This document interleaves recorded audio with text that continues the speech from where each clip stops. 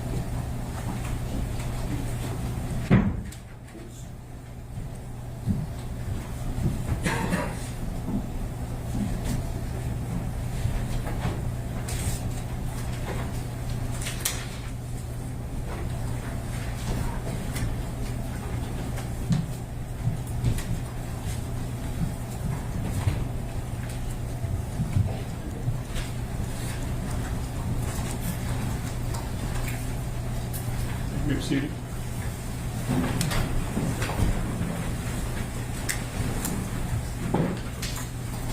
Welcome back, ladies and gentlemen. Thank you all for this. Thank you, Your Honor. People call Trooper Jack Taft.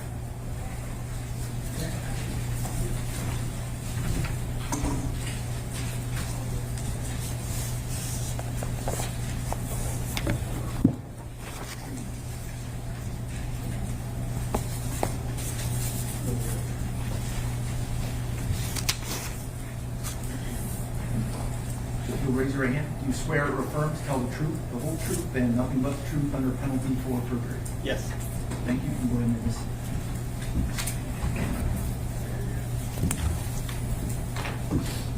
Morning. Morning. Please tell us your name and spell it for the record. Jack Taft, Jacktaeff. Okay. And I need you to speak up just a little bit. Great. Where do you work? Michigan State Police. And how long have you worked for the state police? Approximately 25 and a half years. Back in April of 2021, what was your position with the state police? At that time, I was a canine handler.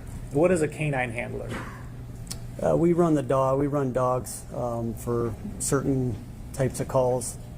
And what would be some of those types of calls? That time, I had a tracking narcotic dog. So tracking narcotics, we go out looking for articles, missing persons, wanted people, building searches, tracking. So some of the basic searches that we do. Okay. And have you had a different kind of dog when you've been a canine handler with the Michigan State Police other than a narcotic tracking dog?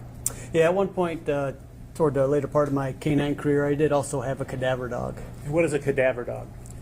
Cadaver dog, basically, their main purpose, it's a single-purpose dog, basically looking for blood, bone, or tissue. Okay. And how long did you have a cadaver dog? Cadaver dog was just a little under a year. Okay. On April 27th, Tuesday, April 27th, 2021, Were you asked to come to the Munger farm? Yes. Do you know what time you arrived? The 27th is approximately 12:45. Okay. And do you remember who asked you to come to the Munger farm? Detective Greca. When you got there, did you brought your dog? Correct. Okay. And what was the purpose that you understood you were there for? It was a missing person, so we're going to be looking for a body. Okay. So you're going to use your dog to look for a body? Correct. All right. And once you got there at 12:45, did you begin looking around with your dog? Not when I initially got there, no. Okay. Were you waiting for something in particular? Yes. When I got there, I spoke with Detective Greca, got a little bit on the case, and at that time I requested a cadaver dog. Okay. All right. So then you had to wait for the cadaver dog to arrive? Correct. And why did you request a cadaver dog? Just because cadaver dogs a little bit more extensively, they can search on that blood, bone, and tissue, so they give positive indication for human remains. So, and they can search a little bit further if a body has been buried or if it's traces amount of blood or bone that have been left behind in a crime scene. Even after if somebody had cleaned it up, the dogs can smell that. Okay. At some point after you arrived, were you present when there was a conversation between Detective Greca and Dale Warner? Yes. Okay. And did that conversation involve the cadaver dog? Yes. All right. Can you tell us what was said in front of the defendant regarding that cadaver dog? At that point, Detective Greca asked me how long the cadaver dog was going to be, or how far out he was from arriving on the scene. And then at that point, I had text that trooper, and he didn't answer, so that's what I relayed to Detective Greca. Okay. And how far away was Dale from you and Detective Greca when this conversation took place? A few feet. It wasn't very. We were close. From you and to me, or closer? Closer. More like me to the judge. Okay. All right. Thank you. Did you ever do any searching at that point in time on Tuesday? You said between 12:45 and whenever you left. Did you do any searching at that point in time? That initial day, I did do searching while we were waiting for the other dog. Okay. And what were you able to search during that time? At that point, I believe I searched the fertilizer barn, which is a dry fertilizer barn, and then I began searching toward the back of the property, began walking toward, they had some trucks parked out there, so I began walking back toward those vehicles, and at that point, I was advised the consent was revoked, so I had to stop searching. Okay. Now, do you distinguish between the dry fertilizer barn and what has been called the spray barn? Are you familiar with that term? Yes. Okay. Did you ever go in the spray barn at that point in time? Not with a dog. I was never in there with a dog. Okay. Did you return later that Tuesday, April 27th? Yes. Approximately what time was that? I don't recall when I returned that night. Do you remember if it was daylight, dusk, dark? It was dark. Okay. And did you search the spray barn when you returned at dark? No, we did not. Do you remember why not? I don't recall. Normally, when we do a search, we'll refer to the OIC, the officer that's in charge of the case. So we are specifically there for them. So whatever they want us to search, that's what we search. We may give suggestions at the time or when we're on scene, but we're just basically there to do what they want us to do. Okay. And what was your understanding? Who was in charge of the search Tuesday night? Detective Greca. Now, do you know the sensitivity, for lack of a better term, of what a cadaver dog can and cannot detect? If I were to ask you a question about could the dog have detected a certain thing, are you able to answer that type of question? Yes. Okay. So if there had been a body wrapped inside of a tarp, welded inside an anhydrous tank, do you believe that the cadaver dog would have been able to smell that? No. Why not? So, like I said, the cadaver dog, blood, bone, and tissue. So they have to be able to smell that. If it's sealed inside a container, unless there was some type of blood spatter on the outside of that container, or then the dog wouldn't have been able to smell that. Okay. All right. Now, on Thursday, April 29th, were you back at the Munger farm? Yes, And was that again at Detective Greca's request? correct. Do you remember having an exchange with the defendant on the back porch of the Munger house? Yes.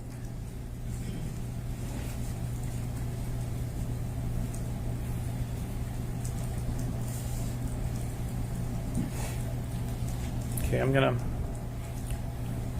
play People's 216, the first about 30 seconds. I'm not a mac and cheese guy, but listen. Just gonna pause it right there. Do you recognize the person coming up the steps? Yes, I do. Who is it? That handsome fellow is myself. And the person who's got his hands in his pockets, that you kind of on the upper step, do you know who that was? Yes. Who? That's Dale Warner. Okay. Two minutes out yesterday. The bill, and he's just going to show you too if you wanted to, but it's the far east bill is a chemical one. It's just whatever. That's loaded with insecticide and fungicides. Sure. I just didn't want you to take the dog in there because the floor is still covered with it. There's no soap up 3 feet. We lost one of our shepherds. I don't know who you did it. What you get? Or if you just whatever. There's pause. Okay, And then Do you remember that conversation? Yes. Did you go into the barn, the spray barn I'm talking about now, on Thursday the 29th with the dog? With the dog, I did not. Okay. And if you had, was that because you were warned about the chemicals? No, Okay. You weren't concerned about that? I was not. So why didn't you go in the barn on the 29th then? I don't recall why we didn't go in the barn, if they didn't want us to search it or they were waiting on the cadaver dog. I remember looking inside that barn at one point. It's a pretty wide open, barn, and there wasn't really anything in it except some cylinders that I recall, like up and down vertical type cylinders that probably contain the pesticides. So at that point, it would be more for the cadaver dog than my dog. Okay. And did you ever see the cadaver dog go in there on Thursday the 29th? I did not. All right. And you know you didn't? I know I did not. All right, great. Thank you.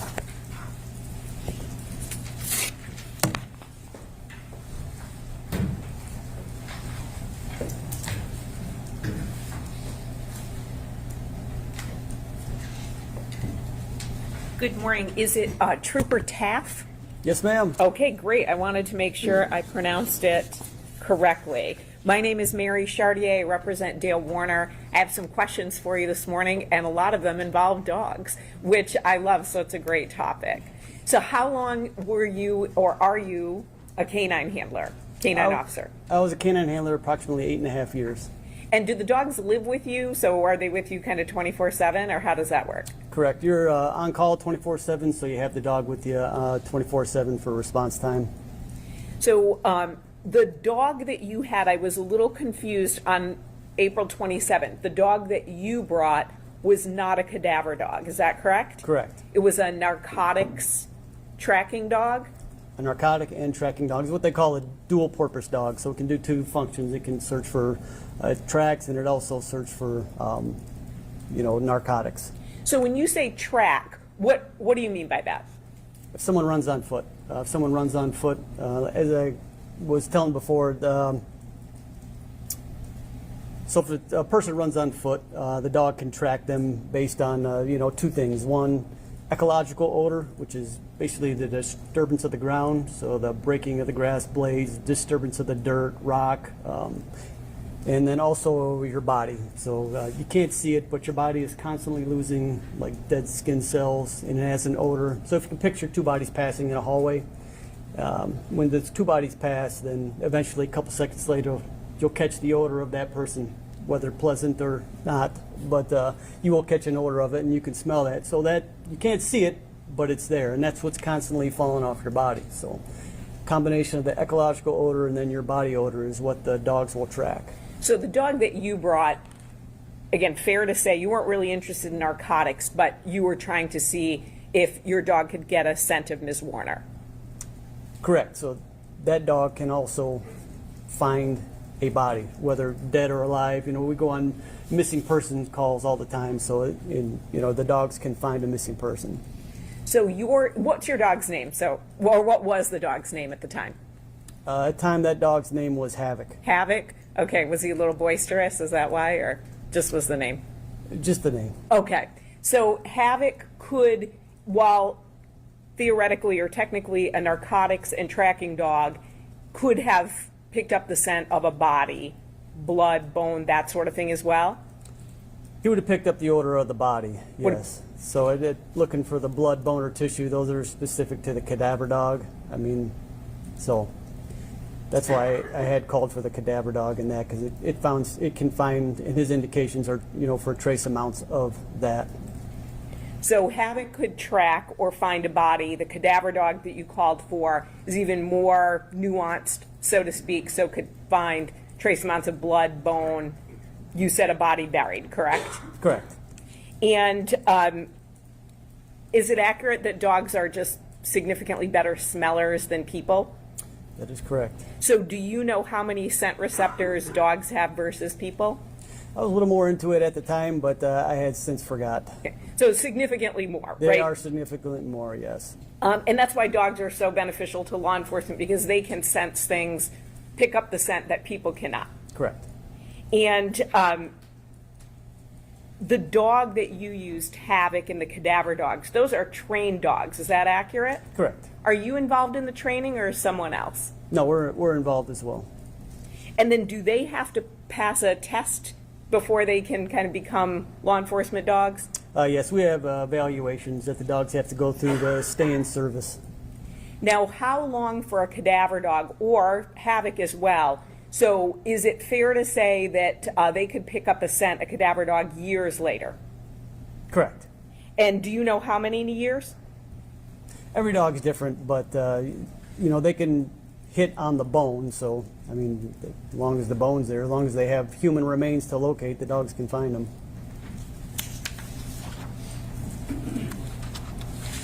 Now, so you went there with Havoc.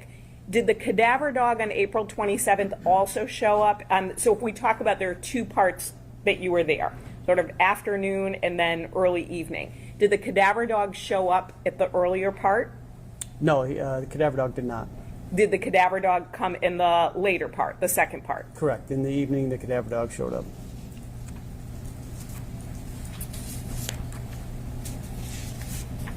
Now, can a cadaver dog differentiate between human remains and animal remains? Yes. So you don't have to worry about anything like that No. in terms of it digging up a squirrel and then always hitting on that. Correct. So I had a dead deer hit by my house, and I ran him on that, no indication. Let it decay, different parts of decay, ran him on it, no indication. So it's kind of a fool way, and then set up bone, different area. I'll go hit on the bone, but he won't hit on the dead animal. So they're that sensitive. Correct. Now, they can smell scents, it sounds like underground, you indicated buried, right? Correct. Now, you said that it could not pick up the scent if it were sealed in a container. Is that accurate? When Mr. McCready asked you that question? Correct. So I want to break that down a little bit. So if a body is moved from location 1 to location 2, and so that body in location 1, would a dog be able to hit on the scent in location 1? If there were human remains for the dog to indicate on, then he could locate it. But if there's no human remains, then no. So there has to be, it's not just the scent, there has to be blood or tissue, something like that? Blood, bone, or tissue, the cadaver dog is what they can hit on. So there has to be some type of human remains there, the blood, bone, or tissue for the dog to give an indication. So if the body is wrapped in a tarp, would that prevent the dog from hitting on it? The tarp itself, like, is that so thick that a dog couldn't find that scent? You're gonna have to give me a little bit more. Is this in the container or is this outside the container? Outside the container. So I just want to break this down. So dog could hit on the body. We agree on that, correct? So if Correct. there was a body in a location. A dog could hit on blood, bone, or tissue if there was anything left, correct? Correct. If the body was wrapped in a tarp, could the dog hit on that? Yes. Outside of that container. Yes. Yeah. Either cadaver or my narcotic tracking dog can locate that body. Okay, so the tracking dog or the cadaver dog could hit on that. Now, you said if it was sealed in a container. Suppose there were slight gaps or holes in that container. So you've got blood, body, tissue, bone in a container with slight gaps or slight holes. Would the dog be able to hit on that?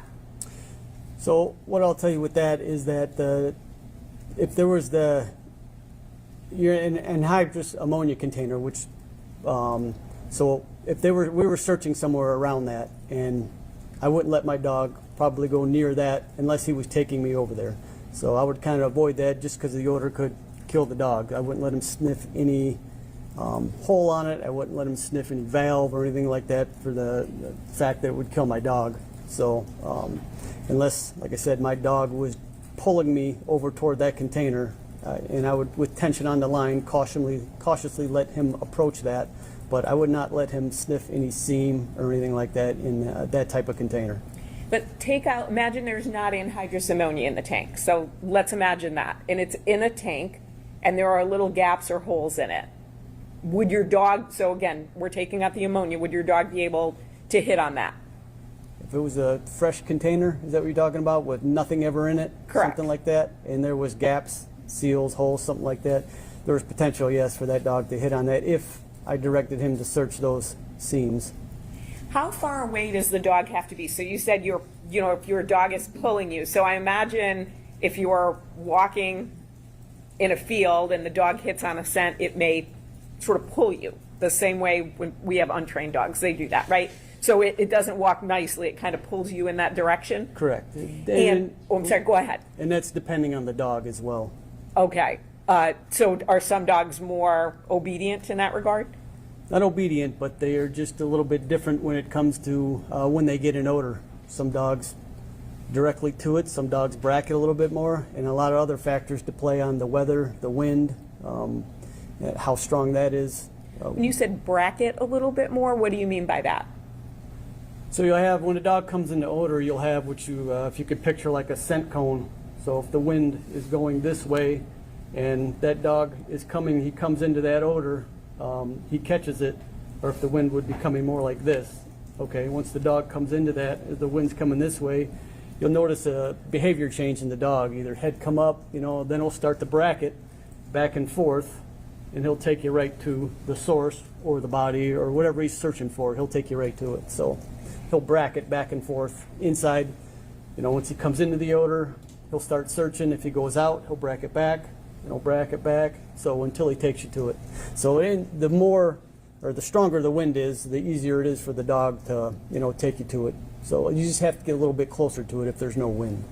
How far away? So will the dog be able to start picking up on that scent? Depends on the dog, and like I said, depends on a lot of other factors involved in the wind and the weather. Can you give us a range? So is it 2 yards to 200 yards, or what are we talking about? Like I said, every dog is different. It all depends on the and even the person. If they're like how long they've been deceased, like how bad the odor is, versus if it's someone fresh or if they're still alive. Like I said, a lot of those factors come into play when you're searching for a dead body. So you can't give us a sort of an inside-outside, even wide range. Like I said, it all depends on, like I said, those. I've had dogs take me from quite a ways away, but those distances I never measured, I guess. So what's quite a ways? So were you talking a football field, 2 football fields? I wouldn't say 2 football fields. I've ever had one, but at least half. Okay. And when you're using your tracking dog or your cadaver dog are they also going to pick up on, so clothing items or something of mine, right? So if my jacket is there or a bag or something that would potentially have my scent on it. So, narcotic and tracking dog, they're also trained in article searches. So anything that's been touched by a human. I've been on a track before where a guy took off his belt and left it, and the dog located the belt. Will give a so for finding an article of property, the dog will give a down response. So he'll find it, go down, and he'll stay right with the item until he's looking for a reward. So once he finds it, he works for a Kong or a ball. But so along that track, if he locates property, anything that's been touched by a human that has human odor on it, he can find. So they can find something like that. So Habit could do that as well as the cadaver dog that was later brought to the property? Unless there's some type of blood, bone, or tissue, that the cadaver dog won't give a positive response on it. Okay, so the cadaver dog won't, but your dog would. The narcotic tracking dog would, yes. And can the dog pick up, either the tracking dog or the cadaver dog, a smell? So if there's a scent in the air, would either of them alert? So if a body is moved from location A to location B, would they at all pick up that scent, either in the air, on the ground, anything like that? Would they pick up human remains? Is that what you're asking? Just need clarification just on the that. scent. So tracking dog, you're saying it can pick up on, like, for instance, a belt. So let's say a body is moved from location A to location B. Would it pick up on that scent? It wouldn't pick up on the location, no. No? So is my question clear? Because you look a little confused by it, and it might be the wording of my question. I'm trying to understand it, but I think you're saying from location A to B, if someone were just to move a body, would the dog indicate on that location? But if there's no human remains there for the cadaver dog to locate, then he's not going to give any type of indication. If the narcotic tracking dog, if there's no odor for there to smell, then he's not going to give any type of response. They need a body. What about if someone had been in a car? So for instance, if I'd been in a car, I'd moved from point A to point B, and then I got out of the car. Would it hit on my car? No. Okay. Only if there was blood, bone, or tissue, or an article of my clothing. Is that accurate?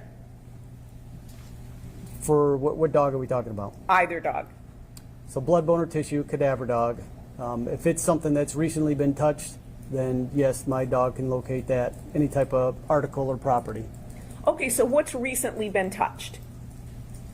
I recently touched this water bottle. Right? No, I know you did. But what's a time frame for you?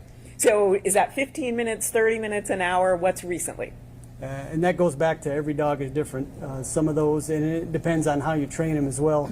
So, the first you do fresh items, and then you kind of can further that as well in the training with the dog. So, so if you take something like a cell phone is constantly, you're touching it, swiping it, it's against your face all the time. That has a ton of odor on it. That can be a little while, maybe a day or two, and that dog can still find that. So the longer something is out in the elements, water, snow, rain, stuff like that, washes away odor. So if it's something like that, then it's been weathered, it's going to be less and less time. But if it's something that's preserved, like I said, it's something like a cell phone that is, has a ton of odor, is constantly touched, then, the dogs can, it can be a couple days, but they can still find something like that. Thank you. And then you talked about the blood, bone, and tissue. Is it accurate to say a dog could pick up on blood that we might not even see, just like a little eyedropper amount? Correct. Now, if items have been washed, clothing, could they still pick up a scent on that? Either cadaver or tracking? The tracking dog is not going to indicate on anything like that. The cadaver dog, it'd be hard to say. So I want to move to the searches that you did. So on April 27th, 2021, you and Havoc arrive on the Munger Road property. You had indicated, so we're talking about kind of early afternoon, roughly. Is that accurate? The first time I got there, correct, yes. Was Havoc the only dog there? I know you said cadaver dog was coming, but was Havoc the only dog? Yes, that was the only dog there at the time.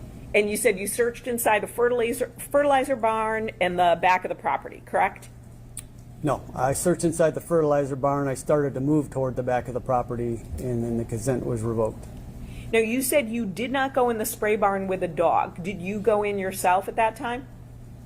I don't recall if I went in at that time. I was at that property numerous times, but I don't recall at what point I was in that barn. But at some point you were. But at some point I was in that barn. Now, you then, again, you said you returned to the property at dark with Havoc, the dog? Correct, yeah, he was always with me. Okay, so he's always with you. Sort of like your partner. Is that accurate? Okay. And then cadaver dogs were brought at that point? Yes, yeah, Do you remember how many? just one. Just one. And then barns and offices were searched, correct? Correct, And nothing was located during the search. correct. Now, you also participated in other searches as well with Havoc, correct? Correct. Do you remember all the dates? I do not. Okay, so if you need assistance, we have reports to help you. May 19th, 2021, does that sound accurate that you and Havoc were involved in a search on that date? It's not familiar, but not to say I didn't. Okay, so why don't we show you, would looking at a report refresh your memory? Yes, it would. Thank you. Thank you, Ms. Saylor.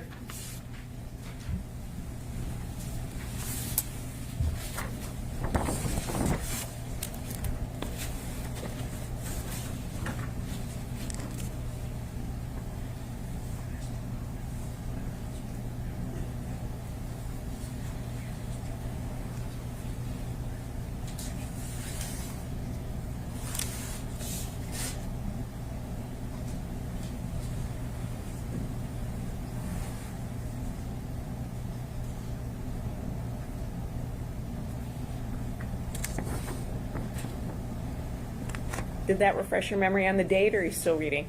I'm still reading. Okay. I was If looking you for look at the first big paragraph under description of request, when's that will your have the name? date. Okay. And then your name shows up in the second paragraph.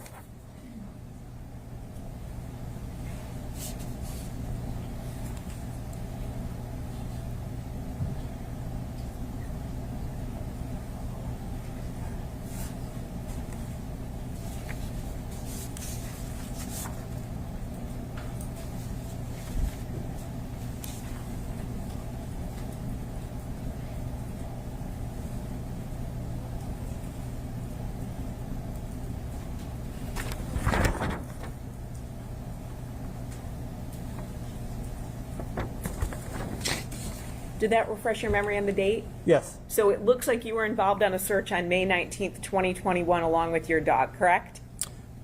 I was there. I didn't say I searched anything. So it says, well, let me ask you this. Why would you be there with your dog if you weren't searching anything?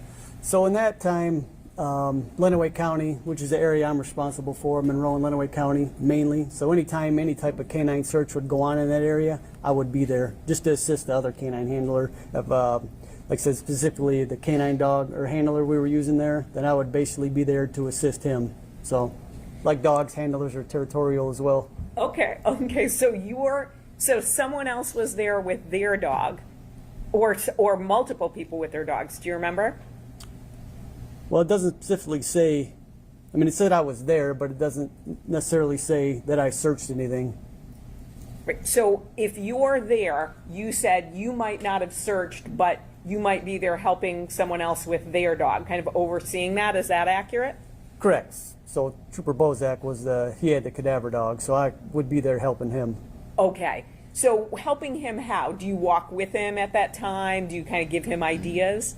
So what you do if they give you an area to search, you just go out and look for Well, first you'd ask the officer in charge, maybe if there's a specific location that he wants us to search or an area that had, perked his interest that he might want us to go check out.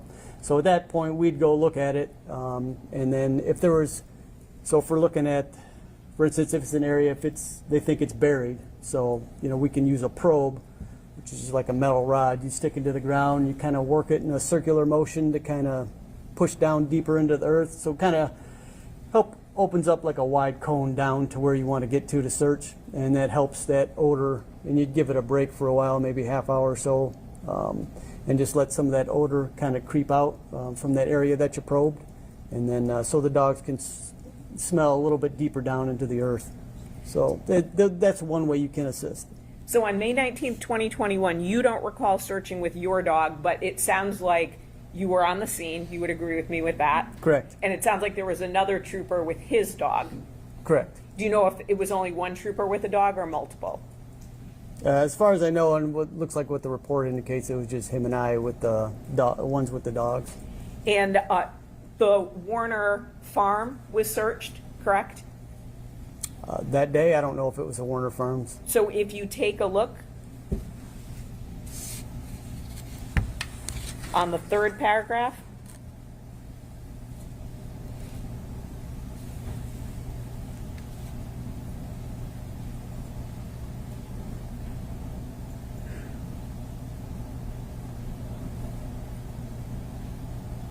so to be clear, a farm was searched, correct?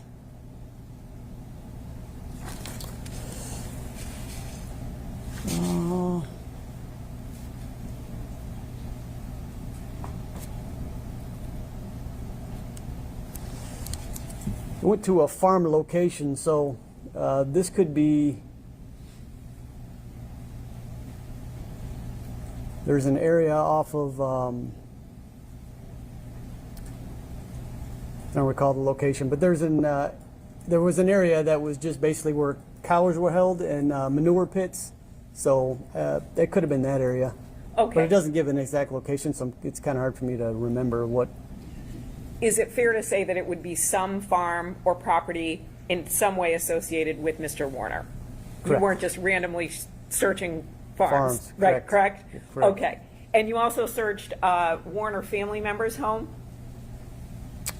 I've You been wanted, to, I have been to some houses, but I don't remember exactly which ones. if you want to take a look, last paragraph, first sentence.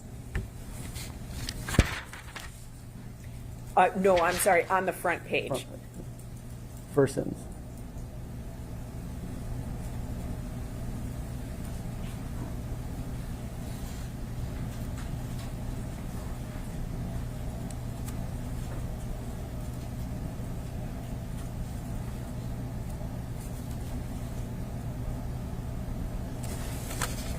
So a family member of Mr. Warner's home was searched? Correct. And then also the Warner household, correct? That's the last line on that front page. Correct. Thank you. And to be fair, no property was found, anything like that. Ms. Warner's body wasn't found, correct? Correct. Nothing was seized that I recall. Thank you. Now, we've got other reports as well if you need to refresh your memory. So it looks like you were involved in a search on May 25th, 2022. Does that ring a bell, or would you like to look at that report? I need a report, please. Okay. Ms. Saylor, I think you might be getting your steps in today, so. Yep.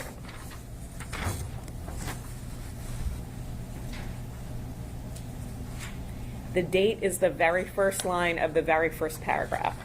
Okay.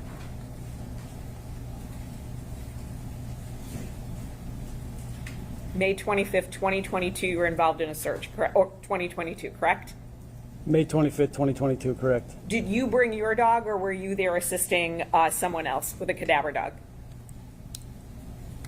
I didn't read that into the entirety, but if I was there, I had brought my dog, but at that point, excuse me, Sergeant Yount was there, so he had a cadaver dog, so we'd have been using his dog. Jameson, the cadaver dog? Jameson, correct. Okay, so it indicated that Jameson, the cadaver dog, was there. You don't dispute that? I don't dispute that. Thank you. And another family member's home was searched of Mr. Warner, correct? Correct. And nothing was seized there, correct? Correct. Thank you. Now, on October 11th, 2021, we're going back in time, there was also another search that you were involved in. Okay. Would you like to see that report? Yes.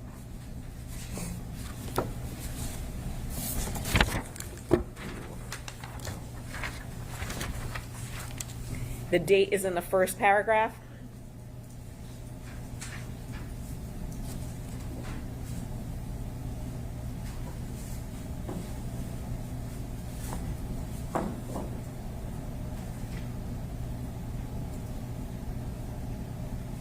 That date is October 11th, 2021, correct? Correct. And you indicated, so Sergeant, is it Yount? Yount. Yount? Okay, Yount, he has a cadaver dog? Correct. And Trooper Bozick has a cadaver dog? Correct. And it indicates that you met with both of those people on that date, accurate? Accurate. Okay, terrific. And then they searched the Warner home again? I didn't get that far. Okay, Slow oh, reading. sorry, okay, I'll let you finish reading, how about that?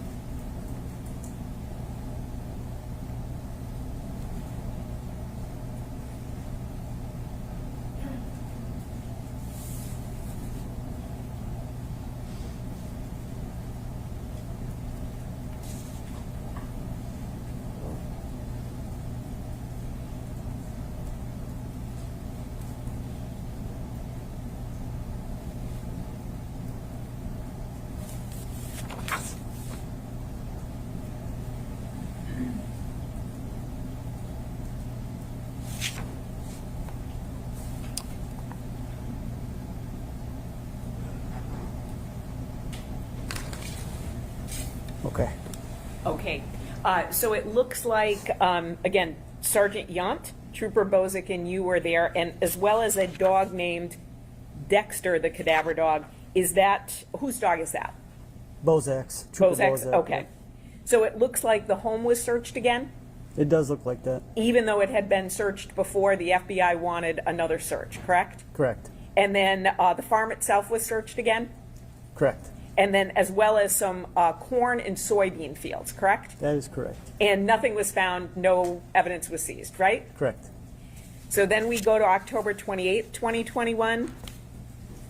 Would you like to take a look at that report? I would. Okay, thank you.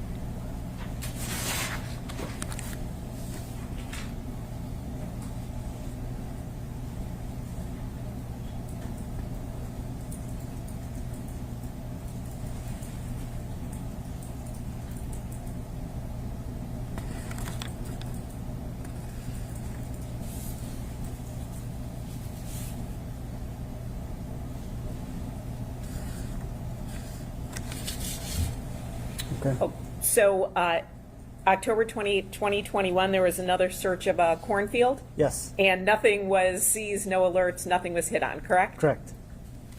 We only have a few more, but Ms. Saylor is ready to go. So back to 2022, June 2nd, 2022, there was a search and no alert. Would you like to see that report? Yes.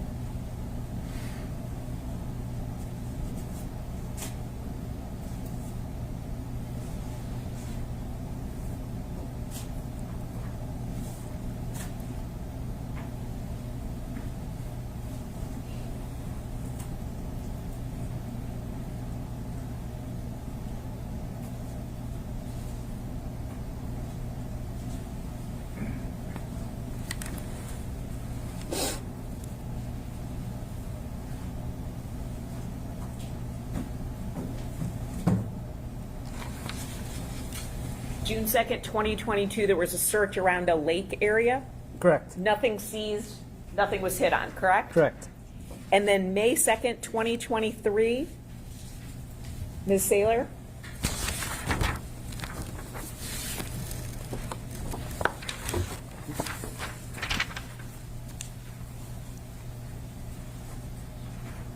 The date is at the top. I'm familiar with these reports. Okay, I was going to say a little bit of a different format from what you've been looking at.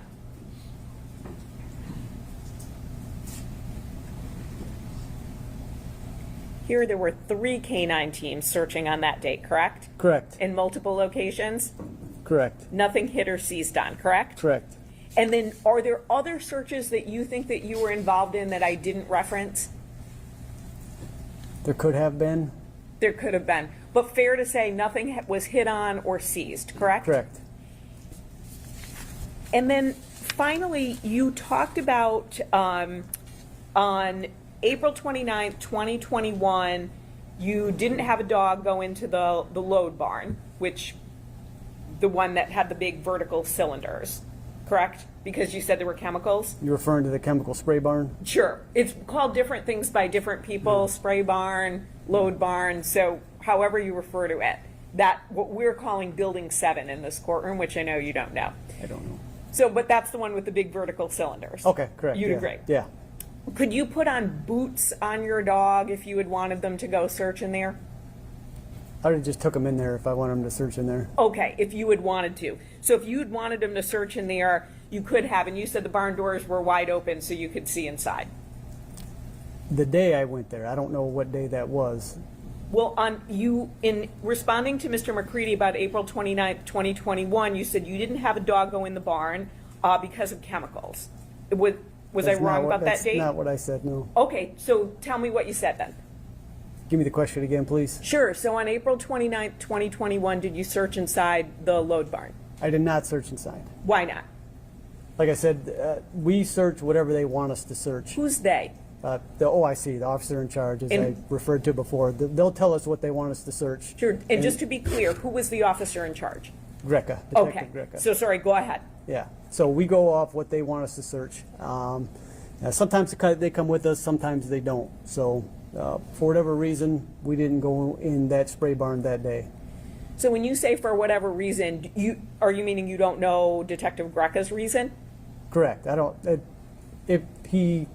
remember, I don't recall if he specifically told us or excluded that barn or that spray barn from our search, or because we'll meet with Detective Greca or the OIC and we'll have them go over what they want us to search. So I don't know if that one was left out from the search or we just didn't go in there.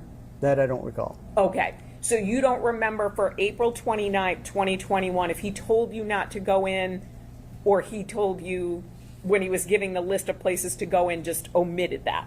Correct. Is that accurate? I don't recall that. Okay, you just know you didn't walk inside with your dog. Correct. But on April 27th, 2021, you also know you didn't walk inside with your dog. Is that correct? But you yourself either walked inside or looked in, at the very least. Is that accurate? At some point.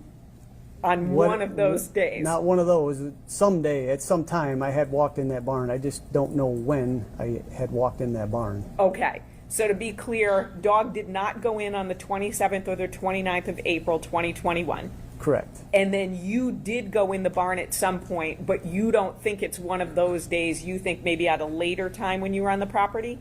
See, I don't recall when I went in that barn. Okay. Whether if So- I did or if I did not go in one of those days. At some point during this search, multiple year search, I had went in that barn. I just don't recall when it was. Okay, so it could have been April 27th, it could have been April 29th, or it could have been another date that you just don't remember. Correct. Okay, thank you. No additional questions.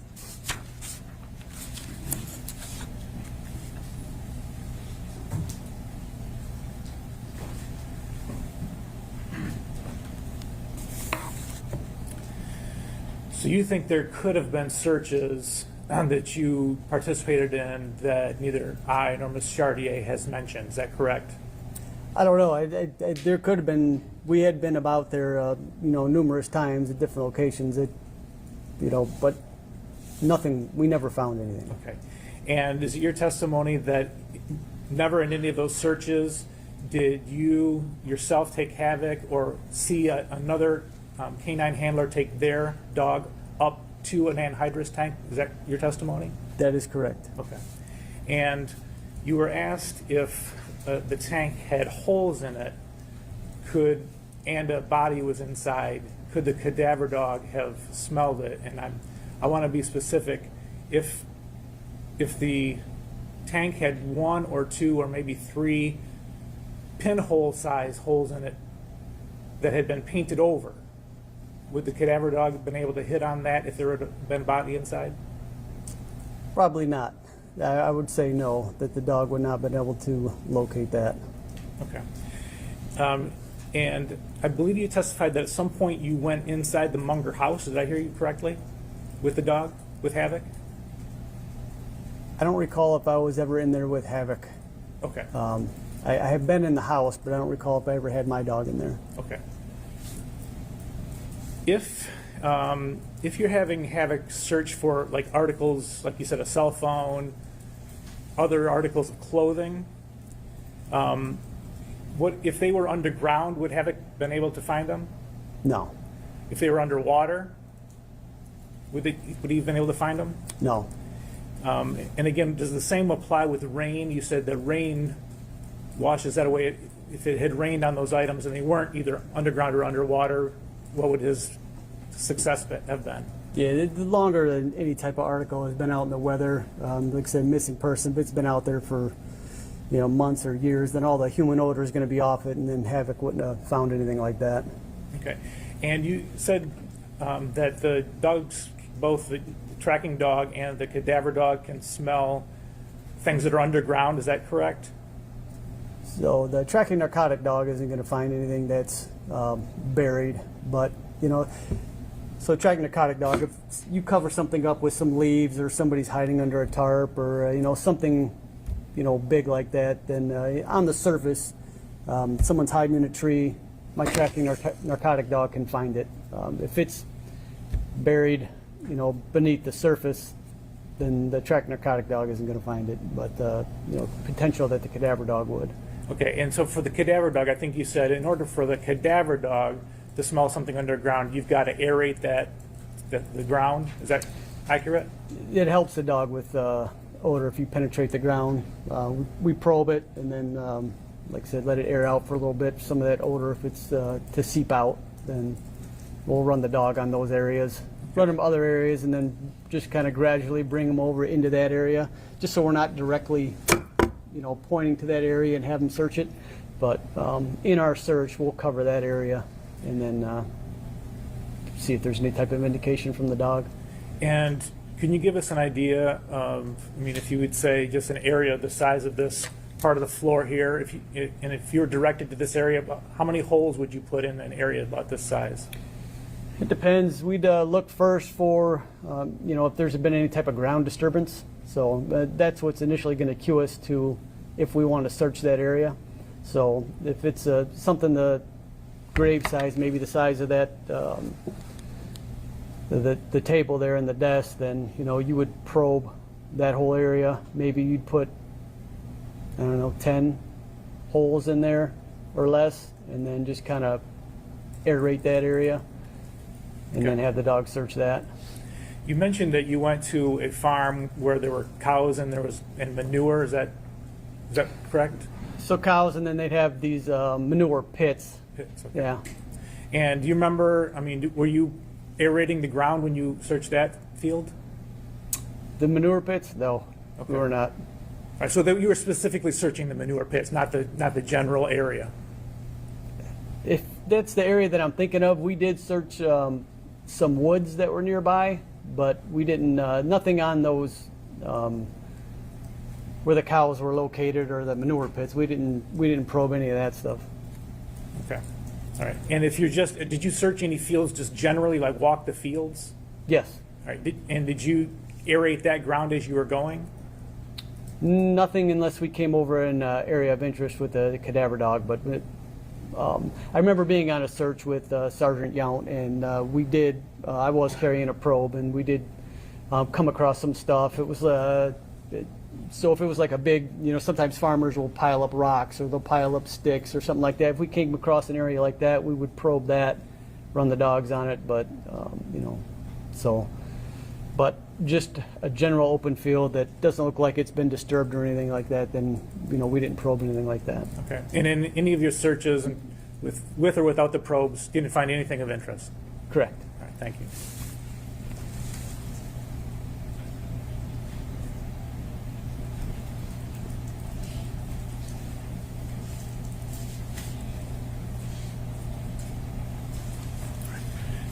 So, out of all the searches, if Dee Warner's body had been sealed in an anhydrous tank, would you ever have found it? No. Objection, speculation. If he knows. I don't think it's speculative. I think he's provided a basis upon which you could answer that question. Thank you. No. All right, thank you. Nothing further. You indicated no.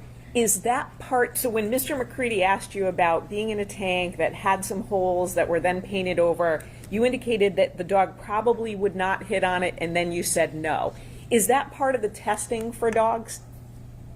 I'm not sure I understand the question. Sure. So you said, for instance, you had a dead deer, you put that dead deer on your property to see if your dog would hit on it, and it didn't. It hit on a bone, a human bone, but not an animal bone, correct? Correct. So when you're training dogs and testing them and seeing how they would do, how many of them have you run by a tank that had holes in it that may have been painted over? None. So when you're saying that based on what you think, but you don't know that for certain, correct? There has to be some type of odor to come out for the dog to be able to smell. But you don't know what odor would come out in that situation, right? Odor of, Odor of a decaying body inside a tank that did have some holes in it. well, if you had an odor of a decaying body inside a tank and you had holes in it, then the odor of a decaying body would come out. Thank you. I have no additional questions.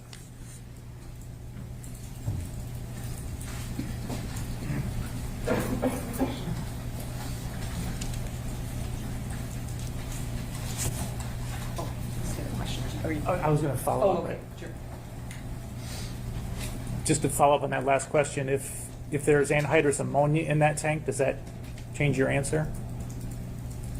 Then the anhydrous ammonia is going to be stronger than anything. The dog, we wouldn't let the dog near that tank if Okay. it had any type of. Even if it had an inch or two of anhydrous in the bottom? Correct. Okay. I think you're ready for us, Your Honor? Yeah.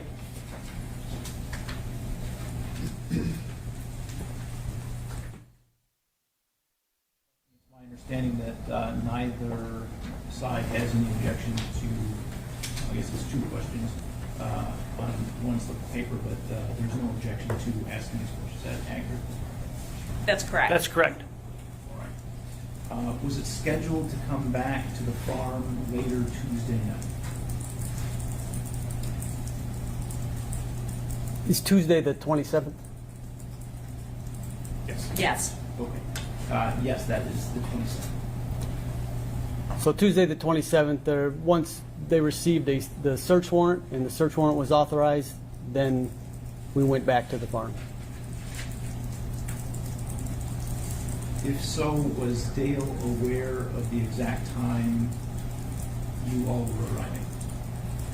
I don't know. That I don't know. Anything else based on that, Mr. McCready? No, Your Honor. You sure? Yes. How many search warrants have you been a part of in your career? I don't know that I can answer that. There's been so many. So, over 1,000? Oh, yes. Okay, so we're well over 1,000. Is it fair to say when there's a search warrant, the police don't call and say, hey, we're coming with a search warrant? They just show up? Depends. I mean, sometimes they do, sometimes they don't. Normally, they don't. Right. And there's a reason for that, correct? Correct. You want to catch people by surprise. Correct. You don't want, if I am a drug dealer at my house, you don't want to say, hi, we're coming at 8 p.m. And then I'm like, cool, that's great. And now I'm going to move my drugs out, correct? Correct. So there is a real tactical reason why a search is not announced, right? Correct. To your knowledge, was a search announced to Mr. Warner in this case? You're talking that was he called or notified on the search? Yes. I don't know. You didn't do that, correct? I did not do that. And you have no knowledge that anyone else did that, right? Correct. Thank you.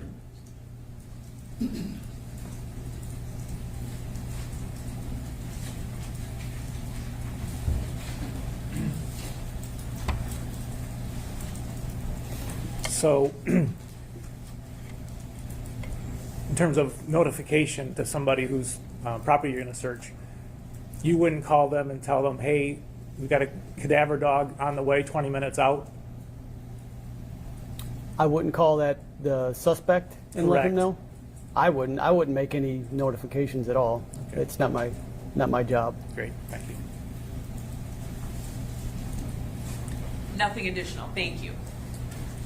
All right, can you excuse the witness from the subpoena? Yes, Your Honor. We could approach it real quickly. Ms. Chartier. Oh, yes, yes.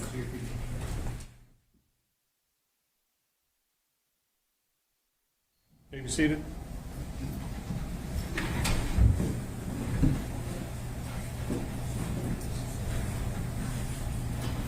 All right, are we ready to have the jury brought back in?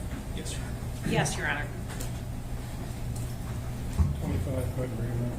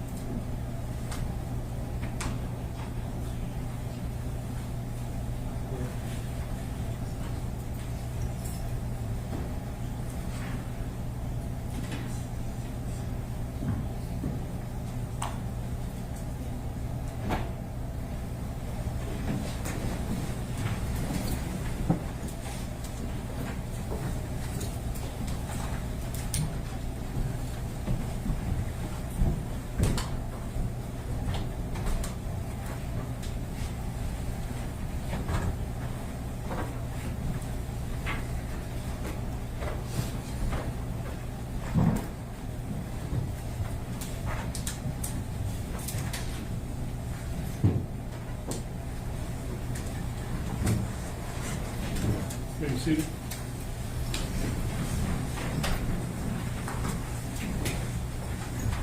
People may call their answers. Thank you, Your Honor. We'll call Sergeant Jeffrey Hoover.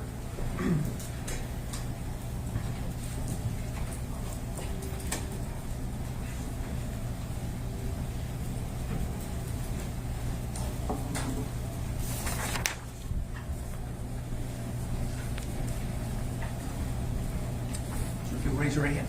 Do you swear or affirm to tell the truth, the whole truth, and nothing but the truth under penalty for perjury? I do. Go ahead and have a seat.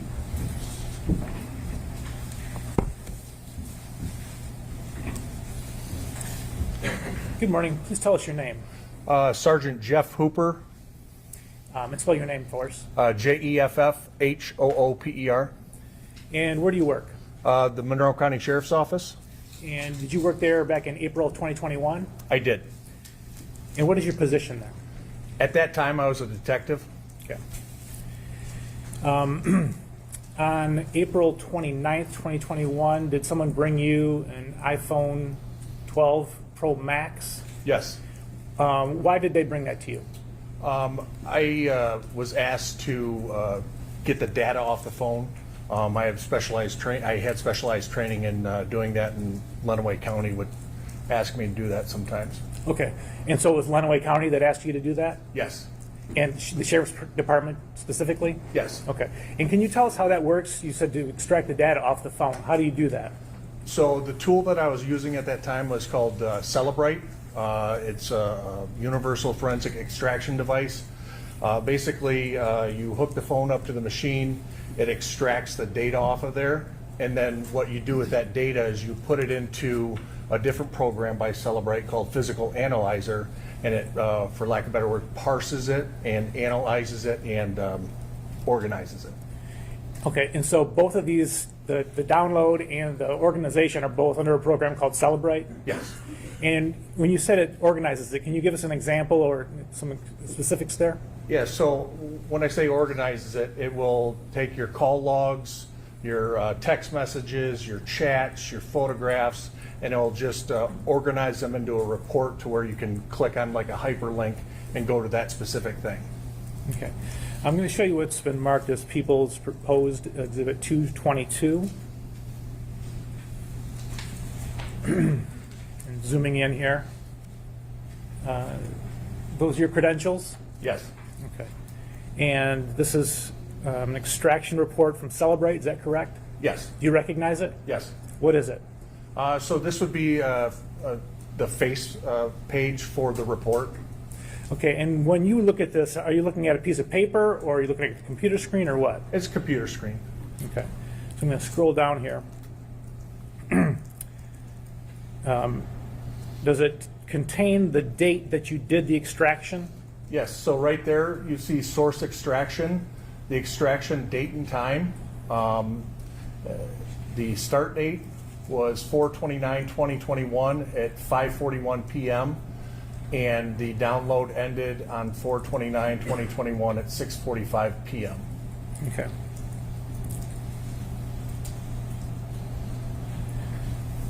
On the second page of that report, again, we're going to zoom in here. Does it indicate the type of phone that you did the extraction for? Correct. Detected model iPhone 13.4, the other identifiers that go along with said device. Okay. And then did the device have a name? Was it named as something? Yes. Under owner name, it's right under SIM status there. It says Dale's iPhone. Okay. And then what about an Apple ID? Yes, I believe right there on the left-hand side, Apple ID, warag@me.com. Okay. And going on to the next page of this exhibit. Do you see the line that says, well, looks like there's three that say MSISDN? Yes. Okay, and the first one's blank. What is an MSISDN? That's the phone number associated with the phone. Okay, so there's two phone numbers here. You would say they were both associated with this phone? Yes.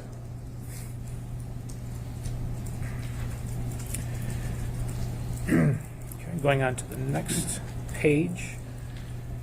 Looking at the contents, can you tell us what that means? So the contents, that is the information that got extracted and parsed and put into that certain area, whether it be the call logs, the chats, your contacts, cookies, a whole slew of different things.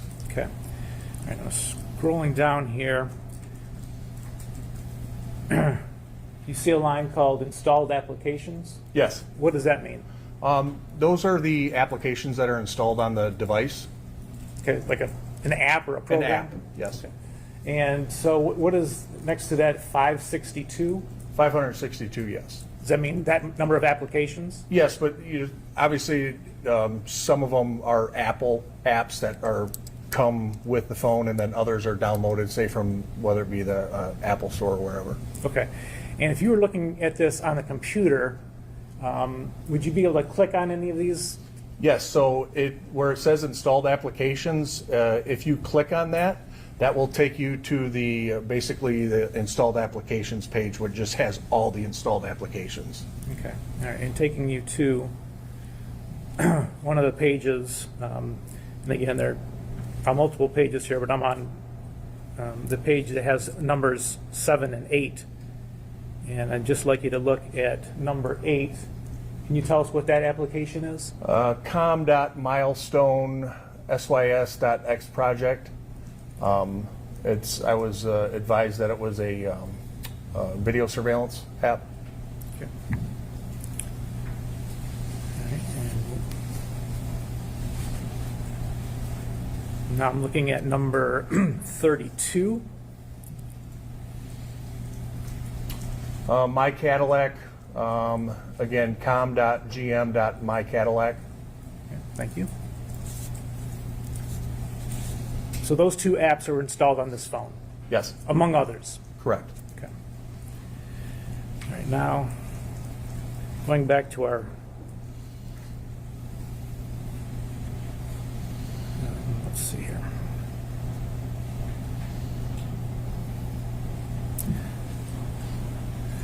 Do you see an entry by the name timeline? Yes. And what is that? So the timeline takes everything that was taken out of the phone that has a date or timestamp and puts it into chronological order. So how many of those were there on this phone? 156,557. Okay. I'm taking you to, obviously we're not going to go through all of these. Right. Taking you to the record that's 154073. Do you see that entry? 1540, yes. All right, and what does that indicate? Cookies, April 25th, 2021, 0708 in the morning, gm.com, my Cadillac. Okay, and what does that tell us? So that meant that basically a cookie was placed onto the device by the Cadillac or GM app at that time. So the phone used the app at 7:08? Yes. Okay, going to entry 154079.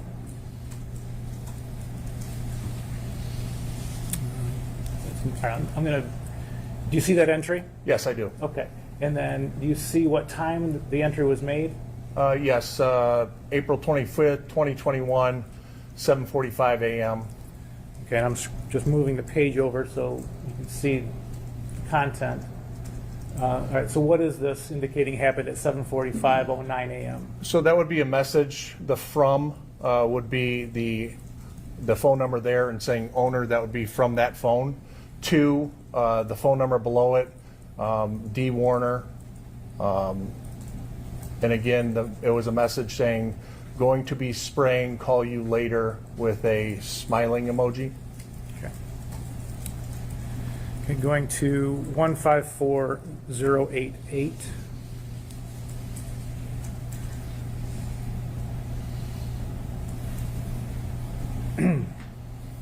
You see that entry? Yes. All right, and the time and date? That would be on April 25th, 8:48 a.m. Okay, and what happened at 8:48 a.m.? So that's a log entry for data usage, and the data usage was for Find My iPhone.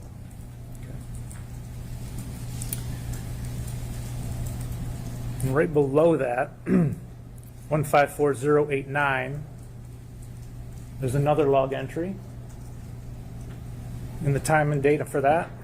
April 25th, 2021, 8:49 a.m. Okay, and what happened at that time? Again, a log entry for data usage for the com.milestonessys.x project. Okay.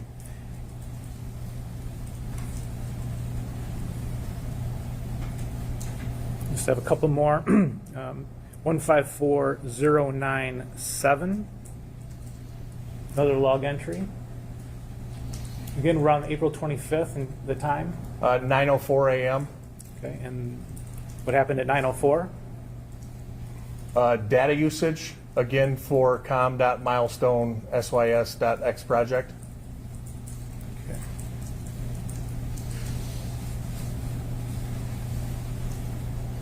One 154106. Again, on April 25th, and the time is? 10:02 a.m.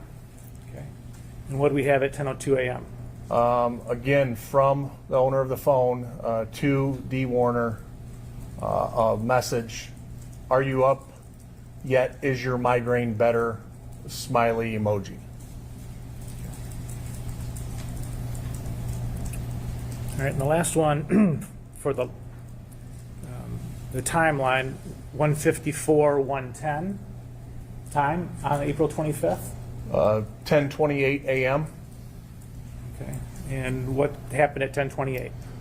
Data usage, again, for Find My iPhone. Okay. Now, if we go back to our face page,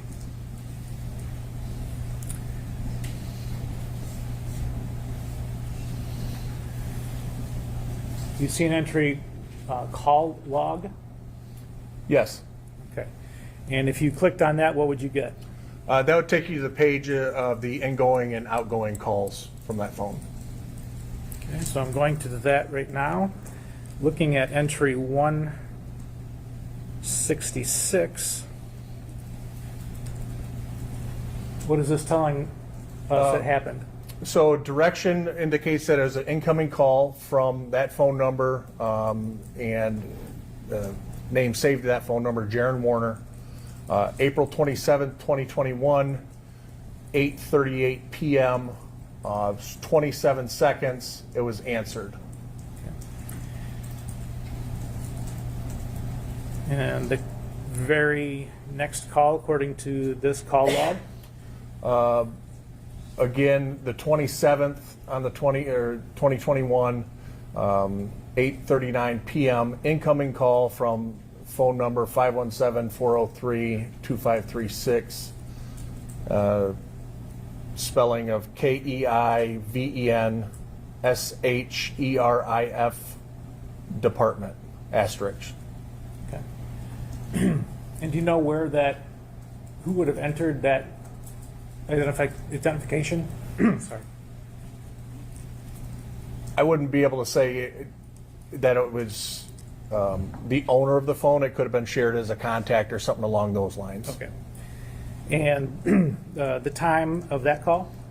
8:39 p.m., 2 minutes and 5 seconds, and it was answered.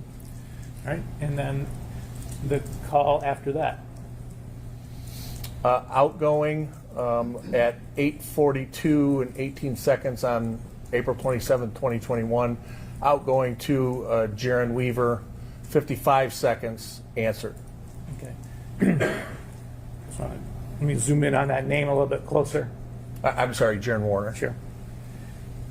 All right, so that was an outgoing to Jaron Warner, 55 seconds, and it was answered on the other end. Yes. Okay, thank you.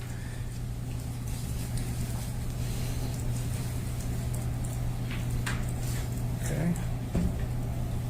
And the next call?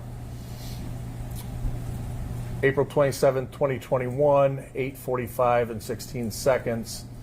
Outgoing to Jaron Warner, indicates answered. And how long? 13 seconds. Okay. And last but not least, the call 162. What's that? Incoming from Jaron Warner on the 27th at 8:49 p.m., 9 seconds, answered. Okay.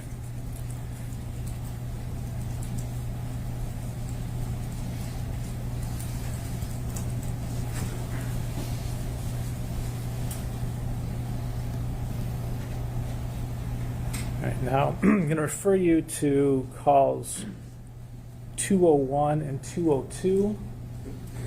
Not concerned here with the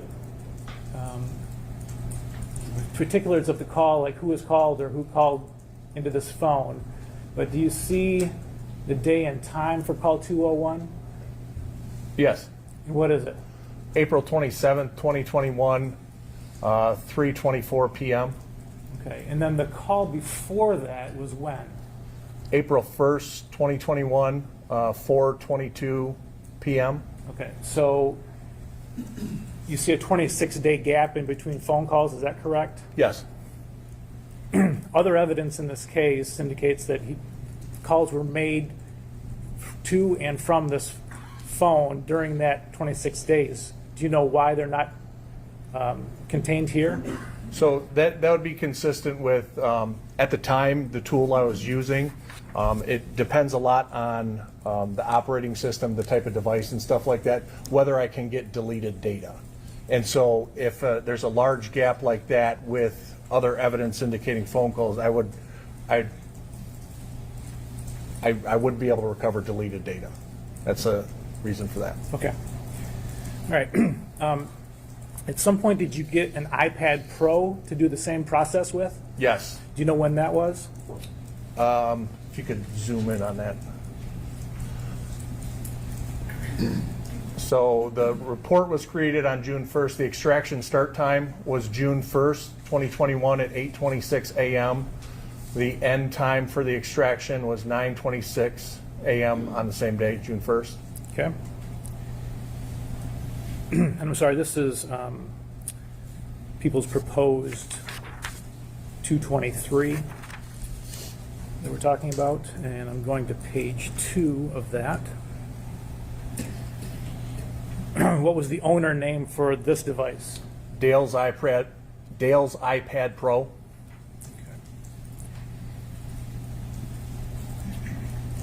And then, do you see a detected phone model identifier? Yes. And what is it? iPad 6, 8. And the Apple ID for this device, or IDs? 2 Apple IDs identified, again, warag@me.com and DJ Warner 1 at iCloud.com.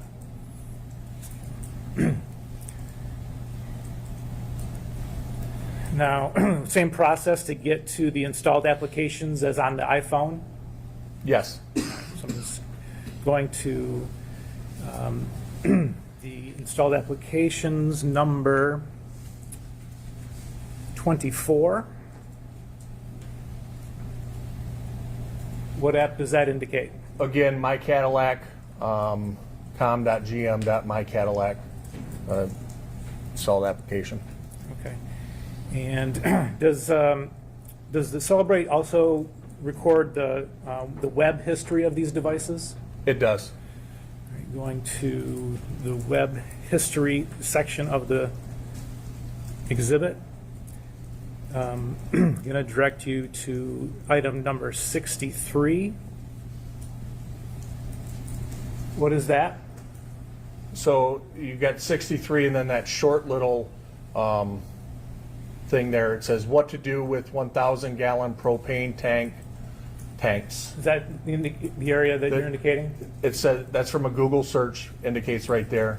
And then on the right there, that HTTPS is the basically the Google that it searched, or the Google that it found. Okay. And the day and time that that search was made? May 5th, 2021, 10:38 p.m.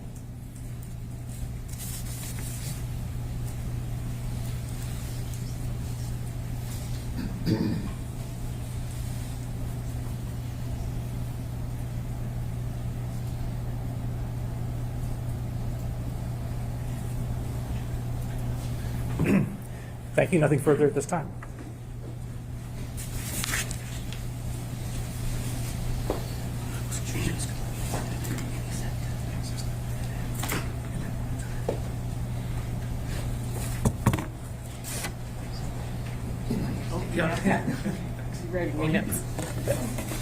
Mr. McCready left a note, and it was not for me, so there you go. Good morning, Detective Hooper. My name is Mary Chartier. It is still detective. Is that accurate? It's Sergeant right now. Sergeant? Okay. So I will call you Sergeant then. I have a few questions for you this morning. I represent Mr. Warner. The iPhone download that you did on April 29th, 2021, that was a consent download, correct? That's what I was told. And that means that a person has voluntarily given up their phone? Yes. And that means they've given you the passcode so you don't have to try to figure out what it is? Correct. When you do a consent download, that gives you access, it sounds like, to everything on the phone. Do you want me to be a little clearer with my question? You go ahead. Okay. So let me ask you this. Is there anything you don't have access to? If I gave you my iPhone right now and said download it, is there something you couldn't access? Most likely, yes. Okay. Okay. At that time in 2021, the tools that were out there were not as good as they are today. Okay, with an iPhone nowadays, you can get a full file system, okay, which gets you most everything, but it's not everything. In order to get a complete mirror image of a device, you would have to step it back a few years. Just the encryption has come along so far that you're not getting a full exact image of a phone anymore. So let me ask you the things that you could get in 2021. Could you get voicemails? If I had voicemails, and if there were voicemails on Mr. Warner's phone, could you access those? Possibly, yeah. Do you know if you did in this case? I would have to see the face page of the report. Okay, but you possibly could. What about text messages? Yes? What about call logs? You could see, we saw that, right? So Yes. you can do that. What about emails? Sometimes, yes. What about if there are notes? So you know how there's a note app on an iPhone and you're Yep. keeping notes? Yeah, generally there'd be notes on there. What about location data, things like that? Yeah, limited. So you can get a lot from an iPhone. Yes. Is it pretty similar with the iPad too? You get search history, text messages, things like that? Yes. Now, you'd indicated that the phone accessed the Milestone app. That's a video system that you were told about, correct? Yes. Can your download tell you if, for example, the app just interacted with the phone or if someone actually viewed what was on it? Do you know what I mean by that question? If you could rephrase or expand. Sure. So I recently tried to get onto my bank app and I could get on the home page, but I couldn't access it for whatever reason. So is it precise enough to show that, for example, someone interacted with the Milestone app? It sounds like it was, right? So, I mean, as far as the interaction with it, it's not like a call log to where it says like this app was used for this long or anything like that. I don't have that data. That's what I was getting at. So perfect. So you can tell someone the phone may have tried to interact with the app or did interact with the app, but you don't know for how long. Correct. Thank you. And then did you also do a download of Mr. Warner's Apple Watch? I did not. Do you know who did? I don't. Were you asked to do it and did not? I don't believe I was asked for an Apple Watch, no. Now, you talked about missing data in your report, correct? Yes. Missing data, it sounds like, in a report or from your download can be for a variety of reasons, correct? Correct. What are some of those? Well, in that situation, with that amount of missing calls, that spread of missing calls, and there being other evidence indicating that there was phone calls during there, that, I mean, to my conclusion, it would be deleted. Didn't ask you your conclusion. Okay. I said, right, so I'm going to ask that the court strike that because Okay. that's non-responsive to my question. No objection. All right, so Thank I will strike that and direct the jury not to consider that last name. So one of the reasons there could be missing data is someone tried to delete that, correct? Correct. Can it also be from resetting a device to a backup?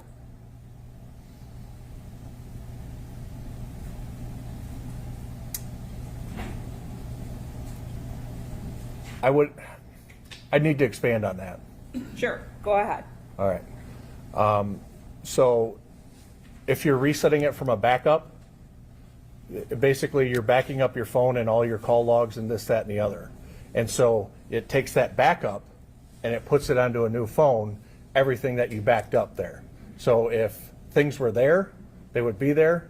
If things are missing, they won't be there. If that's fair enough. It does. So I'm going to ask you.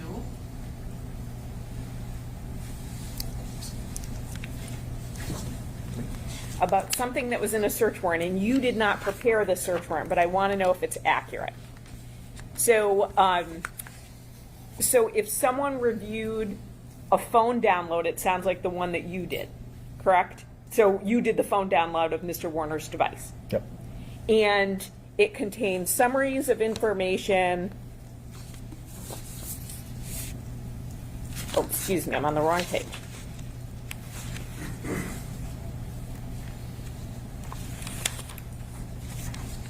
but there are gaps in records for a variety of reasons, including a user deleting content, which we covered, or resetting your device to a previous backup. Is that inaccurate? That could be a reason why information was not accessible. Resetting to a previous backup? Yes.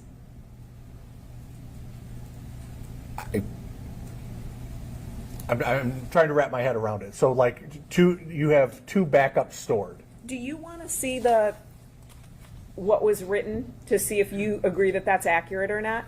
Judge, I'm going to take at this point, if it's been established that he didn't author the search warrant, I'm not sure how he can be questioned.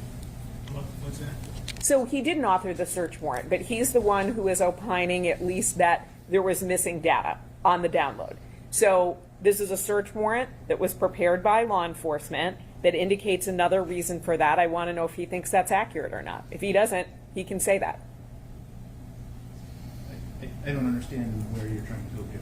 Sure. So how the investigation was conducted is relevant. So if someone is attesting in a search warrant that there is another reason why data might be missing, if Sergeant Hooper disagrees with that, that's what I'm asking him about.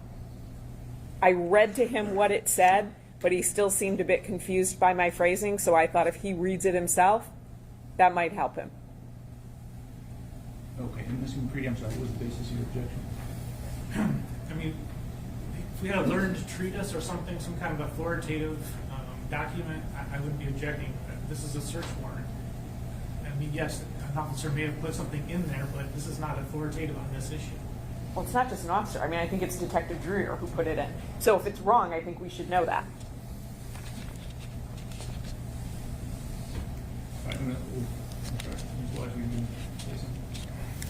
Just your Honor, Detective Hooper did not author that search warrant, so he has no idea what Detective Drewyor was putting in that search warrant when he did it, if that makes sense. So he doesn't know the terms that were used, the words that were used, and what Detective Drewyor is talking about when he puts that item in his search warrant. That's why I offered to show it to him. So he's not going based on my phrasing of it. He actually sees the two sentences himself, and he can say whether he believes that's accurate or not.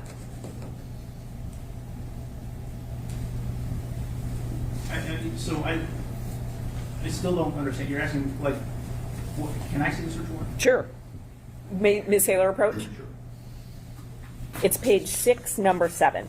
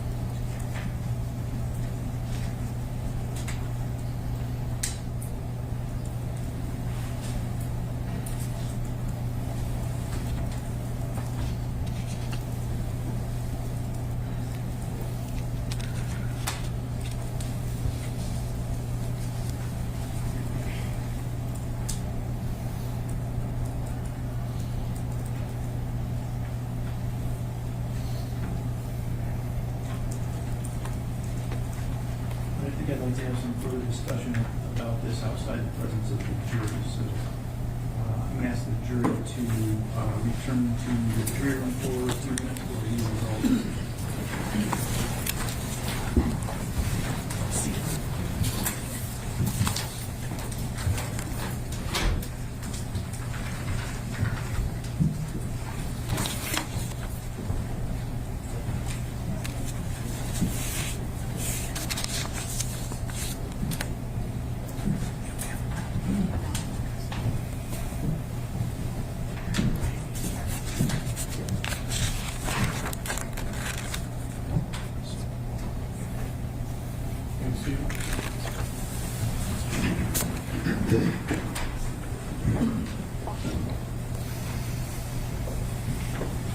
Okay, so a statement in the affidavit for search warrant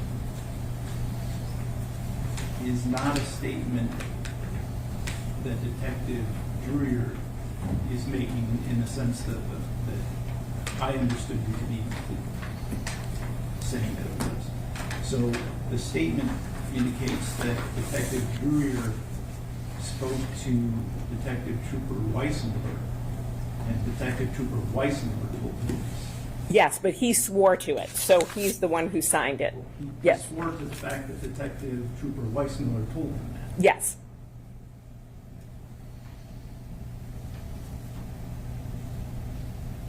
Okay, so what are you using this information, what, again, to try to establish? So I want to know from Sergeant Hooper if he believes that's an accurate statement, that the missing data could be as a result of resetting your device to a previous backup. And what is that relevant to? Because there was discussion on direct examination about missing data.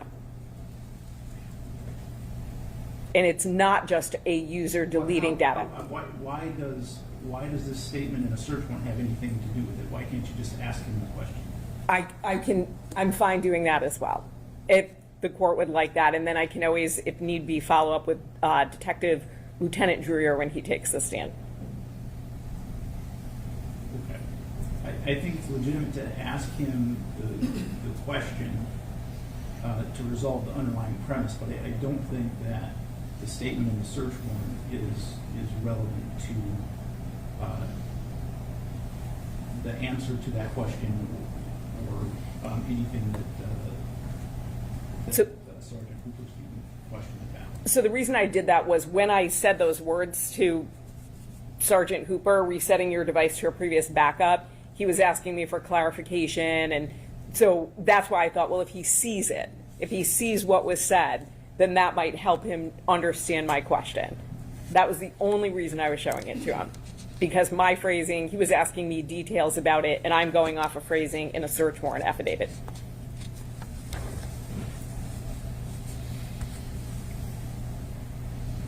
All right, so again, I think you can ask the question. I don't think the information about it being from a search warrant is relevant to any issue at this point. Thank you.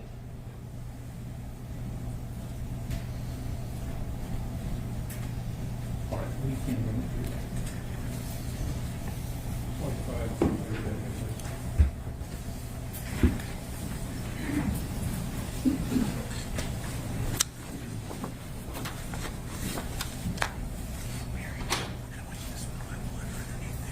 Do you want me to give it to you? Oh, yeah, sure.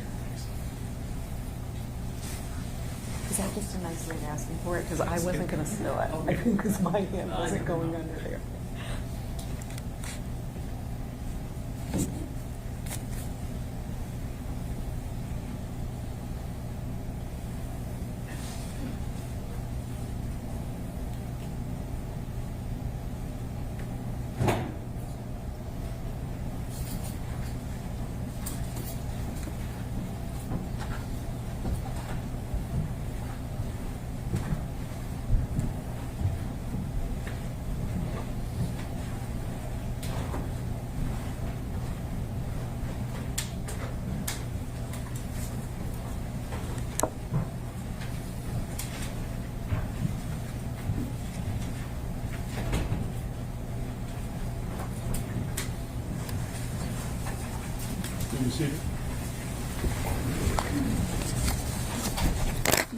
Sergeant Hooper, so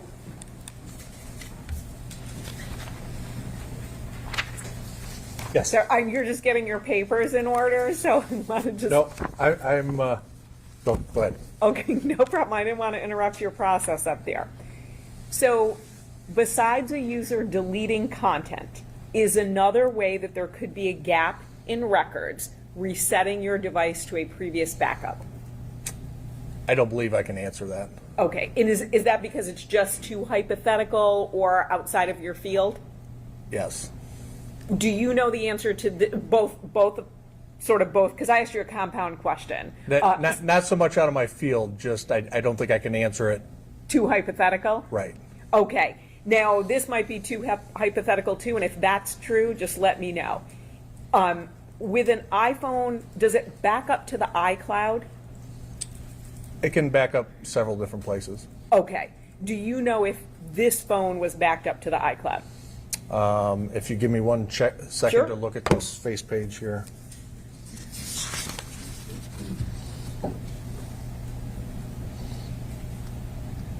And is this for the phone or the iPad? You can answer for both.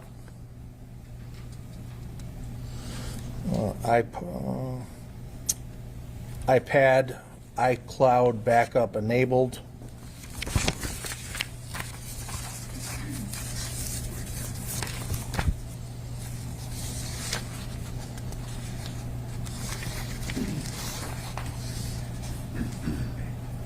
Cloud backup enabled. Does that impact what you can recover if an iPhone is backed up to the iCloud versus not, or an iPad is backed up to the iCloud or not? I don't think I can answer that. And why not? I'm not exactly sure everything that gets stored in a backup, and so, you know, without actually doing a search warrant and getting it and seeing it, getting an iCloud backup from the cloud, I wouldn't be able to tell you. So might there be a difference between what's on my phone and what's on an iCloud backup? Again, I wouldn't be able to say without getting an actual backup and comparing the two. Have you had instances where they were different, or you just don't know? I've never done a search warrant for the backup to, you know, to compare against the phone. Is it your understanding that the iCloud backup is essentially what's on my phone, but just in the cloud? From doing backups of personal devices, yeah. Great. No further questions. Thank you, Sergeant. Nothing further, Your Honor. You can be excused for the rest of the meeting, sir. Fine with us. Thank you. Thank you, sir. You are free to go. Thank you.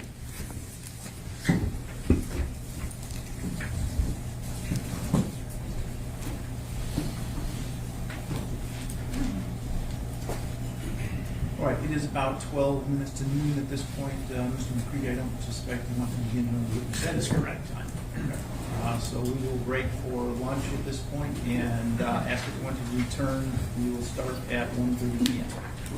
Thank you. Thank you.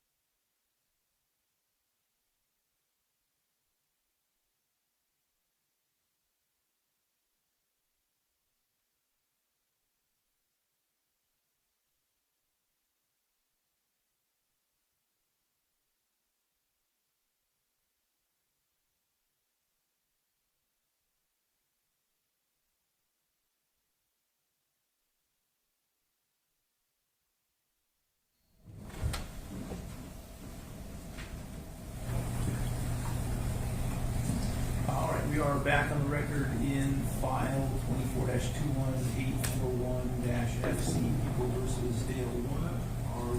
We wanted to address an issue with respect to Deputy Brecker. Yes, Your Honor. At this time, MRE 611 allows leading questions when a party calls a hostile witness an adverse party or a witness identified with an adverse party. Black's Law Dictionary defines a hostile witness as a witness who is biased against the examining party or unwilling to testify or is identified with an adverse party. In this case, it took quite a bit of finding Detective Greca to attempt to get him here. And as the court is well aware, we eventually had to come to the court and ask for a witness detainer against the former Detective Greca.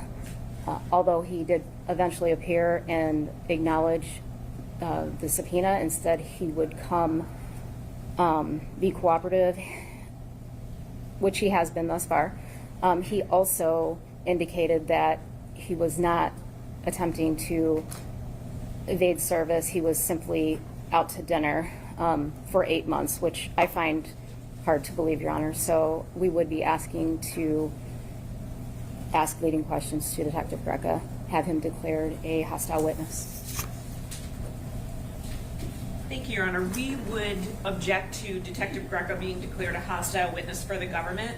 So a witness may be deemed hostile when they display actual unwillingness, evasiveness, hostile attitude, or give testimony that appears equivocal or reluctantly given during the examination. This is from Thompson versus Essex Wire Company. Mere prior inconsistent statements or employment relationships with opposing parties are insufficient grounds for a hostile witness designation without accompanying behavioral indicators of hostility. Except in specific circumstances, including when examining hostile witnesses, leading questions should not be asked on direct examination. There has to be actual hostile behavior during testimony rather than speculation based on relationships or alleged inconsistencies. This is again from Thompson versus Essex Wire Company, which applies a standard from Bates versus Evans, where the court noted that a witness may be declared hostile when they display hostile attitude, unwillingness, or evasiveness. That has not happened during Detective Greca's testimony. So here, their government has indicated that they had difficulty serving a subpoena on Detective Greca. I don't think that he's ever said he was out to dinner for 8 months. And I think through his lawyer, he has made it clear that while he may not have wanted to be served with a subpoena, when served with a subpoena, he would come in, honor that, and testify. He came into the court had a conversation with him about his Fifth Amendment rights. He indicated he was not asserting them. He would be answering all questions.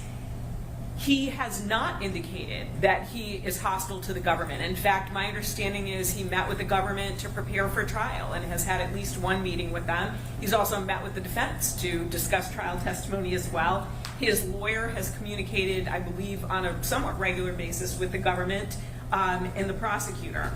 Also, I would like to point out that in a case, Thompson versus Essex, which I mentioned, the defendant argued that a witness should be deemed hostile because he was working with the plaintiff. So he was working with someone on the other side, and he had done so for a number of years. So there was that close affiliation. But the court rejected the argument, noting that there was no manner in which the witness indicated that he would be a hostile witness while testifying. That there has to be actual hostile behavior during the examination. People versus Hall is a case where a court properly indicating that a witness was hostile. It was the defendant's twin brother, and he grew hostile during the examination, causing the prosecutor to abandon further questioning as useless. Again, we don't have this here. The court has to examine his demeanor and his behavior in real time. And so if, for instance, the prosecutor is asking questions of the witness and the witness is not responding or is evasive or is hostile, then the prosecutor in that moment, just as we could if it was a witness who we called on direct, ask the court to declare the witness as hostile and then move on to leading questions. But to do so before the witness has even had the opportunity to answer questions and demonstrate how he will answer questions in court is really too soon under established case law. And then in another case, Cohen versus McGregor, the trial court has the authority to declare a witness hostile based on its observations of the witness's behavior and the circumstances of the testimony. In all pretrial proceedings, Mr. Greca has come in when he has had a lawyer, he's been on time, he's been appropriately dressed for court, he's appropriately answered questions from the court. In Wilson versus W.A. Foote Memorial Hospital, witnesses did not exhibit unwillingness, evasiveness, or hostility in their testimony. So it's their testimony where that evaluation is made. I'm sure there are certain circumstances where it's so evident that someone is going to be hostile based on things they've said, based on maybe how they behaved in a preliminary examination, that possibly a court could indicate that before trial testimony. But we don't have that situation here with Mr. Greca, so I would ask him to be treated as any other witness in this case. Thank you.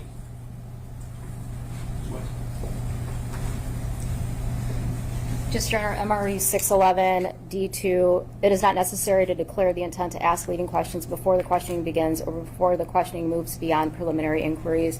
I did come to this court to ask that for obvious reasons. I would leave that in your discretion. And you think at this point it would be premature to declare retired Detective Greca as a hostile witness?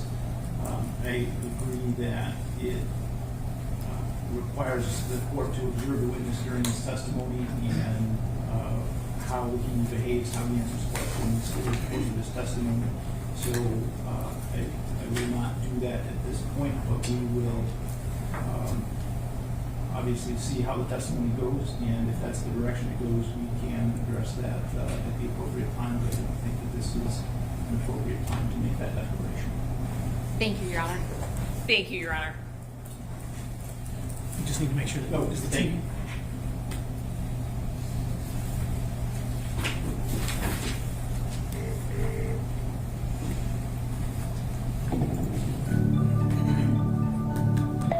You are in the meeting now.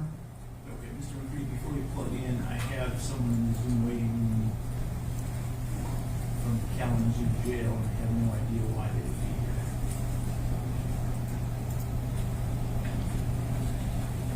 There's no one there to talk to, so I'm just going to move this. Anyway.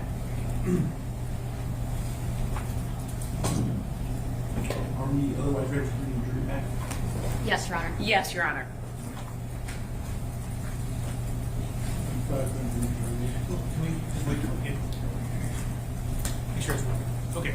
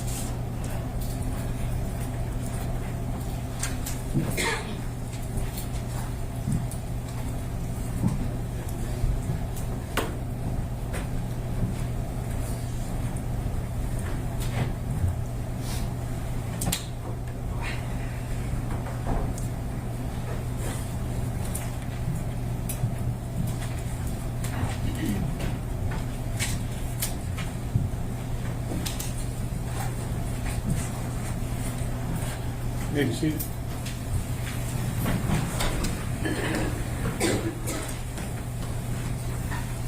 Right, the people may call them Mr. I am probably going to butcher the name, but we would call Henrik Impola.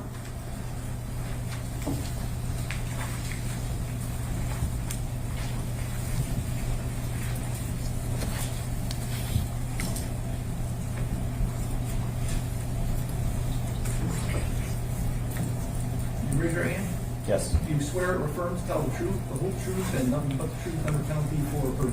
I do. Thank you. You can sit down. Good afternoon. Can you please state your name and spell it for the record? Sure. My name is Henrik Impola, Henrik.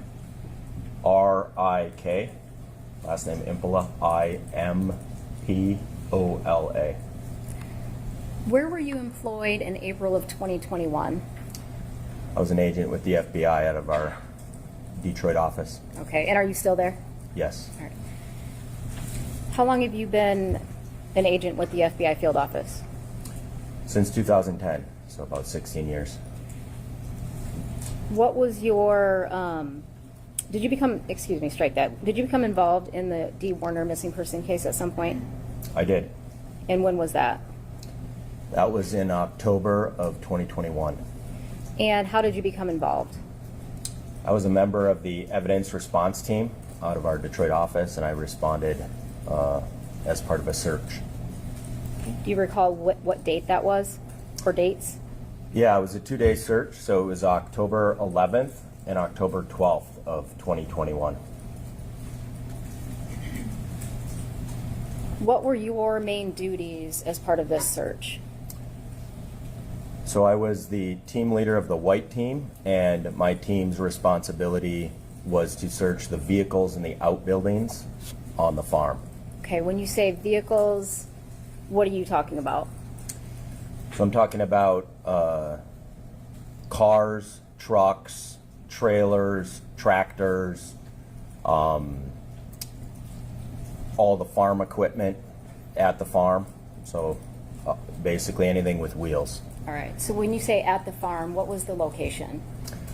That was 2170 Munger Road in Tecumseh. Okay, I'm going to have you turn behind you and look at the map, People's 263. Do you recognize that? I do. Okay, and is that the Munger farm you were at? Yes, ma'am. All right. And then you said you also were in charge of the outbuildings.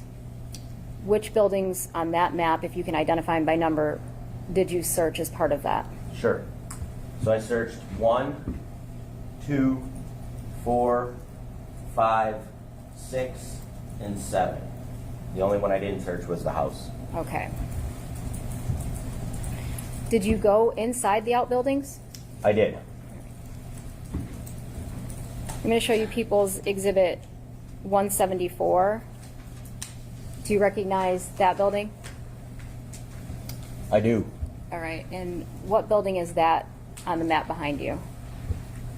It is this building here. Okay. Number 7. Okay, I'm going to have you stay in front of the microphone when you speak just because it's picking up your voice and recording, okay? Yes, ma'am. Okay.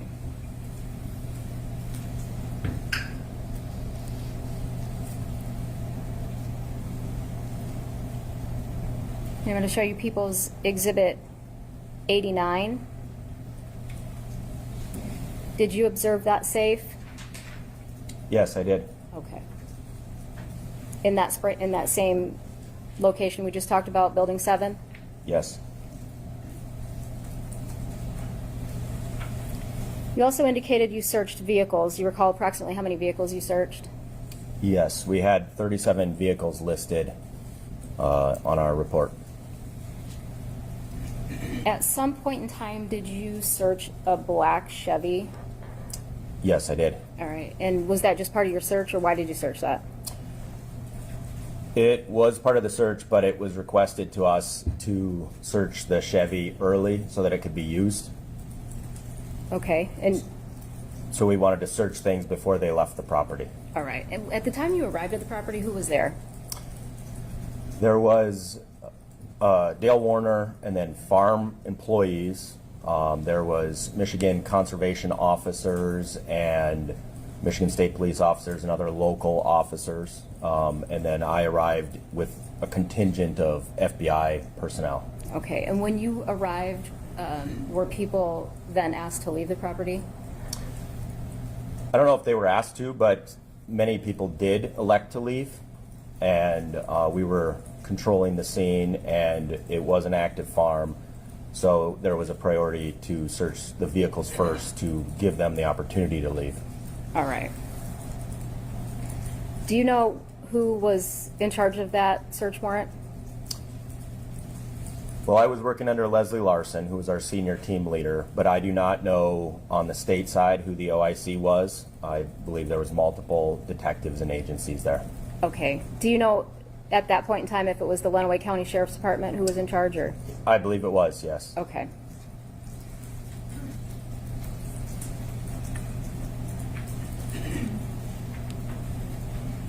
And as part of the outbuilding searches, did you search anything else on the property? Yes, so I searched all equipment and silos, grain hoppers, bins. I tried to search anything that was in and around the barns that was part of the farming operation. When you say water tanks, what are you talking about? Well, there was a lot of tanks throughout the property. So I searched big plastic water tanks. There was 2 silos, and then there was smaller barrels and stainless steel barrels. Okay. How did you search those? I manually looked inside the empty tanks, so I only searched tanks that weren't pressurized or didn't have chemicals in them. Manually looked inside as many as I could, and then I assigned members of our technical hazard response team to look inside higher tanks and silos and more complicated tanks that it looked like you needed a wrench or something to get into. Okay. You indicated you didn't look inside any pressurized tanks or ones with chemicals. Why not? It didn't seem, well, first off, I didn't have the equipment to look inside or the expertise to look inside. Okay. I didn't have any way to access those, and I didn't have any reason to believe there would be anything inside them. Okay. Did you make observations of any of the tanks that would have contained chemicals on the farm that day? Yes, so we noted in our logs which tanks we looked at, which tools we used, and then we noted tanks that were on wheels. Those were considered vehicles for the purpose of our log. So we noted which ones we went to and where they were.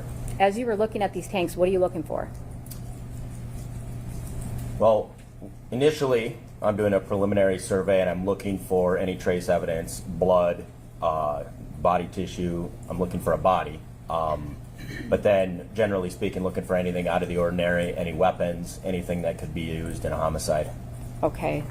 Around the tanks? Yes. All right. Were you looking specifically at welds? No.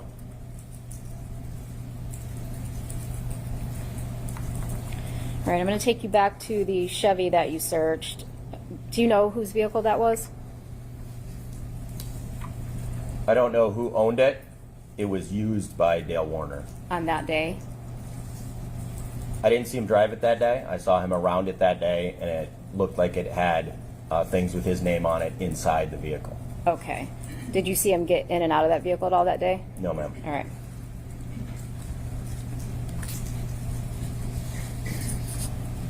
Did you find anything in that black Chevy? Yes. What did you find? I found calendars and journals and loose leaf paper with handwritten notes.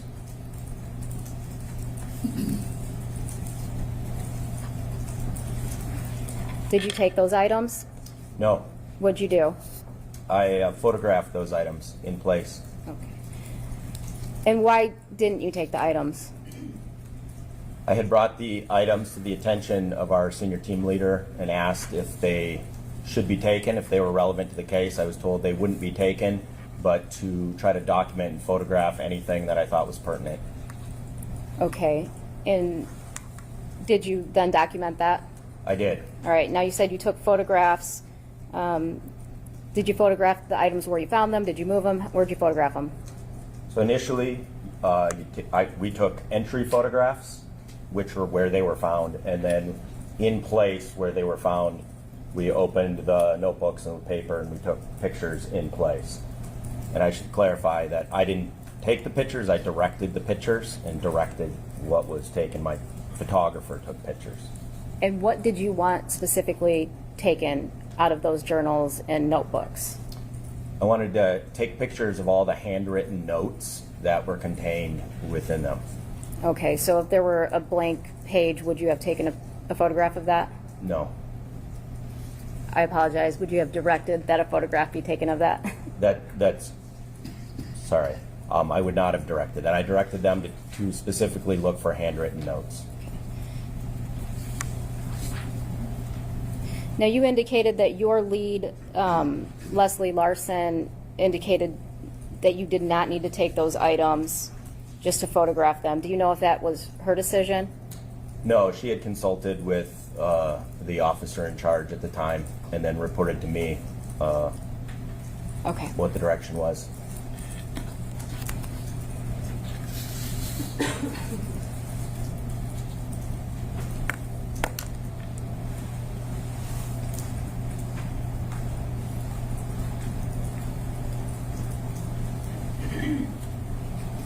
I've handed the witness exhibits 187 through 190.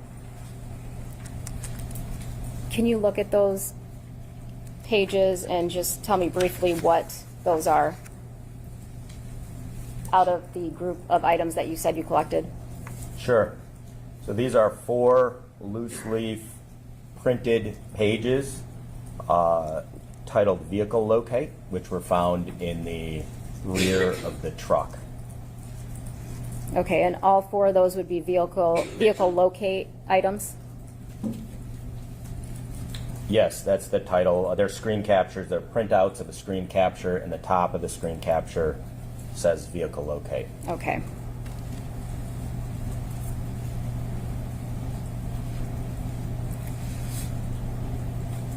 The first vehicle locate item that you have, 180, People's 187, can you read what date that is? Yes, ma'am. There's a handwritten note at the top that says September 8th, 2020. Is there any additional handwritten notes on there? Yes. And what does that say?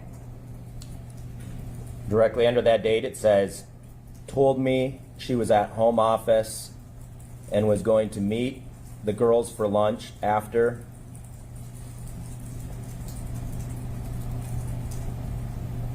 After she was in the, I can't read that word, never stops line about everything. There's more words. Okay, read the rest of it. All right. There's a line that notates to a location, and it says, was here for approximately 45 minutes. There's another line that locates to another location on the map, and it says approximately 30 minutes. And then down at the bottom of the printout, there's a statement that says, I think drugstore met someone, then to dinner for lunch. She met with counselor at 10 a.m. When I talked to her, she was happy and cheerful.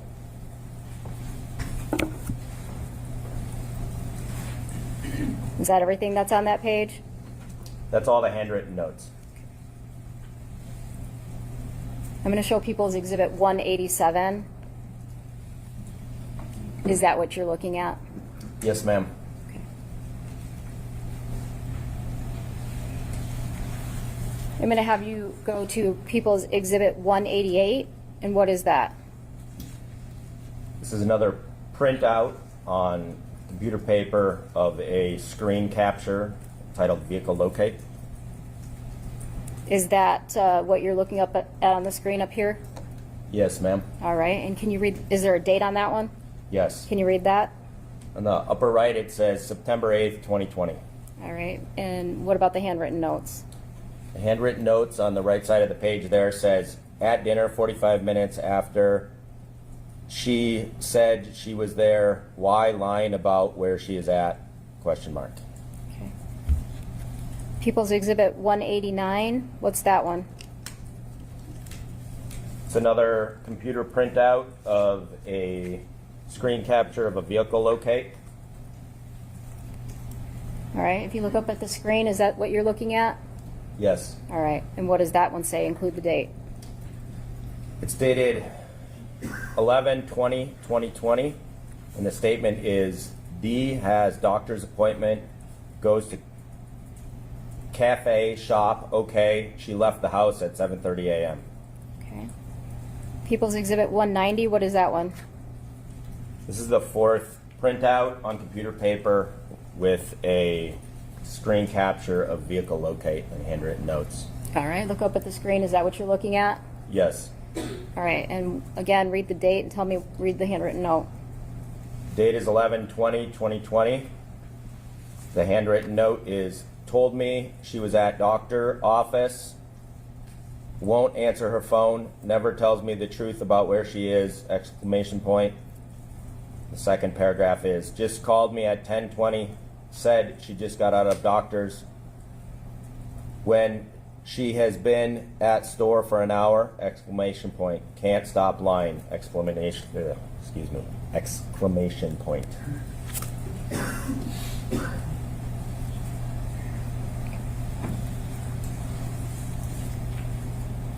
And I believe you indicated there were 2 smaller black books. Is that accurate?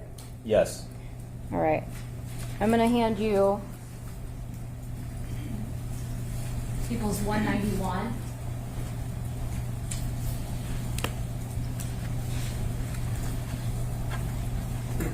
Do you recognize that item? I do. All right. And what does that item contain? This is a black bound journal with grid lines on it that was found in the front seat of the black Chevy. Okay. And I'm going to have you look up at the screen. Is that the item that you're looking at? Yes, ma'am. Okay. I'm going to have you open it up to the first page. Do you know what this binder or book contains?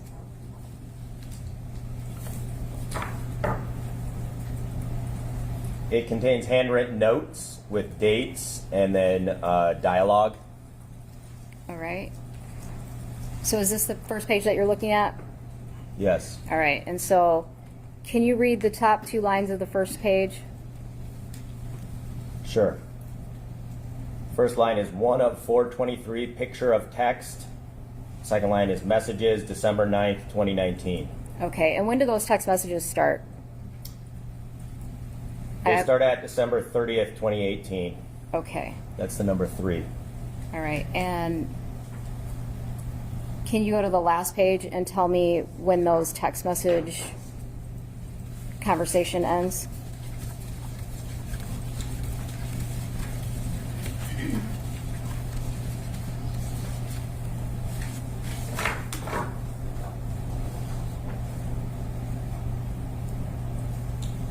So the last message I see here is line 294, and it says June 15th. Okay. And does it say what year?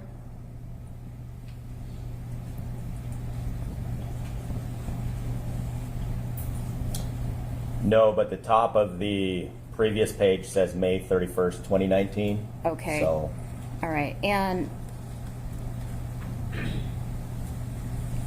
correct me if I'm wrong, is this book, you indicated it was text messages. Does it look like a conversation between 2 people? yes. Are there additional notes within the notebook? If you can recall. I believe there's some commentary and some notes dispersed between the texts. Okay.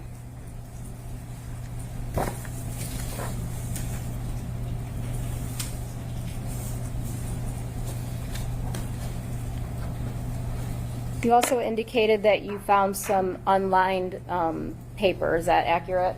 Yes.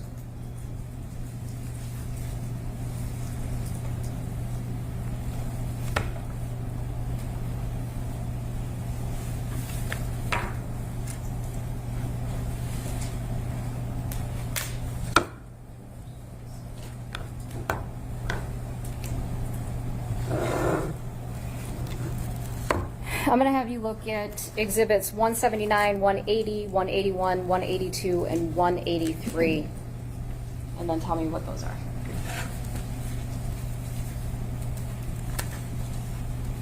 So this is loose leaf paper that was found in the truck. All right, when you say loose leaf paper, Is it one photograph of each paper you found, or how many pages are on each photograph? So each photograph contains generally 3 pages sequentially across. One of the photographs contains 4. Okay.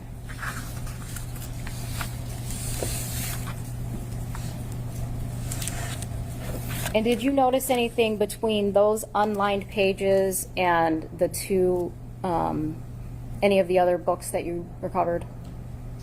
Yes, these unlined pages are dated and they have descriptors, and they seem to correlate with some of the text messages and make reference back and forth. Okay. Does it make reference to the text messages or the planners?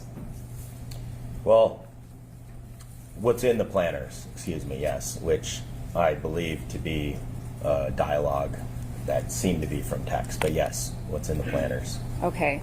Was the book, the notebook with the text message with the dialogue, is that separate from the notebooks that were planners?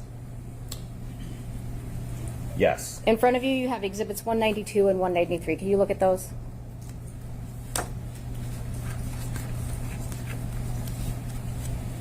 Yes, I have them here. Okay. And what is exhibit 192? Exhibit 192 is a black bound calendar with grid lines and handwritten notes. All right. When you say calendar, is it dated? It is What year? 2020. Is the front of that, where is it dated 2020? Oh, excuse me. The page I looked at here is dated, has handwritten notes which say 2020 on it, but the first page has a handwritten note that says 2019. Okay, so is that essentially a calendar where you could pick a date and year that you want? That's correct. All right. And then what is 193? 193 is a light colored calendar which is titled or has the label 2021 on the top. All right, and what is that item? This item is a day calendar or a day planner from 2021. Okay, so that's specific to 2021 calendar. Correct. Okay, so now we have a 2021 calendar, a calendar that you could put any year in, and then you have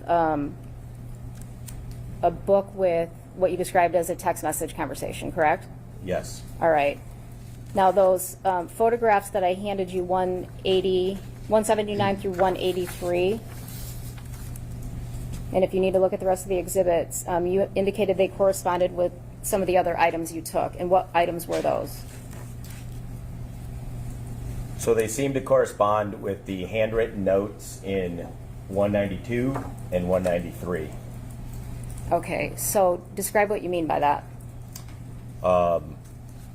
I mean that there's a date and then descriptions of what Dee is doing, where she's at, and opinions about it.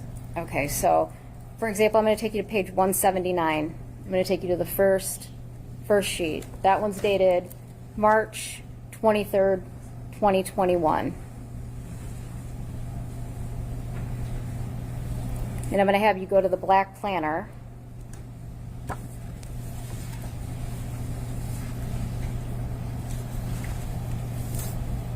And see if you find March 23rd, 2021 in there.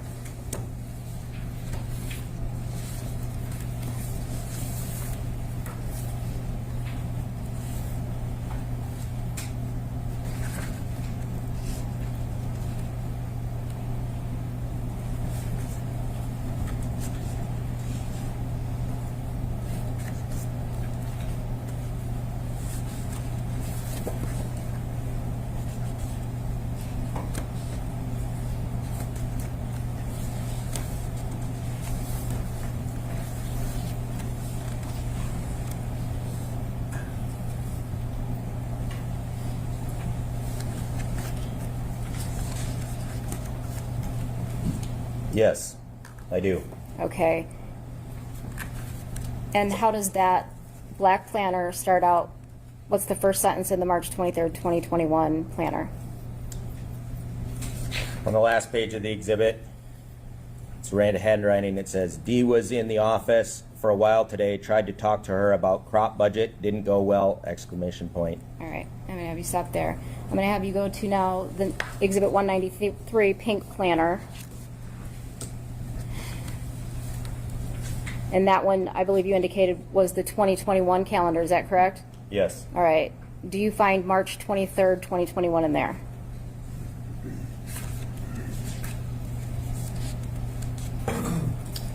Yes.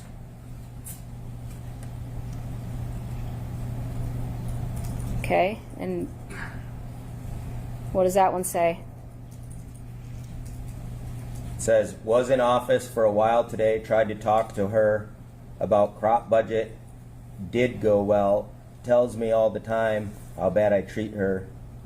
Don't understand. Vacation was great. Everything was good! Exclamation point. Okay. And so was that a constant with those loose leaf papers as well as the black calendar and the pink calendar? Yes, they seem to correspond back and forth. Okay. I'm going to have you go to Exhibit 192,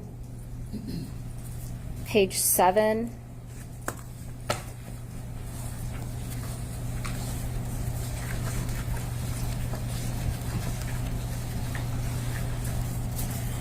Okay, I have it here. Is this what you're looking at? Yes. Okay, I want you to flip that sideways just like this is and tell me what that says. It says, it's this way every time I check my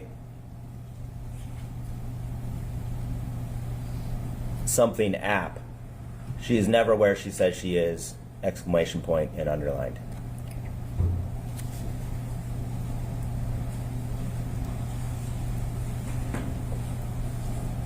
I can make out some letters on the app. It's not entirely clear. Okay. And can you tell me the date on that? That's July 31st, 2020. Okay.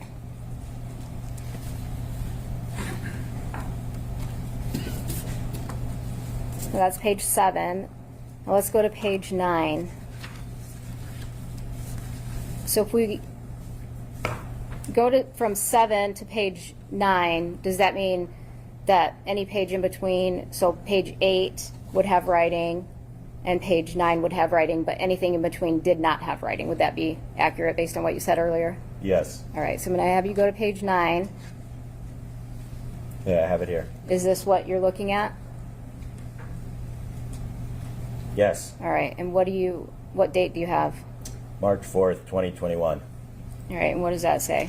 It says, just got a text from Dee. Fuck you, I'm not going! Exclamation point. Okay. What is up now? Exclamation point. She's getting so unstable. Hope the vacation help get her away from things! Exclamation point. Okay.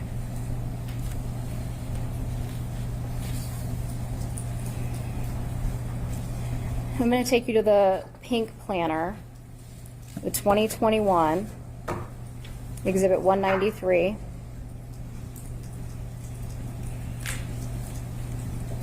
Again, is that this item right here? Yes.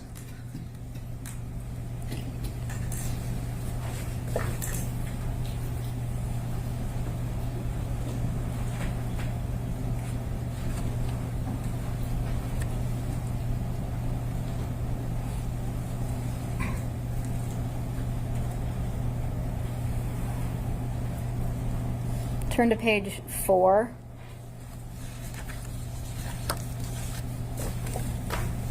I have it here. Okay.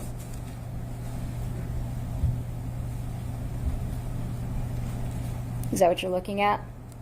Yes. All right. Go ahead and read Saturday, the 20th first. Okay. It says, heading home from Disney, left about noon, smiley face. Stopped about 2 a.m. dash to rest a bit. Started up again around 8 a.m. Sunday morning. Okay. Now read Sunday, the 21st. Dee had a meltdown on me around noon, exclamation point. Said my kids didn't respect her, period. Jaron left JCB at Tom's. Dustin called to use it for the B party for Kara. We got home 2:30 p.m. All right. And does that go on to the next page, page 5? Yes. Okay. What does it say on the top? The top it says, I think she just started a fight so she could sleep on couch. She snuck out. Don't know where she went. And then there's kind of a note on the side of that that says, to around 2 a.m., was back around 4 a.m., drug dealer or boyfriend, question mark. Okay.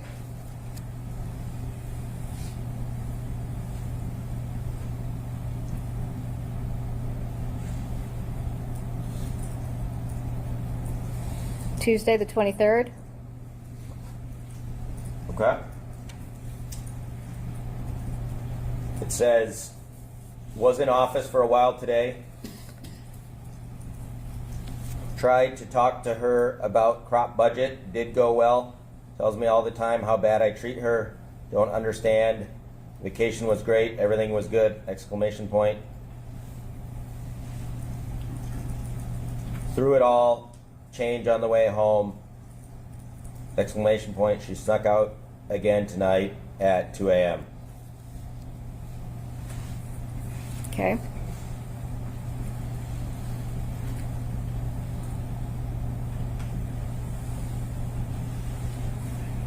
I'm going to have you go to page 8.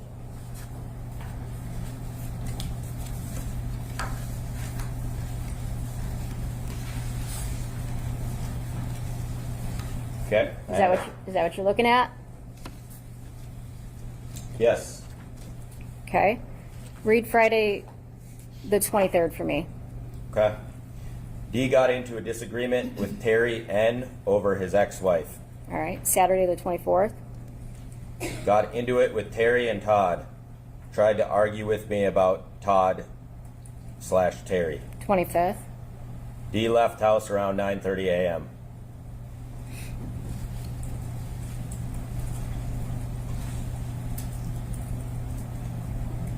The next page. I have it. Okay. Go ahead and read the next date that you have on there. This is April 26th, 2021.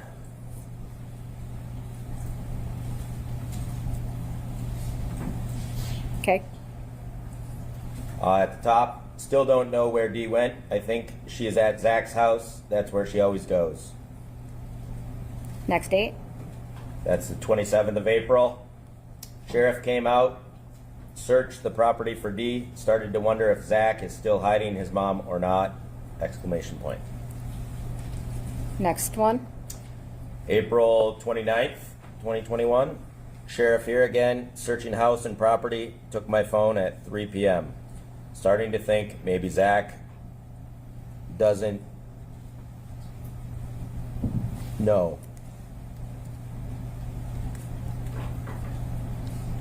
Doesn't know. Oh, excuse me, where she is. Sorry, I didn't see that last little notation. Okay. The next time that you have an entry in the calendar.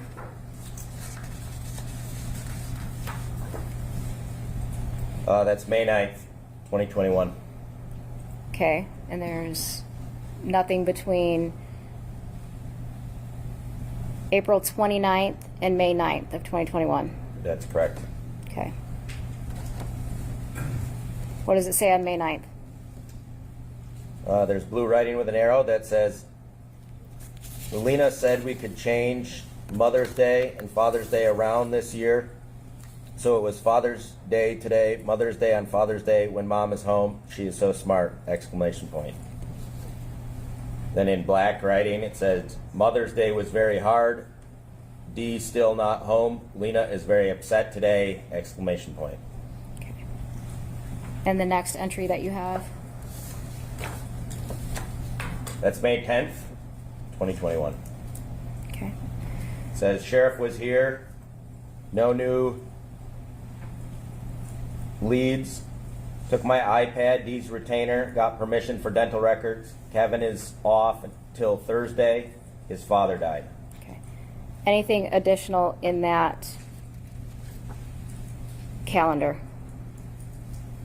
No, that's the last piece of the exhibit. Okay.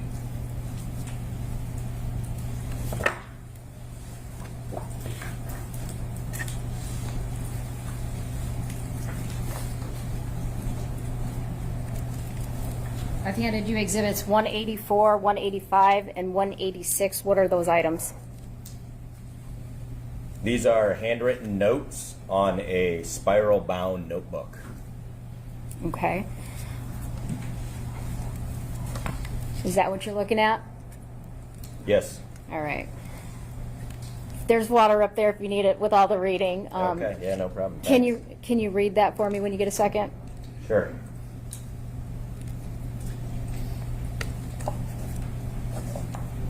All right, I'm on 184. Top of it, it says Sunday, April 24th, and that's crossed out. Next is Saturday, April 24th. It says Dee's plan to leave days before, exclamation point. Fight with Terry. Fight with Todd. Get Angela out of house. Start fight with Dale so she can leave house. Dale won't argue with her. Makes her even madder. Starts getting migraine. Changes her plan to leave that night, exclamation point. So she leaves in the morning on Sunday. Was going through her clothes days before, boxing up the ones that fit. Did she take them somewhere? With a question mark.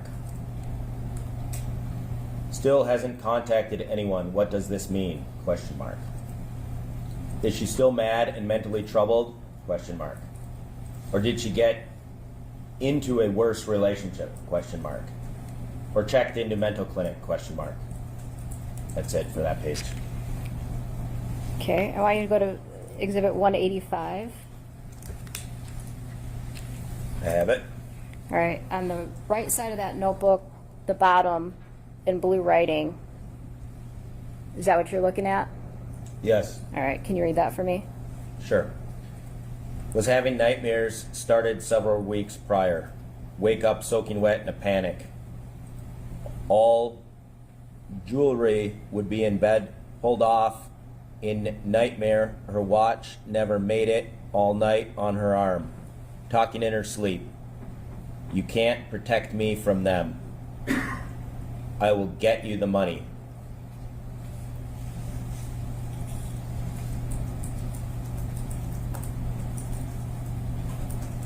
Exhibit 186. I have it. The top portion in blue, is that what you're looking at? Yes. All right, and can you read that for me? Sure.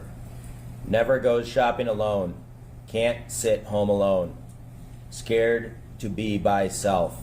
Runs to window or door every time a car goes by or pulls in? Question mark. Always said someone was watching The Office.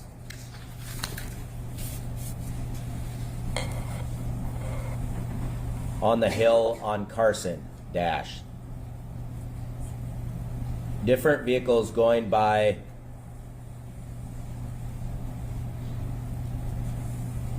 Something all the time, dash. Slow, excuse me, I see that now. Different vehicles going by slow all the time. Okay, thank you. Did you ever interview the defendant in this case, Dale Warner? No, Was your role limited to doing the things that you just testified to today? that's correct. I was just on the search team. Thank you. I have nothing further.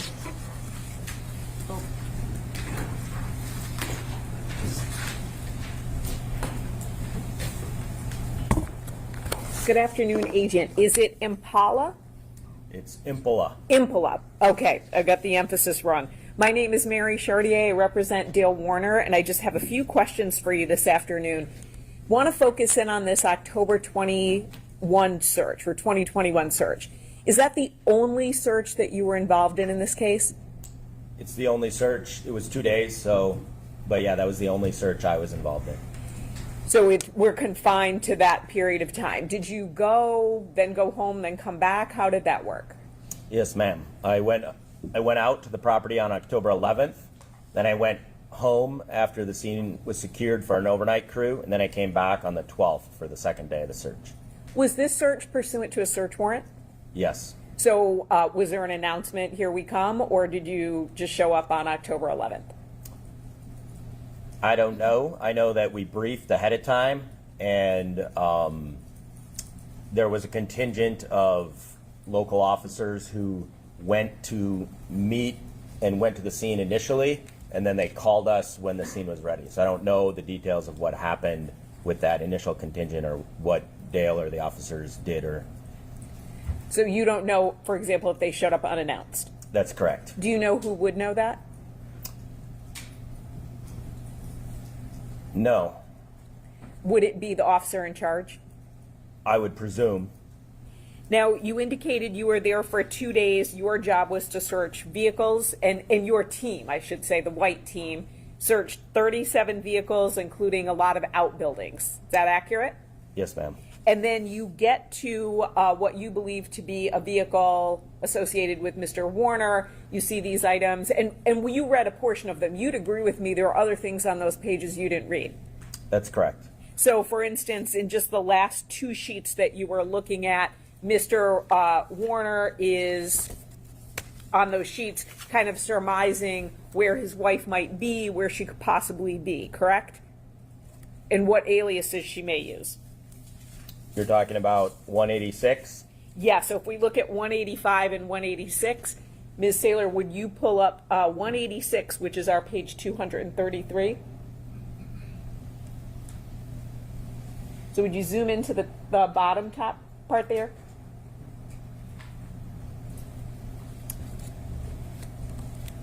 So it says, where would she go, right? And then lists a couple of ideas of where she might be, correct? Yes, ma'am. And then also, if you zoom out a little bit, Ms. Saylor, what aliases would she use? And writes a couple of ideas on that, correct? Yes.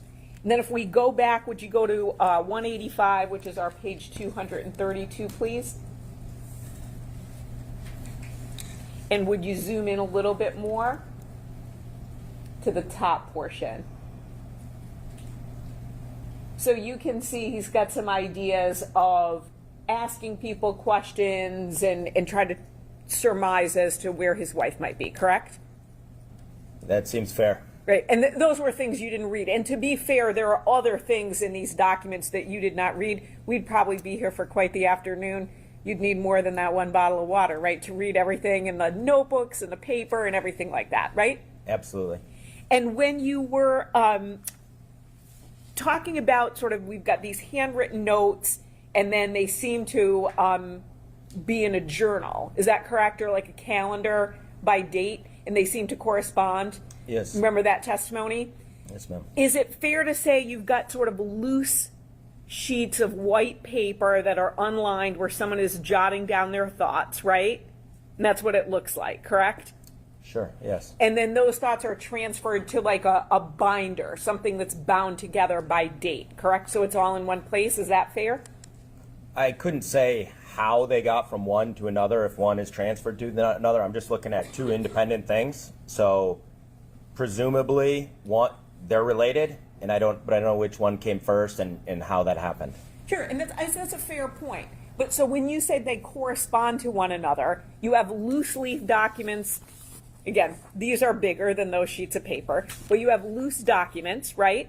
Yes, ma'am. That correspond to similar or the same language in a bound series of pages, correct? Yes. And this was found in a vehicle, right? Yes. You just stumbled upon it, or a member of your team, correct? We were searching, and we were searching the property. I don't consider our search to just be stumbling around, but we opened the door of the vehicle and we found it there. We didn't intend to find it, if that's what you mean. Sure, and stumble, I don't mean that, you just like tripped over your own feet. My point is, no one said, hi, there's a journal and some documents in a truck, you should go take a look at them, right? I did receive that information, yes. So, from who? From the search team I had assigned to look at those vehicles. So I noted the vehicles that I thought might be pertinent to get out of the way, and I sent a team to go look into those vehicles to see if there was anything that seemed pertinent, and they came back to me and said there is a number of journals and documents with handwriting, and so I went specifically to those vehicles to go look at them and then to dig into it further to see if it was relevant. That's a great clarification. So it was law enforcement, though, not you, but members of your search team who found the items in the vehicle, correct? Yes, ma'am. And those items were not seized? That's correct. Why not? You said that your supervising officer agent spoke to someone and then they said that they were not relevant? They said just to photograph the materials and not to take them. Was there any reason given as to why not to take them? No. Did it just because it seemed like a private journal? No. When we search, it's very intrusive, and so I wouldn't consider privacy to be a thing. Okay, so there's no privacy at all if you're searching property. Sounds That's to be correct. fair.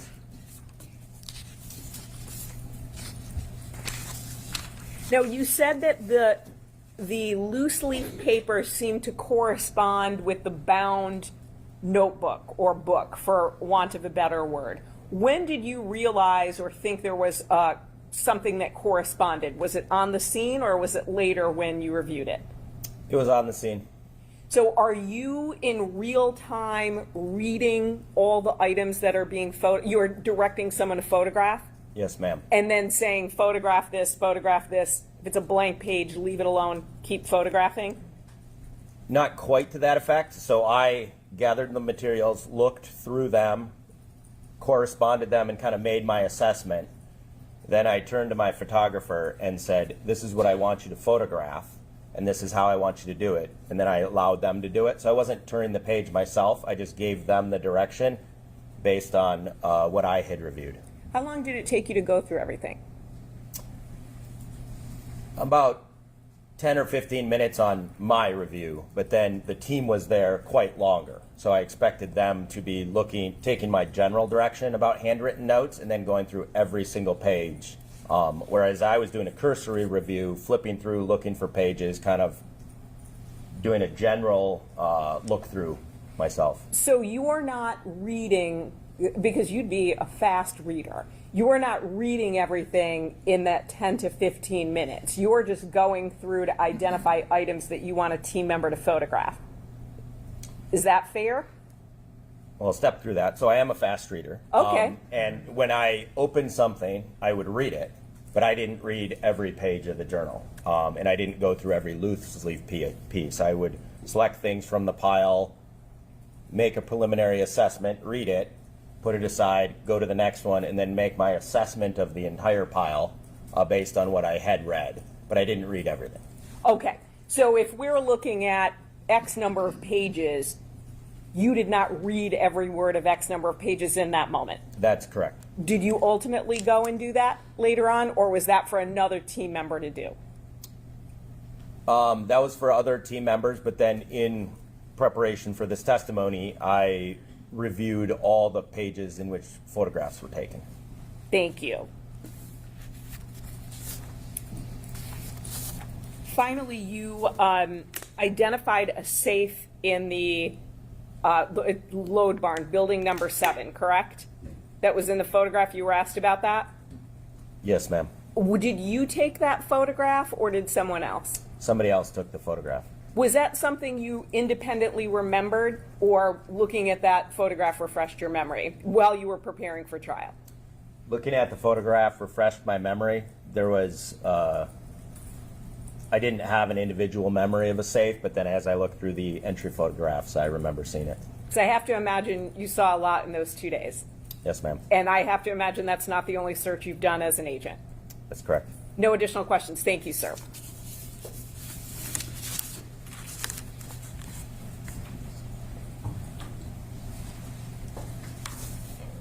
The loose leaf pages, the black calendar that can be dated any date, and the pink calendar dated 2021. I'm going to talk about all three of those, okay? Okay. All right, so the black calendar that could be dated any date and the loose leaf pages, do you know if all of those were contained within that particular item? Does that question make sense? No, which particular item? So the loose leaf pages and the black calendar that can be dated. Yes. So those loose leaf pages have a couple of different dates on them, right? Yes. Read me all the dates. March 23rd, 2020, December 28th, 2019, July 2nd, 2020, May 22nd, 2021, March 20th, 2021, March 5th, 2021, March 4th, 2021, March 1st, 2021, July 4th, 2020, July 7th, 2020, July 11th, July 31st, 2020, May 21st, 2021, May 22nd, 2021, and March 20th, 2021. Okay. And the items that were dated in 2021, did you observe those items? And so from the pink calendar, the items that are dated, strike that. On the loose leaf pages, the items that are dated 2021, did you observe those in both the pink 2021 calendar and the black calendar? Let me check to make sure.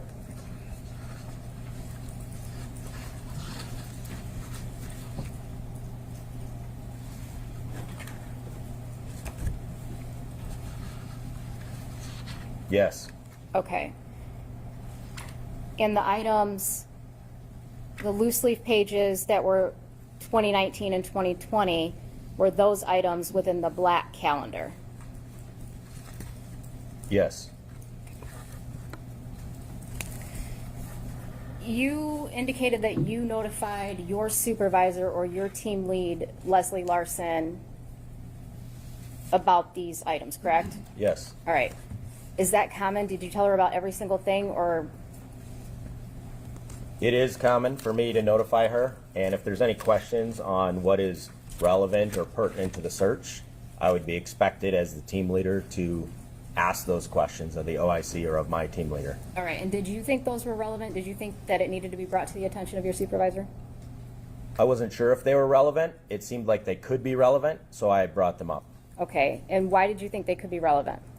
Because they made references to the state of mind or description of what somebody might be thinking about the victim. Thank you. Nothing further. Did you think it was relevant because it also showed a state of mind after Ms. Warner was missing? I guess I didn't really parse the details of the state of mind. I was just trying to determine if it was potentially relevant or not. Thank you. Nothing further. And may Agent Hempel will be released from his. Yes, Your Honor. Yes, thank you. Thank you, sir. You are free. Thank you.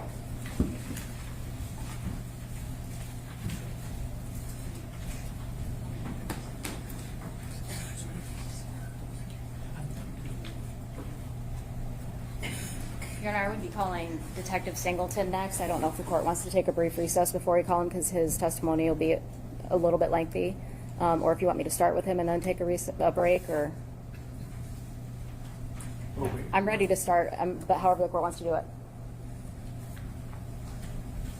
I guess I prefer we not break up the middle of your examination. So why don't we take a 10-minute break now, and we will resume at that 10 minutes complete.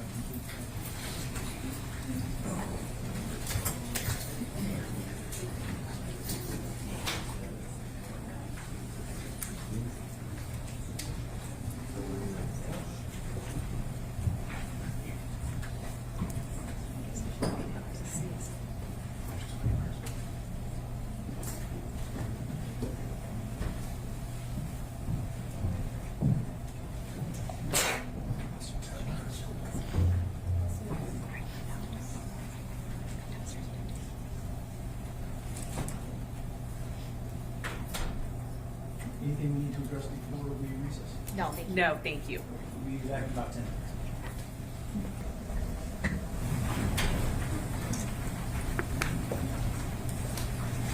Okay, are we ready for the jury? Yes, Your Honor. Yes, Your Honor.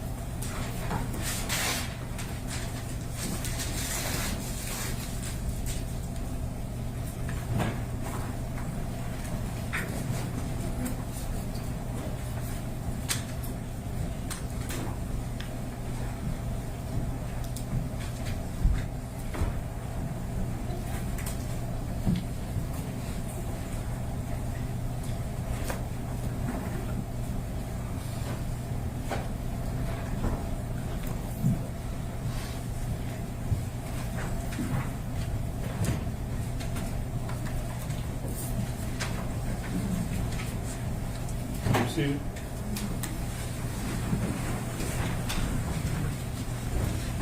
People may call the next witness. People call Scott Singleton.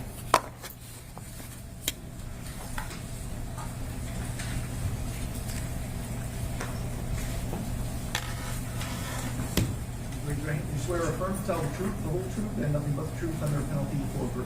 Thank you.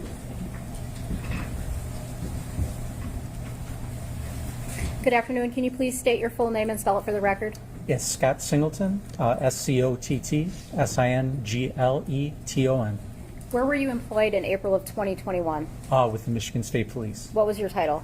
I was a detective sergeant. How long were you a detective sergeant? I was a detective sergeant for 12 years, How long did you work at MSP in total?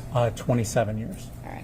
Did you become involved in the Warner case at some point in time? I did. When was that? In March of 2022, so almost a year from when she went missing. Was that when they created the task force for Dee Warner? Yes. All right. What was your role at that time? My role was to assist the Sheriff's Department. Detective Lieutenant Drewyor was assigned, and I was assigned as his backup to assist him. So I was assigned to just do anything that they required of me or anything that they needed. When you first became involved in March 2022, what types of things did you do for the investigation? Well, when I first got all the evidence in the investigation, I had never seen any of it. I had read through the reports. I went through all the evidence, all the photos, the phone dumps, the surveillance on the farm, the surveillance cameras. Did you watch any body-worn cameras? Yes, Okay. several. When you said you looked at the surveillance footage from the Munger farm, how much footage did you look at? Well, I looked at it all, and I spent probably hundreds of hours looking at that surveillance film. Okay.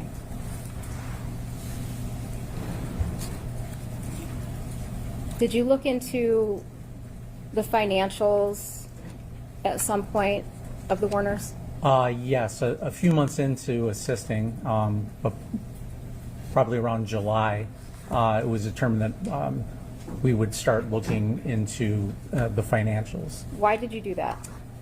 There was a theory from the defendant that his wife had stolen a large amount of money and was living out of the country. And did you meet with him to discuss this? I met with him briefly at the farm, and he introduced me to his financial guy, And what did he say? Who was his financial guy? Mark Weisberg. What did he tell you about Mark Weisberg? He had hired him. Mark Weisberg was previously employed at the farm, and then he hired him back after Dee went missing to look over the books and the financials. Okay, and so who went over the financials with you? Mark Weisberg did. And was that at Dale Warner's request? Yes. All right. So when you're looking at the financials, what types of things are you looking at? Well, Mr. Weisberg had gone through and he had indicated that there was upwards of $1 million that they said was missing. And he gave me, I guess, different examples of schemes that were to divert money from the business to her personally. Okay, and what were those ways? There were several. I mean, immediately it became where included in this $1 million figure was credit card charges on the business accounts that then they just paid off with the business money, but they were personal. I wasn't concerned with that, but there was a lot of that.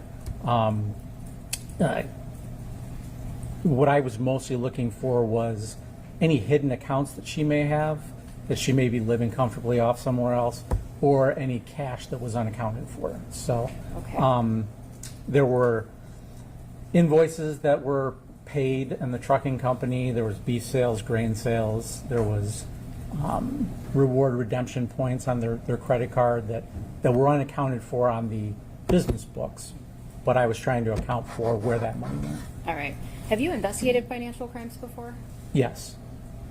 And in what capacity? I mean, all my years as a detective, I've done numerous embezzlement investigations. Prior to becoming a detective sergeant, when I was a trooper, I was assigned to a couple of different task forces, federal task forces, both the Secret Service and the IRS, doing financial crimes. So I had a little bit of a background in financial crimes. Okay.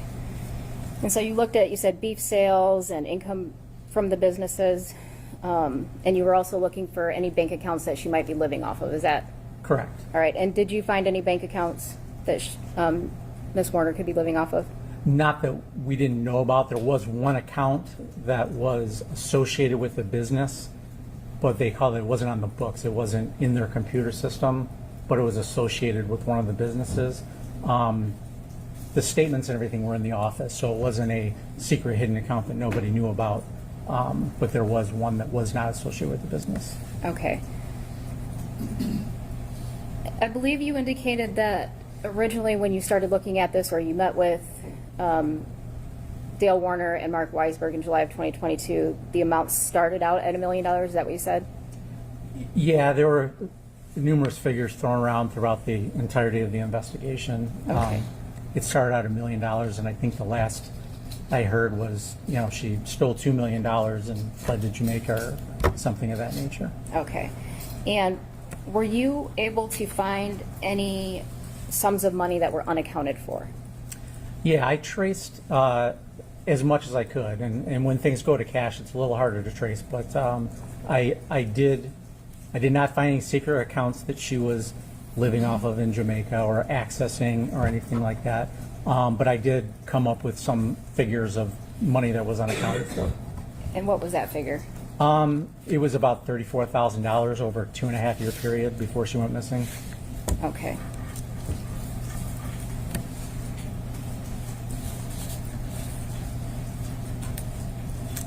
Were you also part of a search on Paragon, or strike that, were you part of some large-scale searches in May of 2023? Yes. Tell me about them. Well, the defendant had access to or owned thousands of acres that he farmed, and we thought it important to, some of these properties were already searched from the Sheriff's Department prior to us becoming involved, but we wanted to make sure we touched everyone, searched them thoroughly to make sure that we covered all our bases. Okay. And approximately how many properties do you think you searched? Oh, I don't even know. It was, Okay. Do you know the approximate acreage? It was about 3,000 acres All right. in total. Based on those searches, did you do another more in-depth search of another location? Yeah, based on information, while we were conducting those searches, based on information we obtained, there was an address on Paragon that became Paragon Road that became more important to us after the searches began. All right. And what did you do based on the information that you received, what did you do? We received information that during our searches, of these other properties. Mr. Warner was initially said that he was digging at this property on Paragon. We sent someone by to make contact, a detective. He wasn't digging, but he was moving a collapsed structure, and he was using heavy equipment on that property. Okay, and so did you decide to to do a more thorough search of that location? Yeah, it was on our radar. And part of the reason of this big search, we wanted to touch every property that he had access to, but we also wanted to see how he would react to us searching all his properties. So, and while we were searching his property, he went to this specific property, so it also became interesting there. The property itself used to have a house on it and a barn, and it was, the property was demolished, the house was, and it was buried in its foundation. So there was some digging after she went missing. And there was a fire, burned the debris, and then buried it. So it always was kind of interesting to us. It had already been searched prior a couple times, but we were still interested in searching it again. All right. So when you're talking about the property on Paragon, are you on the north side of Paragon or the south side of Paragon? Yeah, so the property on Paragon, it's split. On the north side is where the house and the barn sat, which are both demolished. The house was buried. The barn is demolished, but there was still debris around. Now on the south side of the road, there is another barn there, which ultimately is where Dee Warner's body was located. Okay. But we were focused on the north at that time. On the north side, Yes. okay. And did you eventually go search that property? Yes. All right, and when was that? It was early, you mean? In relation to sending your trooper over there to kick Mr. Warner off the property? Yeah, so we sent a detective over there the night we got the information. He made contact with Mr. Warner, asked him to leave the property, and we set a trooper there overnight to secure the property so that no one came and disturbed it. And we were going to seek a search warrant to dig that foundation of the house that was buried the next morning. And did you come back the next morning? We did. Do you know approximately what time? It was really early in the morning. We started between 7 and 8 probably. Who did you arrive at the property with? I was there with Detective Lieutenant Drewyor, another Detective Sergeant Fergursky. There was a trooper still there that was securing the property. I can't recall everybody who was there. But Was there other law enforcement officers yeah, there was there? a handful of us there. All right. So, canines, cadaver canines. Yeah, a human remains expert. Okay. And what was the plan with that property? We were going to excavate where the house was basically collapsed and burned and then buried. We were going to excavate that foundation with heavy machinery. When you arrived at the Paragon property to do that search and excavation, did anybody other than law enforcement show up that morning? Yes, the defendant did show up. Okay. How long had you been there before he arrived? It wasn't too long before we arrived that he showed up. Did you have a conversation with him? Yes. And what did you talk about? He just wanted to know what we were doing, and we explained that we were going to be digging the foundation, and he offered to stick around, but we asked him to not be on the property at that time. Okay. And did you indicate when you were going to be digging up the property that you were looking for his wife?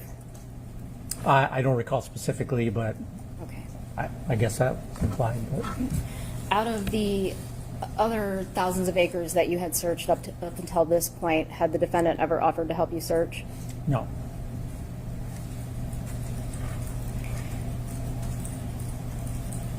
You indicated that you watched hundreds of hours of surveillance footage from the Munger farm? Yes. All right. I'm going to show you People's Exhibit 30.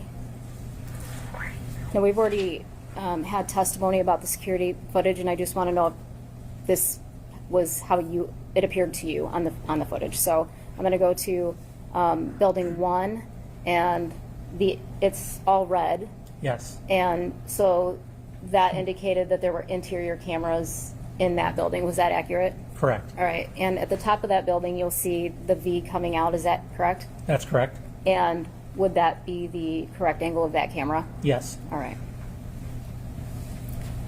Building 5, the north end of that building where it's lit up red, yes, is that also where the interior cameras in that building were? yes, All right, and see the black circle and it kind of, the red lines that go out? yes, All right, and would that also be accurate for where those cameras were? yes. That's the field of view. of the Okay. camera, yes. All right. And building 6, do you see the red area on that? Yes, And did you observe that on the camera footage? yes, that's the office, yes. All right, and then, again, to the east of building 6, we see the arrows going out. Is that what you saw in the footage? Yes. All right. Oops. Was there any cameras located inside building 7? No, there was not.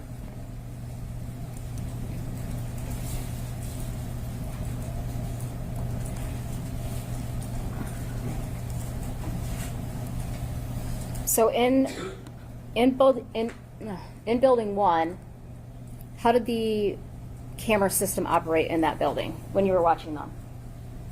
When I was watching, there was multiple cameras in building 1. It's actually 2 halves. There's a front part of, we call it the old shop. There's the front part of the old shop and the back part, and there were multiple camera angles all throughout, covering almost all of both sections of the shop. It was motion activated, so when people came in or light came in, it would activate the camera. Okay. And what about the north side of building 5? How did that camera work? Same thing. There was only one camera in there. It was on the west wall facing east, and it was motion activated as well. Okay. Office camera, same thing? Same thing, yes, motion activated. All right. What about the scale cameras when you were reviewing those? There's actually 2 cameras there. I'm not sure if they're 2 independent cameras, but there's 2 views. One is a normal view, and then one is a fisheye view, so it gives a wider view of the area. Did you watch footage from April 25th, 2021? I did. In the old shop, was there a lot going on in the old shop? Yeah, on the 25th, there was a lot going on. One of the employees, I mean, I think it was a Sunday, it was an off day, but Ivan Boyd, he was in the old shop with his brother working on his vehicle. All right. What about the new shop on April 25th, 2021? Was there a lot of activity in there? There wasn't a lot of activity. There was some throughout the day, but not a lot at all. The office? The office had a lot of activity. Once it was discovered that Dee Warner was missing, a lot of the family came together, and that's where they congregated in the office. All right. Do you know what time that camera stopped activating on April 25th, 2021? In the office? Correct. The family left around 4 o'clock, and there was, I believe there was one activation later in the night, but that was from the lights of a vehicle that shone through the windows, and light tends to activate those, but there was no activity within the office. But 4 o'clock is when activity in the office ceased. All right. And do you know what time the activation started in the office that morning? It was 10:07. Okay. And the scale cameras from the 25th, was there a lot of activity on that? There's a lot of activity, but specifically with the scale cameras, there's a pine tree right in front of them, so the wind blows just a little bit, moves those branches. It's motion activated, but it basically throughout the day stayed on most of the time. What were you able to do with those cameras? When you are viewing them in the viewer, you can speed them up, slow them down, zoom in, pan throughout the photo in a zoomed in mode. Did you do that for what you were looking for on April 25th, 2021? Yes. The timestamp on the camera, did that appear to be accurate to you? It was close, but it was not accurate. It was about a minute and 35 seconds off. How did you come to that conclusion with it being a minute 35 off? Whenever we have video surveillance, whether in a gas station for a robbery or whatever, times are always off. So you have to make sure that you know what the correct time is and see what the difference is. Unfortunately, by the time we got involved, it was seized and we couldn't view it live. So what I did was, one of the detectives in this case had a body cam when he responded. And so specifically in the office, when he came in the office, you could see him and I could compare the two times, and it was a minute and 35 seconds off. All right, so how do you know the body camera timestamp is accurate? Why would you compare it to that? With the body cameras, they are, whenever you dock them, they communicate with the system, and it automatically resets the clock and makes sure that it's accurate. So it's as long as it is docked, which you have to, or otherwise it'll die on you. The battery doesn't last that long. That camera will stay very accurate. At some point while you're looking through the footage from 4/25/2021, do you see something that you feel is important to your investigation? Yeah, I was looking at just everything that happened that day, because that's the day she went missing. But one thing that stood out after that 4 o'clock when the family left, and there appeared to be nobody else on the farm except for the defendant.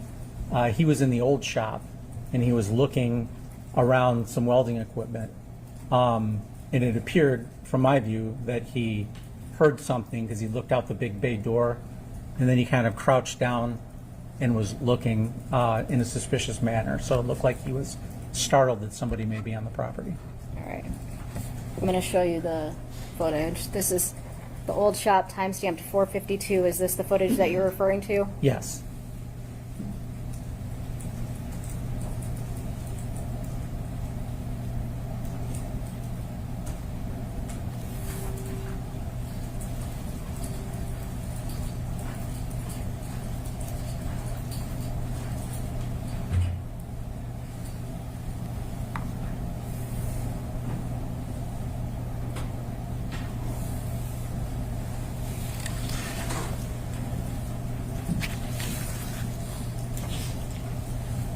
So what did you do with this information? When you see him by the welder, what do you do with that information? I let my partner know. There was other things that led us to believe there was a theory that there was some welding perhaps involved in whatever happened. Okay. So I also looked at the other videos to see if there's anything else that I could find that was to do with welding. All right. Did you eventually find Dee Warner's body? Eventually, yes. Okay, and that was in August of 2024? Correct. And before you found her body, you had noticed other things on the footage from April 25th, 2021 that weren't necessarily important to you at the time, right? Yeah, there was, when you view something without context, it may be there, but you don't necessarily see it until you receive that context.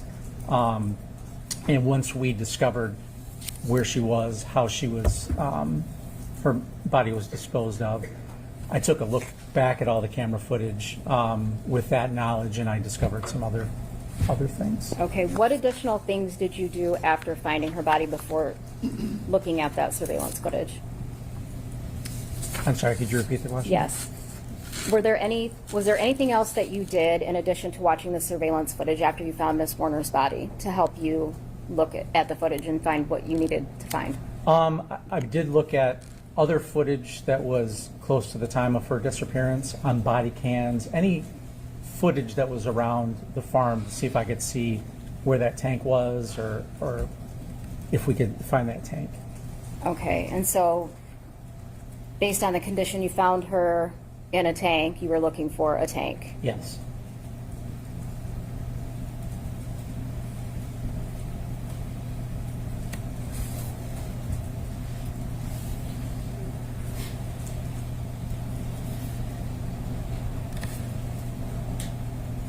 All right, I'm going to play People's Exhibit 211, just a small portion of it. Is this the body camera footage that you Yes. reviewed?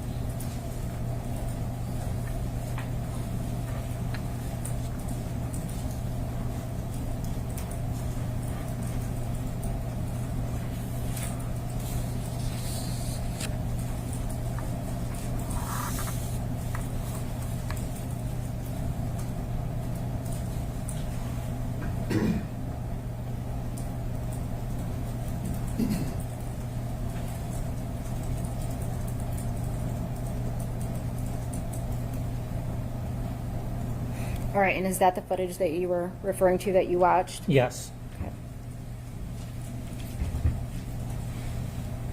Did you ultimately take a screenshot of that footage?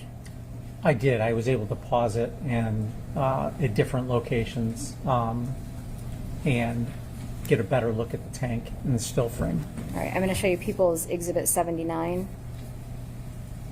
And is that what you're referring to? Yes. Okay. I'm going to have you take there should be a pointer up there with an orange tip, maybe? Maybe not? Oh. Oh, there it is. You just pull that out. Oh, okay. Can you look at the map behind you, People's 263? Do you know where this location is on that map? Yes, this is the, it's in this area back here. Okay. Is that the area where the burn pile would have been? Yes. And that's, you can see the burn pile in front of the blue truck shell when you, in the video prior to that. Okay. In addition to watching this body camera and getting that screenshot, did you talk to anybody and ask for some help with the tank? Yeah, after we found the tank, we talked to a welding expert, and based on, I have no knowledge of welding, but it appeared to me as if the discolored line on there was not a factory weld, but we consulted a expert to confirm that. Okay. Did you, when you talked to the expert, did you get some guidance on how that end cap would have been taken off and welded back together? Yeah, prior to that, I had no knowledge of how someone would do such a thing, but he explained, walked through how we would be able to do that. Okay, and so this is again where, when I asked you some things that didn't necessarily seem important, did they now seem important? Yes. All right. I'm going to show you the old shop, April 25th, 12:51 p.m. Is this one of the? Yeah, I mean, this is one of the things, but early on, I did find this suspicious as well. I see in putting an angle grinder and blades for the angle grinder into the Kubota, and I know that's a cutting instrument. So you knew it was suspicious, you just didn't know how it... Right, yes.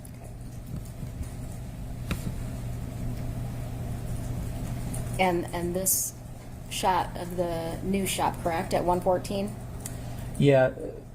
Not the new shop, the old shop. This is the back of the old shop. portion, correct. So I did see him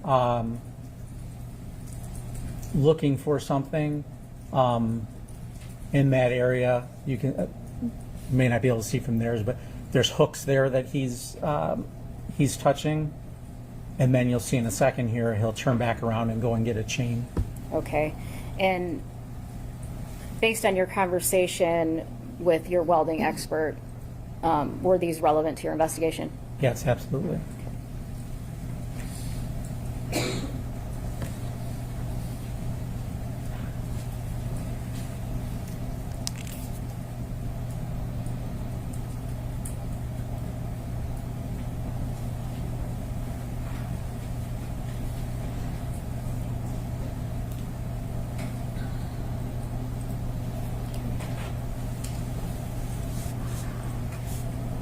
Did you observe any signs of a welder on the property?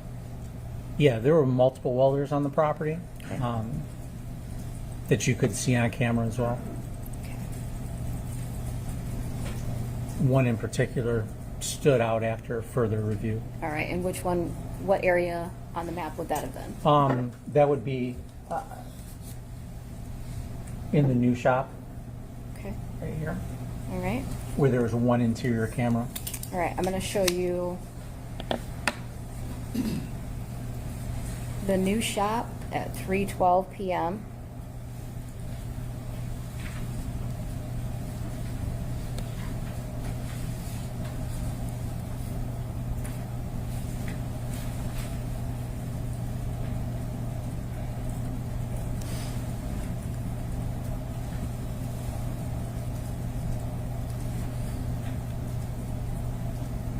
And is that the clip you're referring to? Yes, that was just two clips that were shown. One of the welder, Matt, I don't know if you can play it again, but if you look at the green toolbox in the center, if you look just to the left of that, you'll see a blue box with a yellow cylinder. Just to the left of that green toolbox. Okay. That was the original location of it, and this was at 3:12, this is the position it was in. Okay, and then let me ask you this: the old the new shop after this 3:12 shot, does it activate again? Not until this next clip Until that the you next just clip. showed earlier. Okay.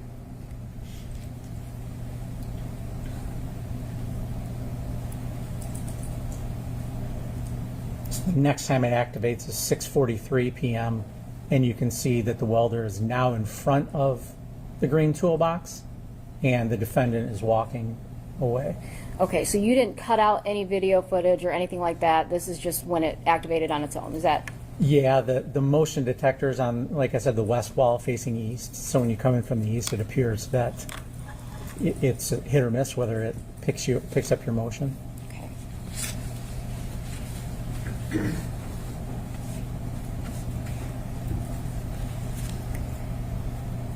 Were there periods of time, after speaking with your welding expert, were there periods of time that you narrowed down where you believe Dale was in the spray barn for periods of longer than 10 minutes?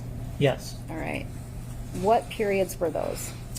There was about a 20-minute period between 1:26 and 1:46, and that's just after he retrieved the angle grinder and the blades from the... Okay, so this is the scale camera at 1:26 p.m.? Yeah, so we see him at 1:26 heading on the Kubota. And if you look right between the silo and the tree, I know it's a rough angle, but you see it heading right towards the wet barn at 1:26. Okay. And then at 1:46, you see the sprayer pulling out of the barn. Okay.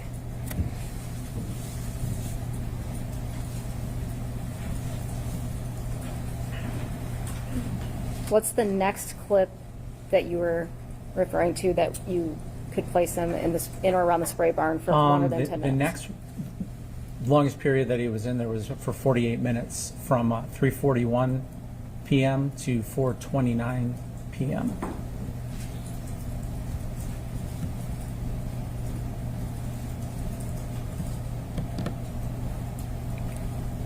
So we've got 341, and where are we at here? Yeah, so this is the, on the right is the new shop.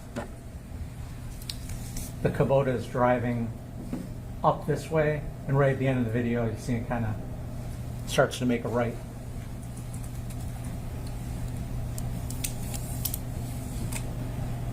Okay. And then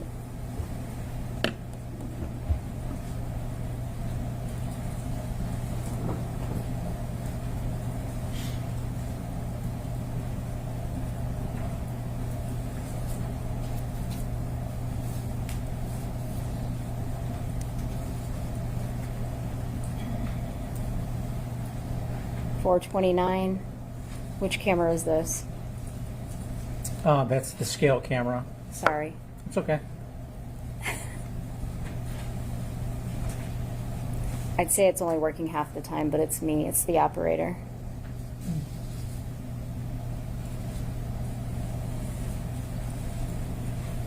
All right, now we're at 429. Which camera are we on? This is the scale camera. Okay.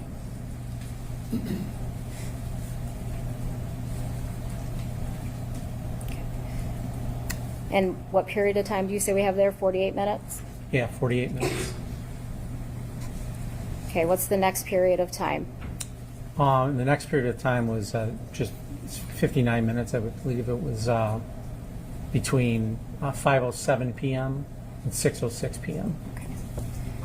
And both the 20-minute, just for clarification, both the 20-minute and the 48-minute period are after he has the angle grinder, the grinding wheels, the hooks, and chains, correct? Correct. Okay.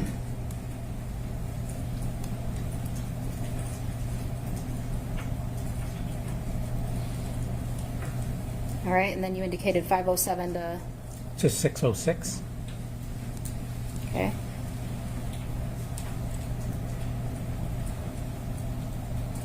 That started out at 5:07. Now we're at 6:06. Do I need to start that clip over? Yeah, you might want to.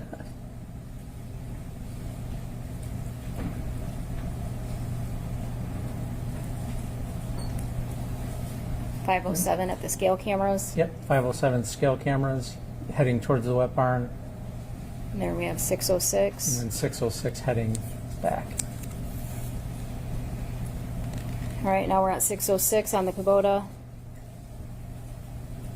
6:07 on the JCB. Correct. All right, so that was how many minutes? 59 minutes.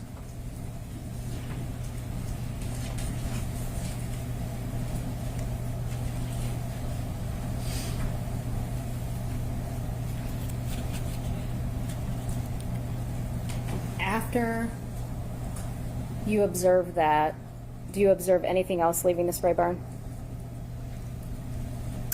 Yes, I see the front end loader leaving the spray barn on a couple different occasions. All right.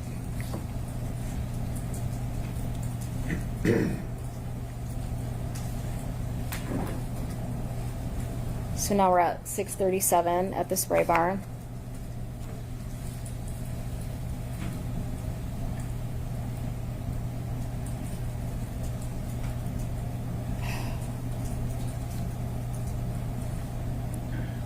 Did you observe anything? Yeah, it's tough to see. I mean, you can see, it's tough to see from this distance, but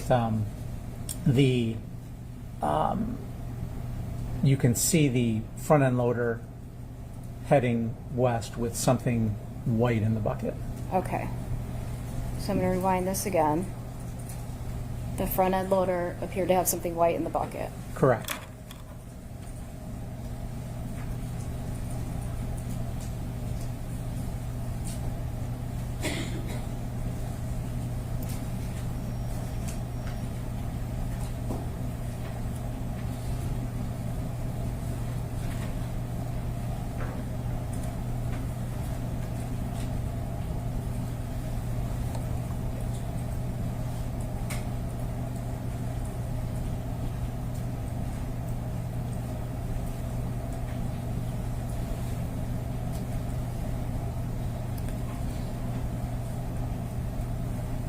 Now we're at the old fuel tanks at 6:39.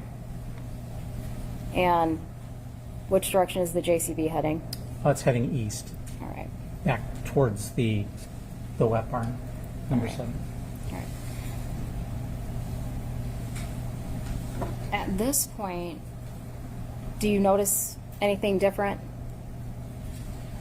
Yes, when you see this view prior to this frame, on the very left side where you see the burn pit, there is something white in the burn pit, but there's also something white just on the edge of the screen, a circular, round-looking object. All right. I'm going to show you some screenshots of those cameras. So I've got People's Exhibit 53, okay? April 25th, 2021 at 6:07 p.m. What am I looking at? So where that pickup truck is, right in front of it is the burn pile. And between the burn pile and the edge of the screen, you'll notice that there's nothing there. And that's at 6:07 Okay. p.m. And then I'm going to show you People's Exhibit 54, which is April 55, which is People's Exhibit, or which is 4/25/2021 at 6:39 p.m. What are we looking at now? Same view, but now you'll see that there's something white that is on the burn pile. But then if you look between the burn pile and the edge of the screen, you'll see the end of an object. Now, based on the way I found this was after seeing that body cam of where that tank was, I looked back on here and I could tell that that was the location of where that tank was from the body cam. Okay. It wasn't there at 6:07, now it is there At 6:39 at p.m. 6:39.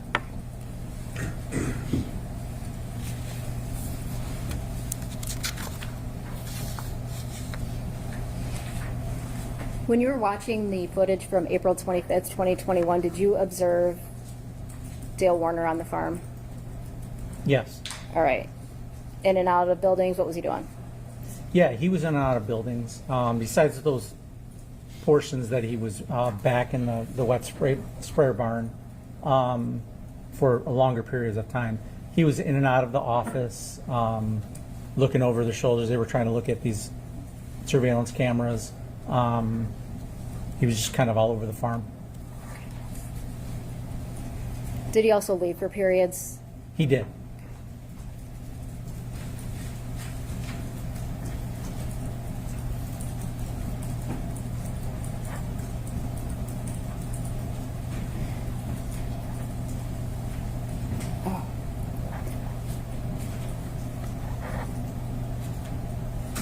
Did you attempt to go back over the defendant's timeline again for when he left the property that day after discovering all this information?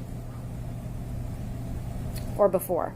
I did it before of when he was on the property and when he had left the property. All right.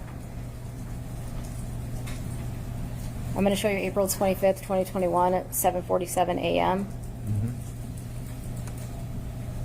And does that appear to be the first time? Yes, that's the first time the sprayer leaves the property, and it's gone for approximately 25 minutes. Okay.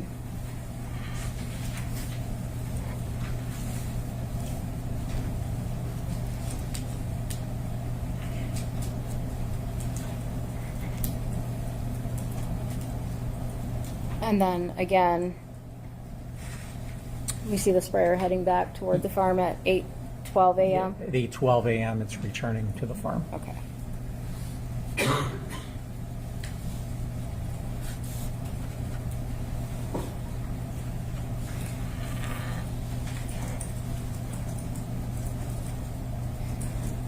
And then that sprayer leaves again.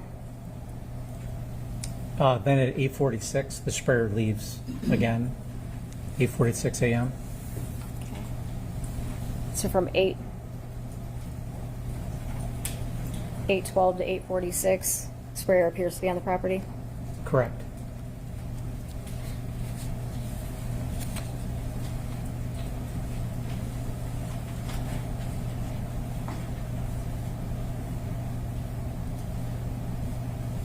All right. Out of all of the footage you watched, did you see Dee Warner on any of it? No.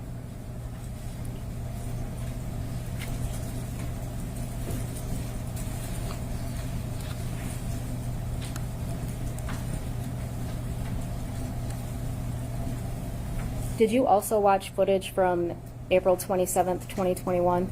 Yes. Why?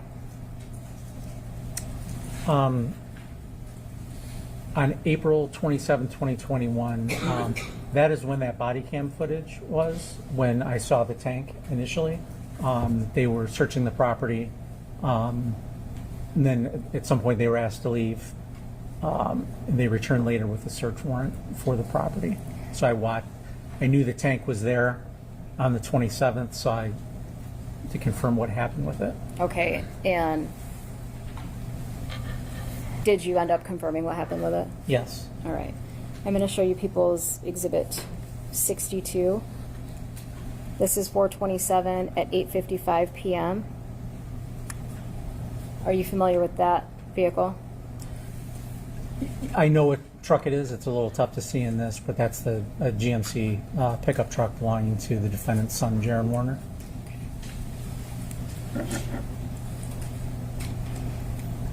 And you said you watched this to determine what happened to that tank that night. Correct.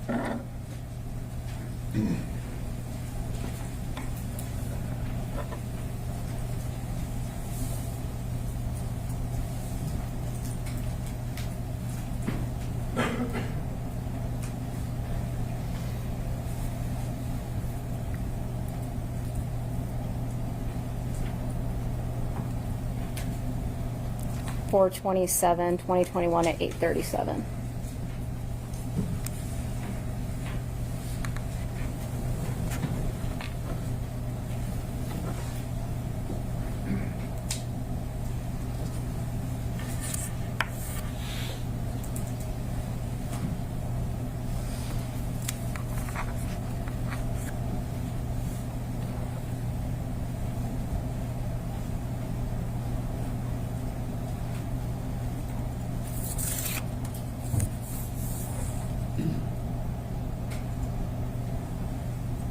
Again, that's the still we just looked at from 8:55? Yes, correct? that's Jaron Warner's truck pulling in. Okay.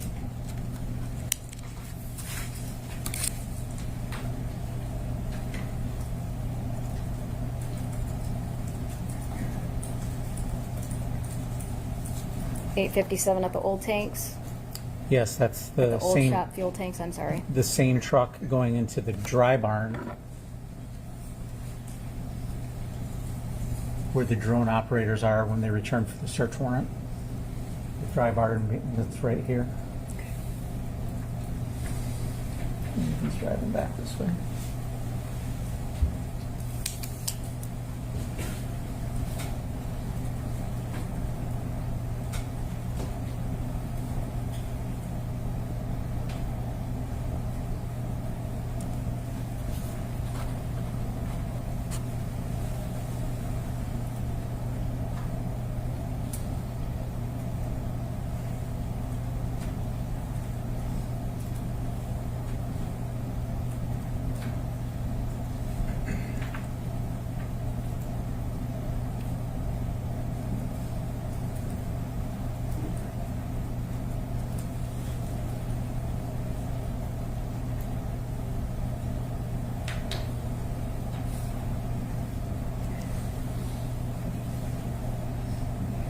Is that the footage you were just talking about? Yes.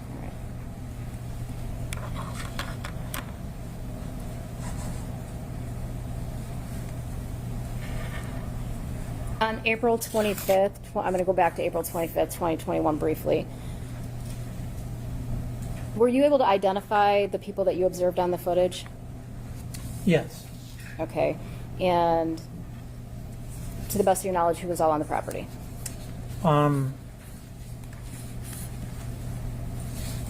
The people who responded because Dee was missing were daughter Raquel, son Zach, son TJ, cousin Parker, Shelley Hardy, who's her sister-in-law. They were all in the office area. Ivan Boyd and his brother were in the old shop working. A couple of truck drivers came in, then left, dropped their trucks off, and then left. Okay, did you observe them stay for any period of time? No. All right. They just basically dropped and went. Okay, and those truck drivers, we'll strike that. Did you see Todd Narick on the property that day? I did. All right. Anybody else? There was another driver who dropped a load off. I can't remember his name off the top of my head. Okay. He's here very briefly. Did you do anything else after finding Dee Warner's body? Yeah, after we found her body, based on the condition we found her in, we executed a search warrant, another search warrant on the farm to look for evidence associated with how she was disposed of. All right, and do you recall when you did that? I believe she was looking on August 17th, and we executed the search warrant on August 22nd. So, okay. When you say the Munger farm, are you talking about the same farm over here? yes, the Munger farm. All right. What types of items were you looking for? We were looking for tarps, duct tape, paint, decals for a tank, any items that were associated with the tank or the manner in which she was her body was located in. Did you go over there was it just you or a whole group of people? Oh no, we executed a search warrant, so we had a whole crew of people. Have you executed search warrants before? Oh yeah. How many of them you think? In my career? Yeah. Oh, hundreds. Yeah. Okay. When you got to the Munger property, what'd you do? Well, with any search warrant, first thing we did, we secured the property. We had uniformed troopers with us, so we staged them at the entrances of the property so no one could come or go without getting past the troopers. We made contact with all the people on the farm and made sure that they couldn't move about the property. Then we usually have someone photograph everything exactly how it was when we found it when we got there, before we even start searching. All right. When you're searching, there's multiple people doing the search, correct? Correct. Okay, so you're not necessarily the one taking in everything, correct? Correct. All right. I am going to have Detective Sergeant Drewyor get out exhibits 112, 113,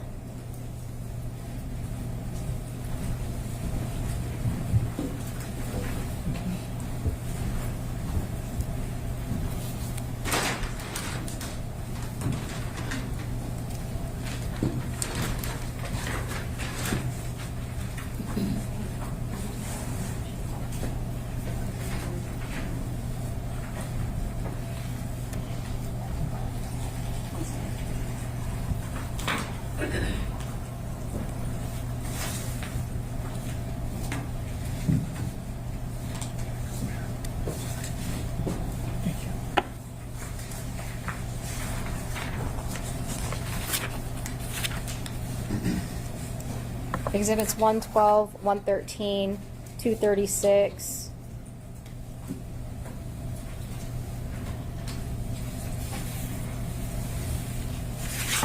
239,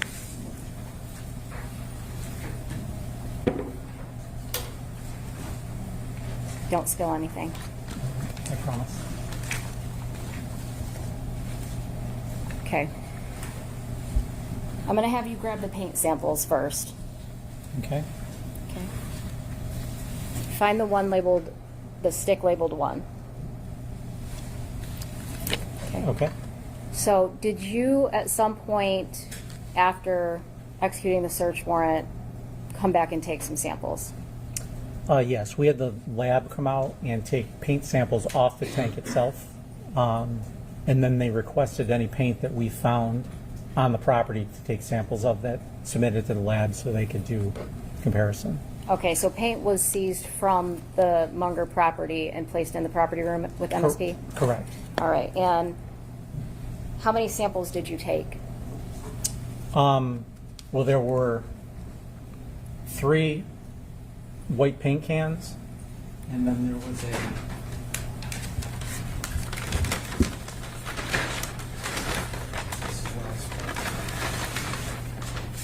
there was a Tupperware container with white paint in it as well. Okay, That was seized from the property.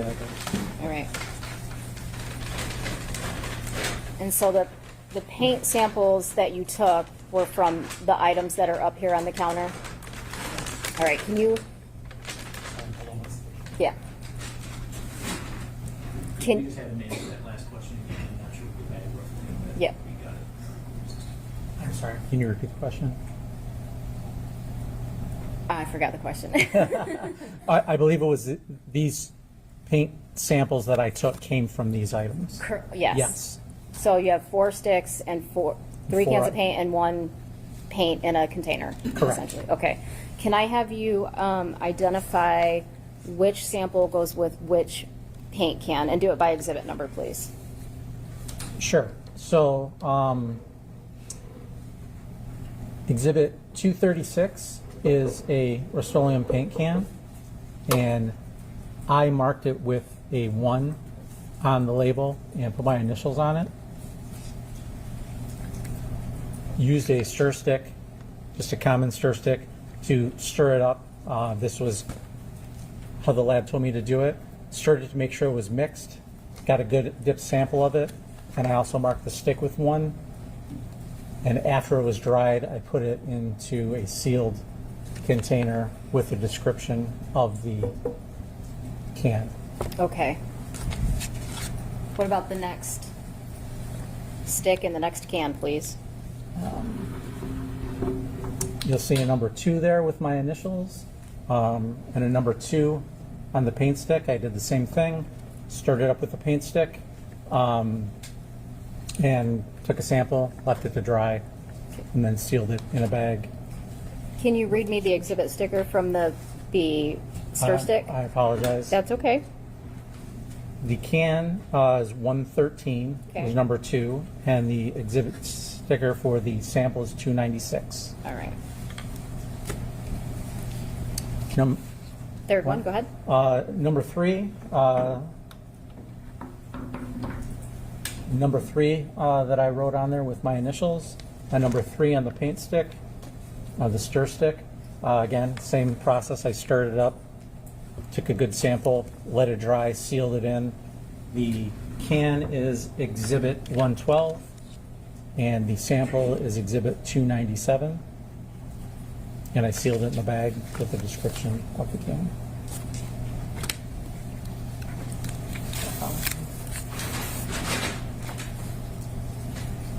The container with the paint is exhibit 299. And again, I opened that. Marked number 4 on the paint stick. And again, I stirred it up, took a sample. After it dried, I sealed it in a bag with a description of where it came from. What did you do with those samples once you took them from the can?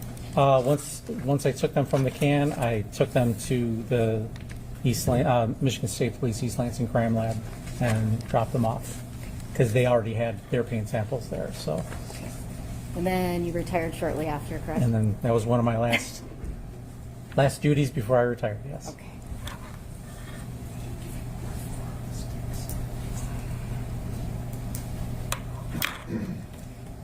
Can you go back to exhibit the stick numbered 1 and tell me the exhibit number? Exhibit 239. And the can was 236, correct? Yes. All right, and the stick that's labeled 4? I have the can. Go ahead, I'm sorry. Yeah. The container for 4 is 299, What's the stick? and the stick is 298. Thank you, I have nothing further.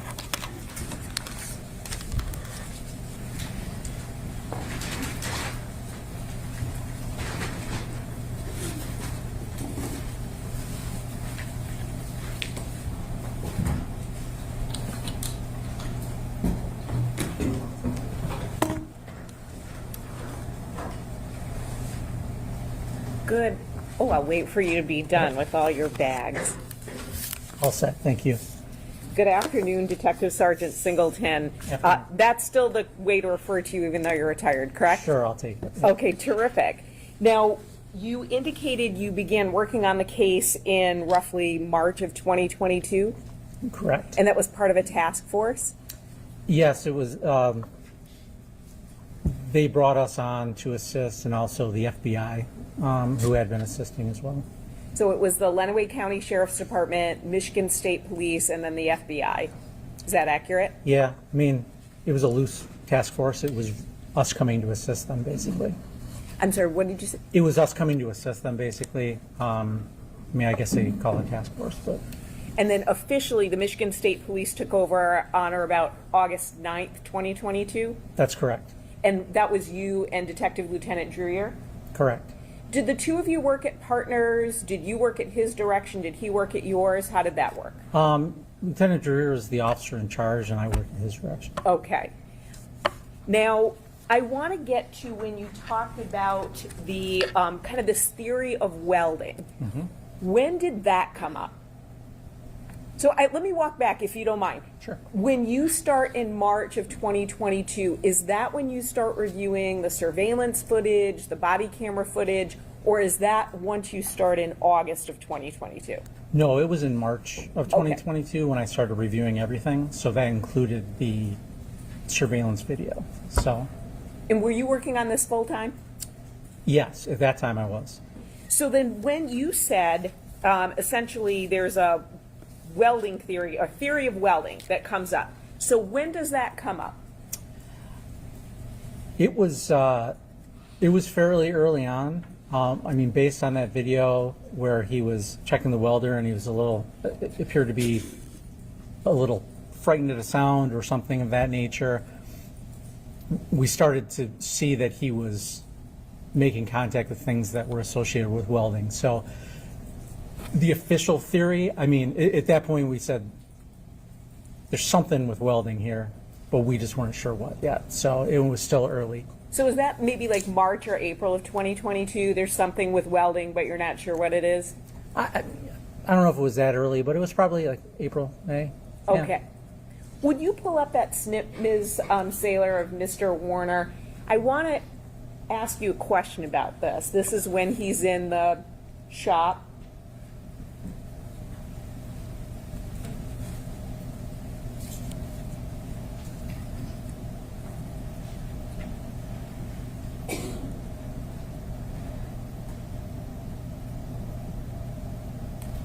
You said, thank you, said he moved in a suspicious manner and crouched down. What about that is suspicious? To me, it just looked like as he was looking at the welder, he heard something.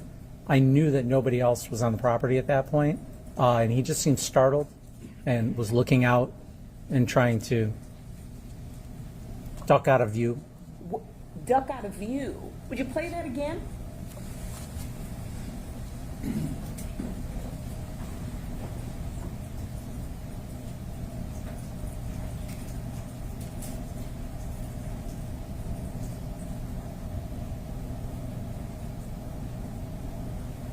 Okay, would you stop? Thanks. Thank you. So, you said you didn't think anyone else was on the property at that time. Correct. And then Mr. Warner presumably hears a noise or something, right? Correct. Goes like this to look at it? I mean, is that about the motion? Well, he stepped behind the truck and then kind of ducked down. Well, you said, okay, go back for me, if you will. Because you said crouch down or duck down. To me, this is bending at the waist. So I'm curious what you think is the crouching or ducking.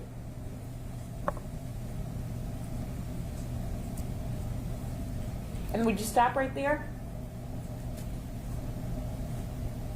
Do you think he's fully behind that truck? I don't know what he's looking at, but he made a definite sidestep behind the truck. I don't know what he was doing, but it struck me as he seemed startled by something outside. Okay, so you watch that. I just want to make sure. You view that as him being startled, crouching down, ducking down behind a truck. Yeah. Okay, and then he goes back to doing whatever he's doing. Yeah, it just, at the time, it struck me.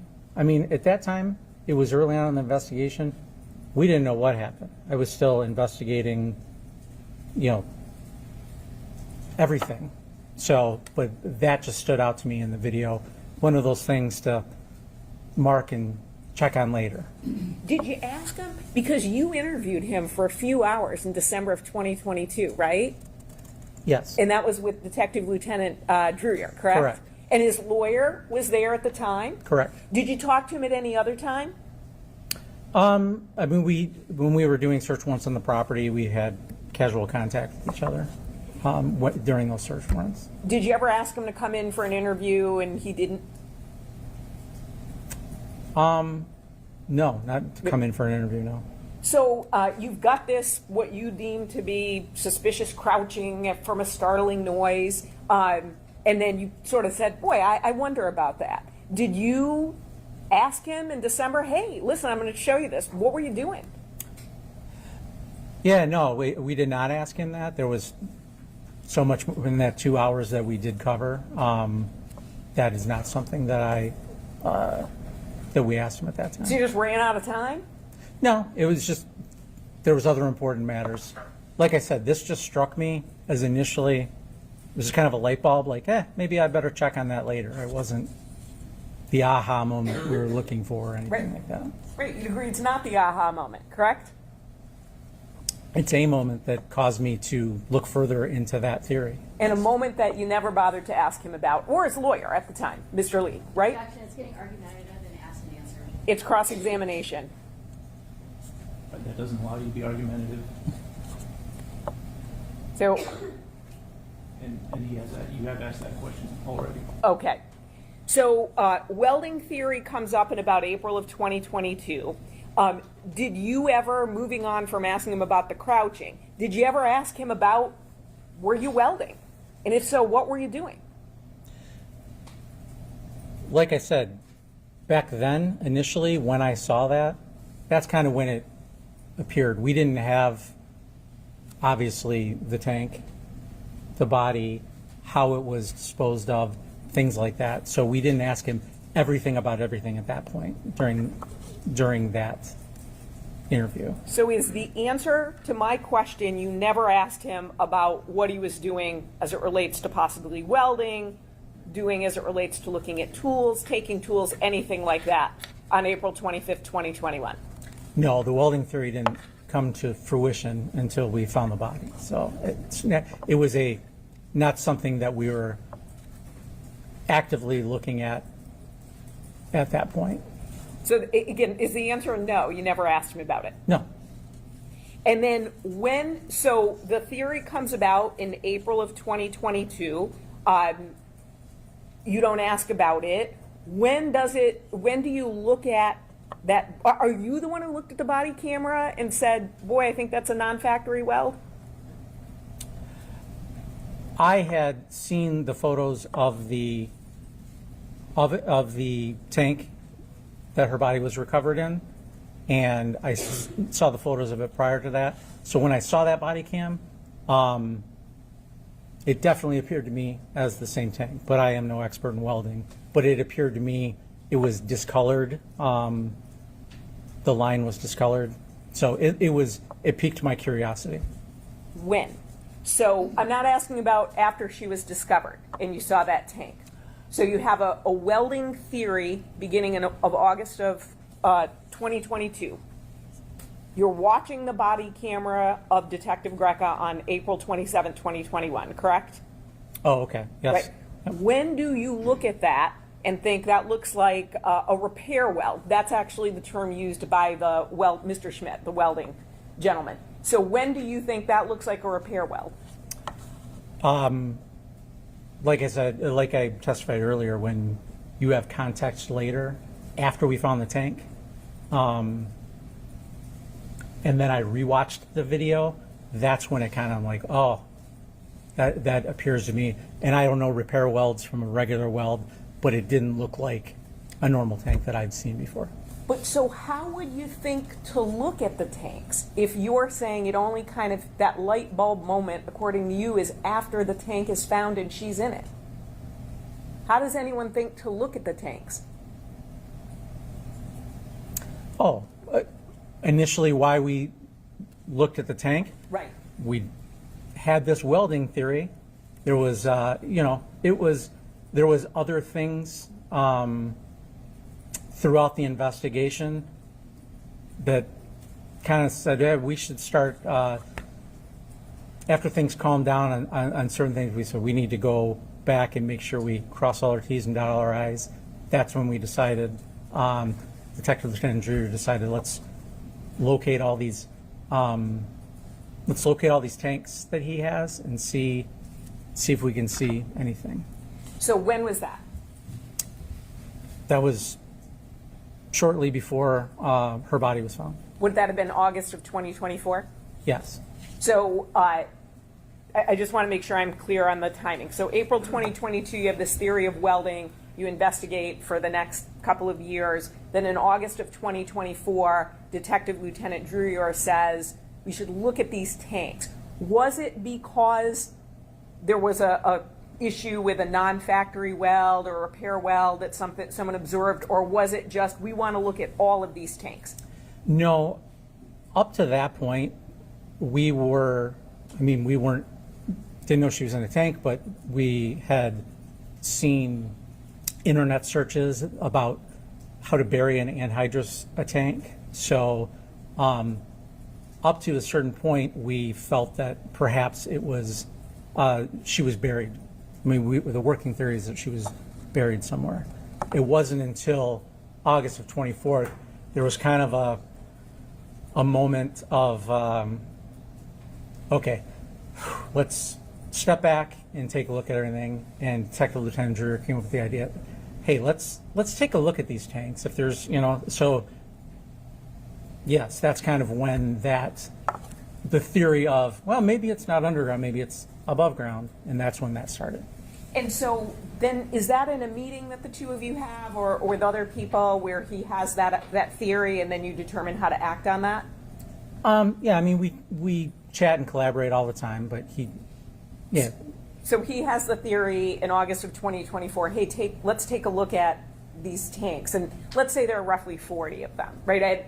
How many of them do you think there are? I'm not sure. He handled most of that. Okay, so I'll ask him next week. But so let's say there's roughly 40. Were you looking at a particular tank, or was it just let's look at all these tanks? Well, again, to be clear, I was not there for the search of the tanks, but it was to identify where he keeps his tanks, how many of there were, if there was paperwork that told us how many tanks there were, see if there were any unaccounted for, that kind of thing. So, and that was a search of the Paragon property, and then was it also a search of the Munger property? Again, I was out of town during Okay. that time, so I'm not exactly sure. I know there were a couple different properties where these tanks were held. So, to your knowledge, there was a search of all the various properties where tanks were held. Correct. And it was not sort of in search of a particular tank, but it was looking at all the tanks to see if there was something that was unusual. And if that's not fair or that's not accurate, let me know. No, my understanding, it was a search for, to take a look at all the tanks in general. Had anyone told you a particular tank to look for? So a family member, anything like that, or this was just you're looking at all these tanks? No, it was just that we decided at that point to take a look at these tanks. And you indicated, so when you are looking at that repair weld, that non-factory weld, you're looking at the body camera after the tank was found, and then that's when you're like, okay, I think that might be the tank. Is that fair to say? That's fair to say, yes. Thank you. Now, going back a bit, you said that there had been a search of the Paragon property, and I know you answered this to Ms. Wise, But, so if you're driving down the road, there's Paragon North to your right and then Paragon South to your left. Is that accurate? Yes. Okay. Yep. And Paragon South is where there's the structure and then there are tanks that were there. Correct. And then Paragon North, do you know, were both sides searched at one point? Not when the tank was found where Ms. Warner was, but prior to that, were both sides of Paragon searched? I'm not sure before we got involved in the investigation when there was searches if both sides were searched. I know the north side was. I wasn't there when they searched the Paragon property, so I'm just not sure if that included the south or not. Sure. So then you said that there was a search of Munger, and that would have been in May 2023, and not just Munger, but this massive search. Is that accurate? Correct. And then, do you know, was Mr. Warner allowed to stay on the Munger property, or was he, while there was a search there, or was he instructed to leave? No, we didn't want him working on any of the properties that we were searching. Okay. So he's multiple searches, then he is told to leave, and so he leaves any of the property that's being searched, correct? Is that accurate? Correct. And then I want to make sure I just have this correct. Then he goes to Paragon North and is doing work there, because that's not an area that's being searched at the time? Yeah, to be clear, let me correct myself. I don't believe the Munger address itself was part of that search. Okay. It was just fields surrounding it.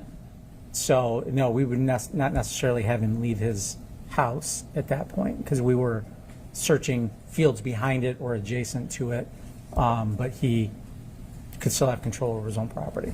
So, but he couldn't do any work on any of the fields. So if he had to plow, plant, fertilize, do anything, he couldn't do that? Correct. Okay. So he went to a property that, at least at that time, was not going to be searched, and that was the Paragon North property? He had no way of knowing what was going to be searched and what was not going to be searched. Okay, so he had no way of knowing what was going to be searched or what wasn't going to be searched. No.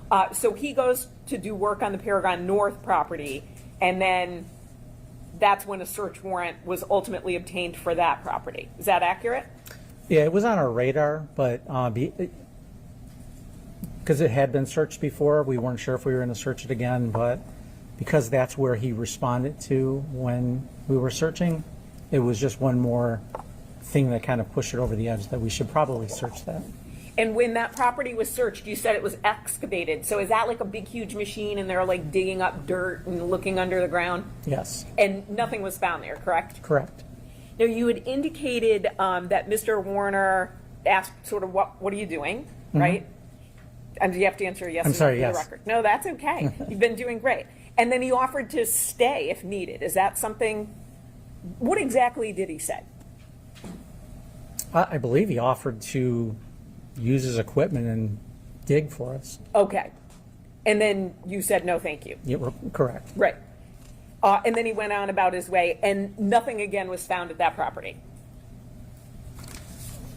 Well, the On Paragon, the north, on the Paragon on the north, on the no. excavation.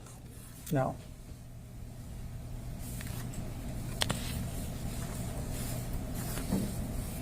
When you said that you had noticed on the surveillance camera he got, for example, an angle grinder, things like that, did you know that based on just your experience, or did somebody have to tell you what that was? The angle grinder I knew. Some of the other stuff I wasn't quite familiar with. I'm not a farm guy. I'm not a welding guy. But I knew an angle grinder. I've used an angle grinder before. I know the purposes of it and what you can do with it. Thank you.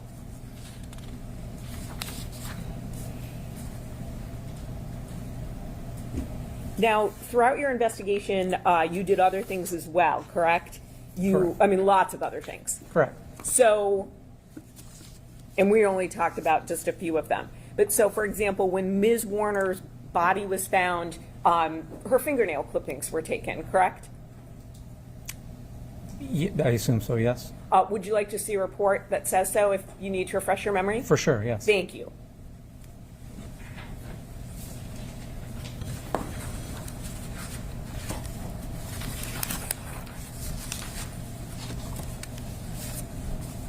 You'd go to page 2.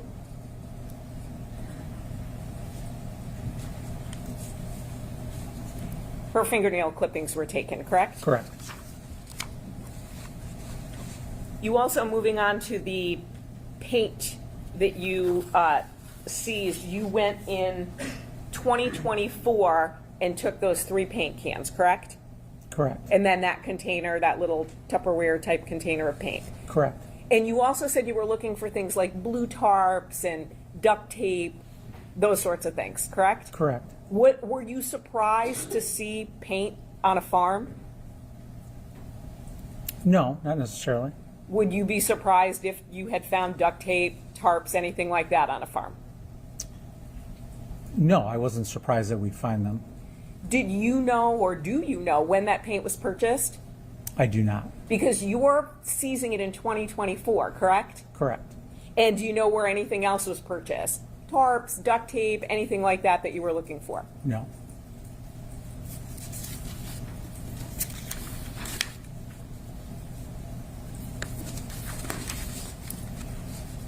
Finally, during the course of the investigation on October 12th, 2022, you met with Greg Hardy, who is Ms. Warner's brother, right? October 12th, 2022. I mean, I would take your word for it. Okay, Yes. if you want to see, do you want to see a report? No, I take your word for it. Okay. That was the date. I did meet with him, yes. And you're, I'm correct, Mr. Hardy, Greg Hardy is Ms. Warner's brother, correct? Correct. Now, he had provided a thumb drive with some recordings on it, right? Correct. Do you remember the incident I'm talking about? Yes. And you took that thumb drive because you thought it might be important to the investigation? Correct. He had indicated essentially he hired somebody to do some interviews and he was handing that to law enforcement, correct? Correct. And again, you took it. Did you download it or anything at that time, or you didn't have time? No, when I met him, he handed me a thumb drive. Okay. With the audio interviews on them. And then what did Mr. Hardy do after that? He wanted to sit down and talk to me further. Did he ultimately revoke consent for you to be able to, the police to view those interviews? Yes. How did he do that? He sent me a text message saying that he wants his thumb drive. He changed his mind. He wants his thumb drive back, and that we didn't have permission to take them or to listen to them. Did you give him that thumb drive back? No.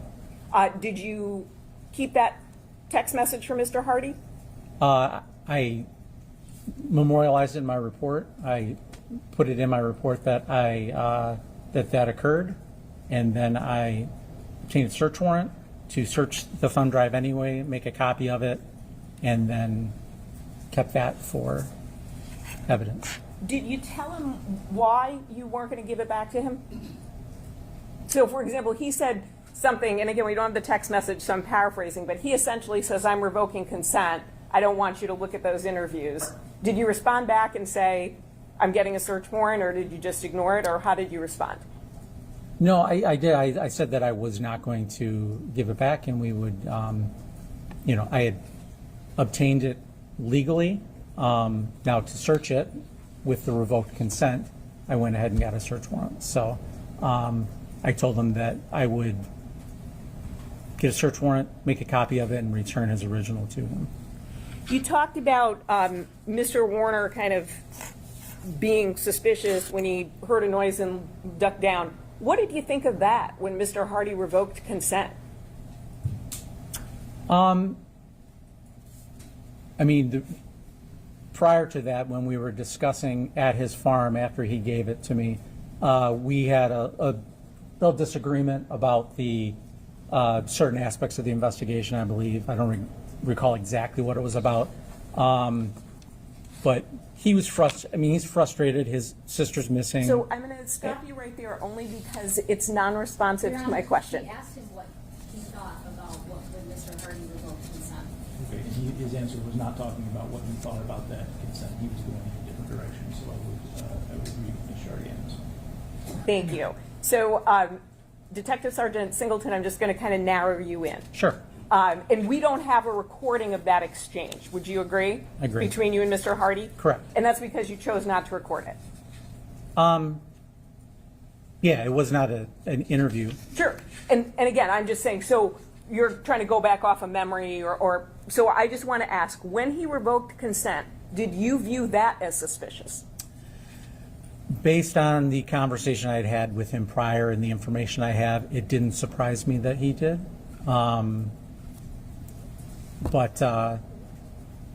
It didn't surprise you that he said he had valuable information to the investigation, but then says, but I don't want you to take a look at it? He didn't say it was valuable information. He said, I have these interviews. Would you like them? And I said, absolutely. Any interviews of particular witnesses, I want all of them. So he didn't portray it to me as he has valuable evidence, but I requested them and he gave them to me. He was upset that we had a disagreement. And after I left the farm is when I got the text message. He might not have used the word valuable, but he thought it was important enough to give it to you, correct? I requested it, yes. Right. Sure. Yep. And you thought it was important enough to take it. Sure. I collect all the information. It doesn't matter if I feel it's important or not. If there's information, especially witness interviews, I'll take it. And then he's the one who said, I don't want you to look at it, prompting you to get the search warrant. I'm just trying to get that timeline, go. So then he's the one who said, I don't want you to look at it, and that prompted you to get the search warrant. Correct. I have no additional questions. Thank you, sir. Thank you.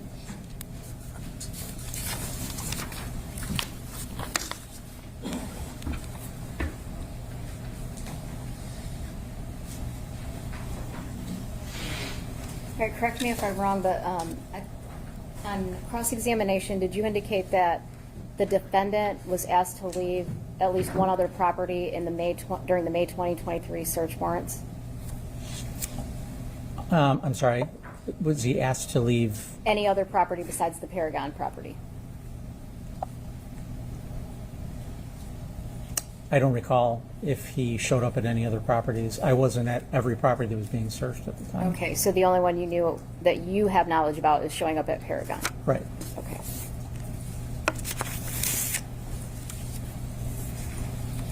You indicated that you had a welding theory kind of early on based on the welding stuff, and you indicated an internet search?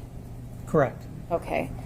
And all of the searches that you did on the properties associated with the defendant, were those focused underground? Yeah, for the most part, based on those internet searches, how to bury an anhydrous ammonia tank. After she was missing, our working theory was that she was buried somewhere. If that search was actually not how to bury it, but what to do with an old tank, do you recall that search? No. Okay. If we had somebody that has already testified that that was the search, did you watch any videos associated with that? No. The finding of that issue Was Detective Drewyor? was Detective Drewyor. Okay, so you're not the one that found that. That was found just... the text. I was shown it later. Okay, all right. Or the search, I'm sorry. That's okay, I just wanted clarification. Prior to being involved in this case, did you know Dale Warner? No. Did you know Dee Warner? No. Did you know Greg Hardy? No. Did you know any of the Hardy family? No.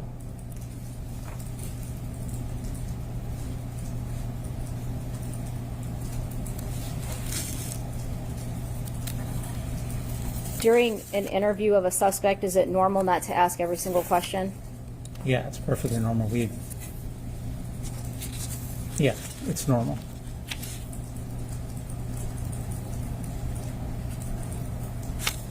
Nothing further. Nothing additional. Thank you. All right, thank you. And are we excusing Detective Simpson from this? Yes, Your Honor. Yes, Your Honor. Thank you. Okay, thanks. You also, you go through the- Oh, yeah.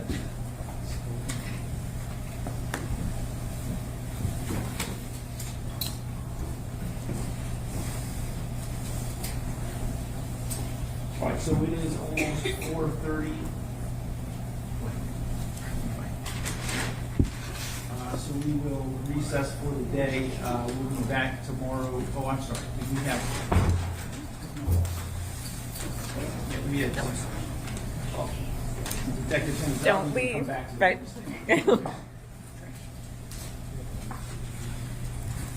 All right, so So we have a few questions from the jury. The first is, was Dale interviewed again after Dee's body was found? We attempted.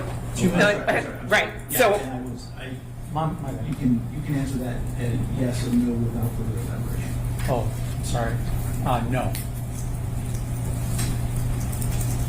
The next question is, was it determined how much money Dee had in her accounts after she went missing? If so, how much would that total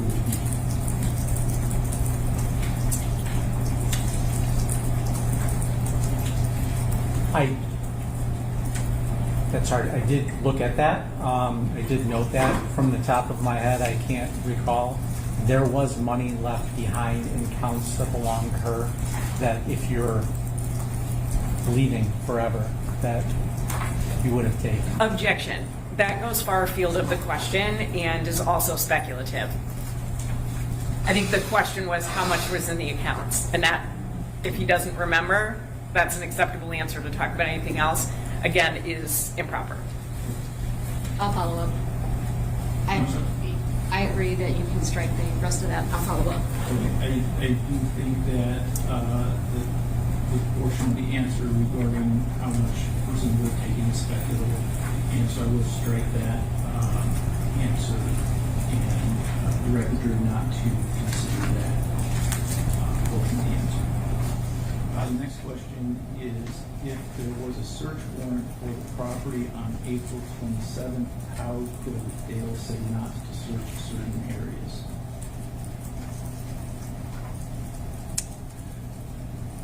So to clarify, the sheriff's department went to the property and was conducting a search earlier in the day. That's where that body cam was from. Then they were bringing the drone and dogs out. And when that occurred, Mr. Warner revoked consent to search that property. So the law enforcement left.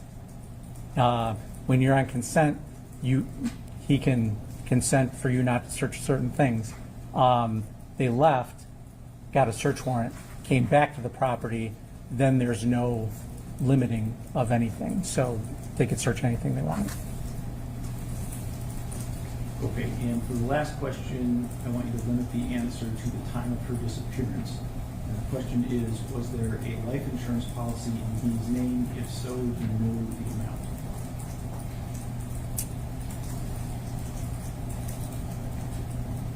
Yes, there was, and I do not recall the amount. All right, Ms. Wise, do you have any further questions for Detective Smith? I do. As it relates to the bank accounts of Ms. Warner that you were looking at, was her personal accounts that she had access to, were they being used after April 25th, 2021? No. We just talked about search warrants, executing search warrants. When you're executing a search warrant, do you call the party that you're going to go do the search on and tell them that you're 20 minutes out or that you're on the way? No. Thank you. I have nothing additional. Thank you.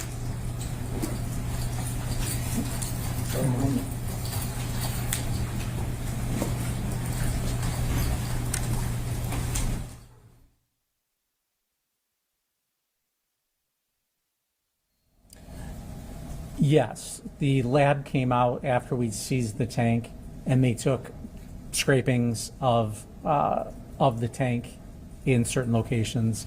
That's all lab stuff, but they did. I observed them do that, and then that's when they requested that I take samples from the ones that we'd seized at the property. Anything further, Ms. Wise? No, Your Honor. Sure. No, thank you. Okay. Looks like we have no other questions from the jurors, so you are excused at this point. Thank you, sir. Thank you for your time. And ladies and gentlemen, we will be breaking at this point. We will resume tomorrow morning, hopefully at 9 a.m. My goal is to start at least one day at 9 a.m. So we'll do our best. So if you'll be here shortly before 9 a.m., we'll do our best to get started at 9. And During the trial, do not read, listen to, or watch any news reports about the case. Under the law, the evidence that you consider to decide the case must meet certain standards. For example, witnesses must swear to tell the truth, and the lawyers must be able to cross-examine them. Because news reports do not have to meet these standards, they could give you incorrect or misleading information that might unfairly favor one side. So to be fair to both sides, you must follow that instruction. Thank you for your time. This was long and night.